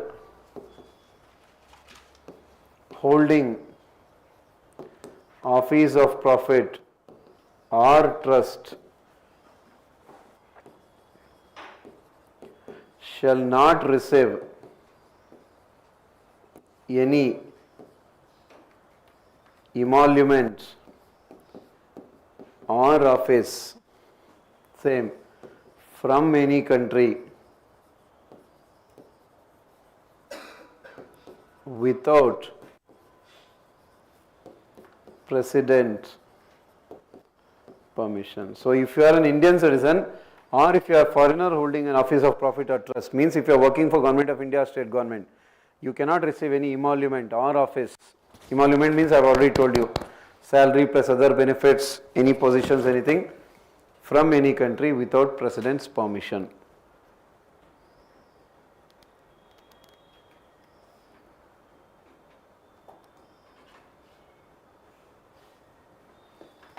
Fine, that is your fourth one, 4 clauses. Then again keep it in mind, there is a very famous case called as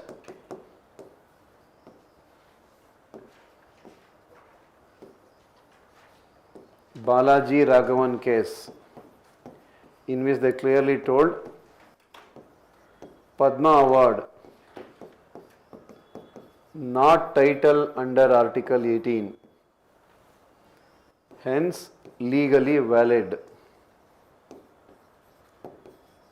But what is the point? Don't use it as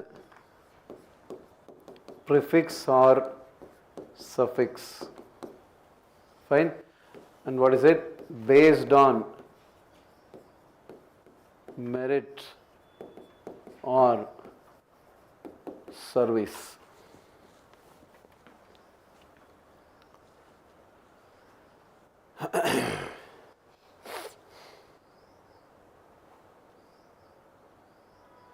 Based on merit or service.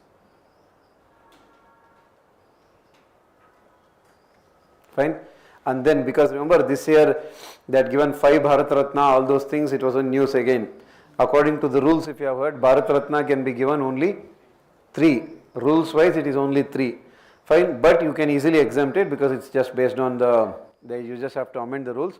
Twice it has been exempted. One during Atal Bihari Vajpayee era, now during Narendra Modi era, they have given it for 5 members now. I think this is the highest one they have given, 5.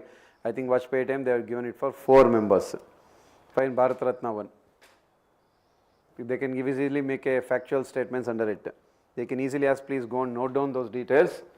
How Padma Awards is given, how Bharat Ratna Awards is given, all those things. Very simple factual aspects. Normally they are all SSC questions, but they can easily ask a question there.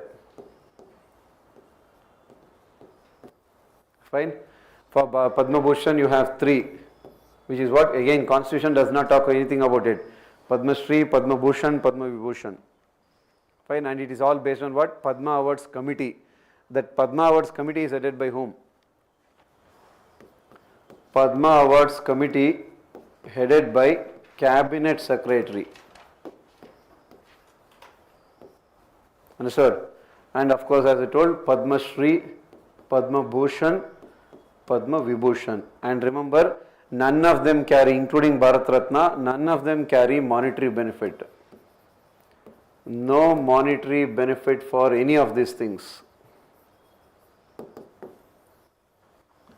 Fine, they can simply go to the extent of what is the difference also. Means in the kind of what medals they give also there is a small difference. Obviously that's the aspect. And normally there is a difference also. Once you are given one Padma Award, so that to give the next Padma Award there is a gap. I think probably 3-year gap or something. Means if to this year you are given Padma Shri, you cannot be given Padma Bhushan within 3 years or probably 5 years. Just I forgot the factual one. That is where if in case they try to make the paper a factual one, they will get into all those things. Just keep that in mind. So Padma Awards Committee headed by Cabinet Secretary. Fine, even if you don't know, for Padma Awards actually you can self-nominate yourself. Means what? You can only forward a file to Government of India saying, sir, I am eligible for Padma Bhushan, please give me Padma Bhushan. Yes, that is the concept of self-nomination. That way if they give in our exams, easily you will confuse, how is this available? But that is available. Self-nomination is allowed for Padma Awards. That doesn't mean you will get it, but you can forward your name. Self-nomination allowed. But for Bharat Ratna, it is not Cabinet Secretary. PM will recommend to President.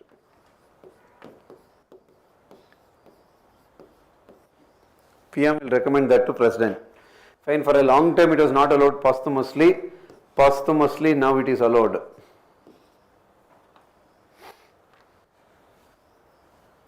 Fine, just look at the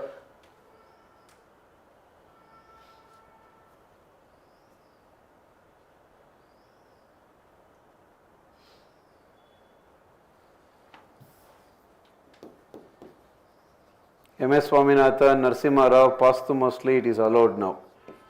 And allowed for whom? Citizens plus foreigners.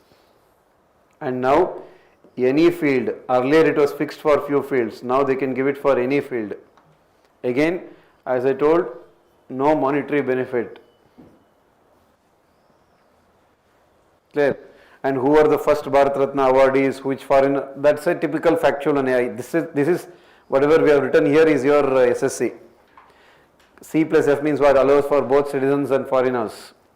Posthumously allowed. Citizens plus foreigners. Fine, PM will recommend it to President. Allowed in any field, no monetary benefit. First, as I told, 1954, all the awards came up in 1954. First 3, keep that in also mind. Rajgopalachari plus Radhakrishnan plus C.V. Raman. Next year it was given for Vishwesvaraya, Nehru and whatever, some like that, some over there. First foreigner, who is this? All of any time, if in case they want to make it as a SSC based question, just keep that in mind. And rules wise, as I told, entire Padma Awards, maximum is what? 120. Maximum is what? 3. Rules wise, but they can easily change. If you have seen this year, I think they have given total number of Padma Awards is somewhere like 130s I think. Because you can easily change. In Bharat Ratna also they have easily breached it. They have given it for 5. Whatever, that is still your article 18. So right to equality. From tomorrow we'll start with what? Right to freedom 19, and then we'll finish off this, as I told, DPSP, duties. If you finish off fundamental rights, other things is easy. As they keep telling, current affairs, whatever it is there, Supreme Court judgment, everything, we'll keep adding here and there itself.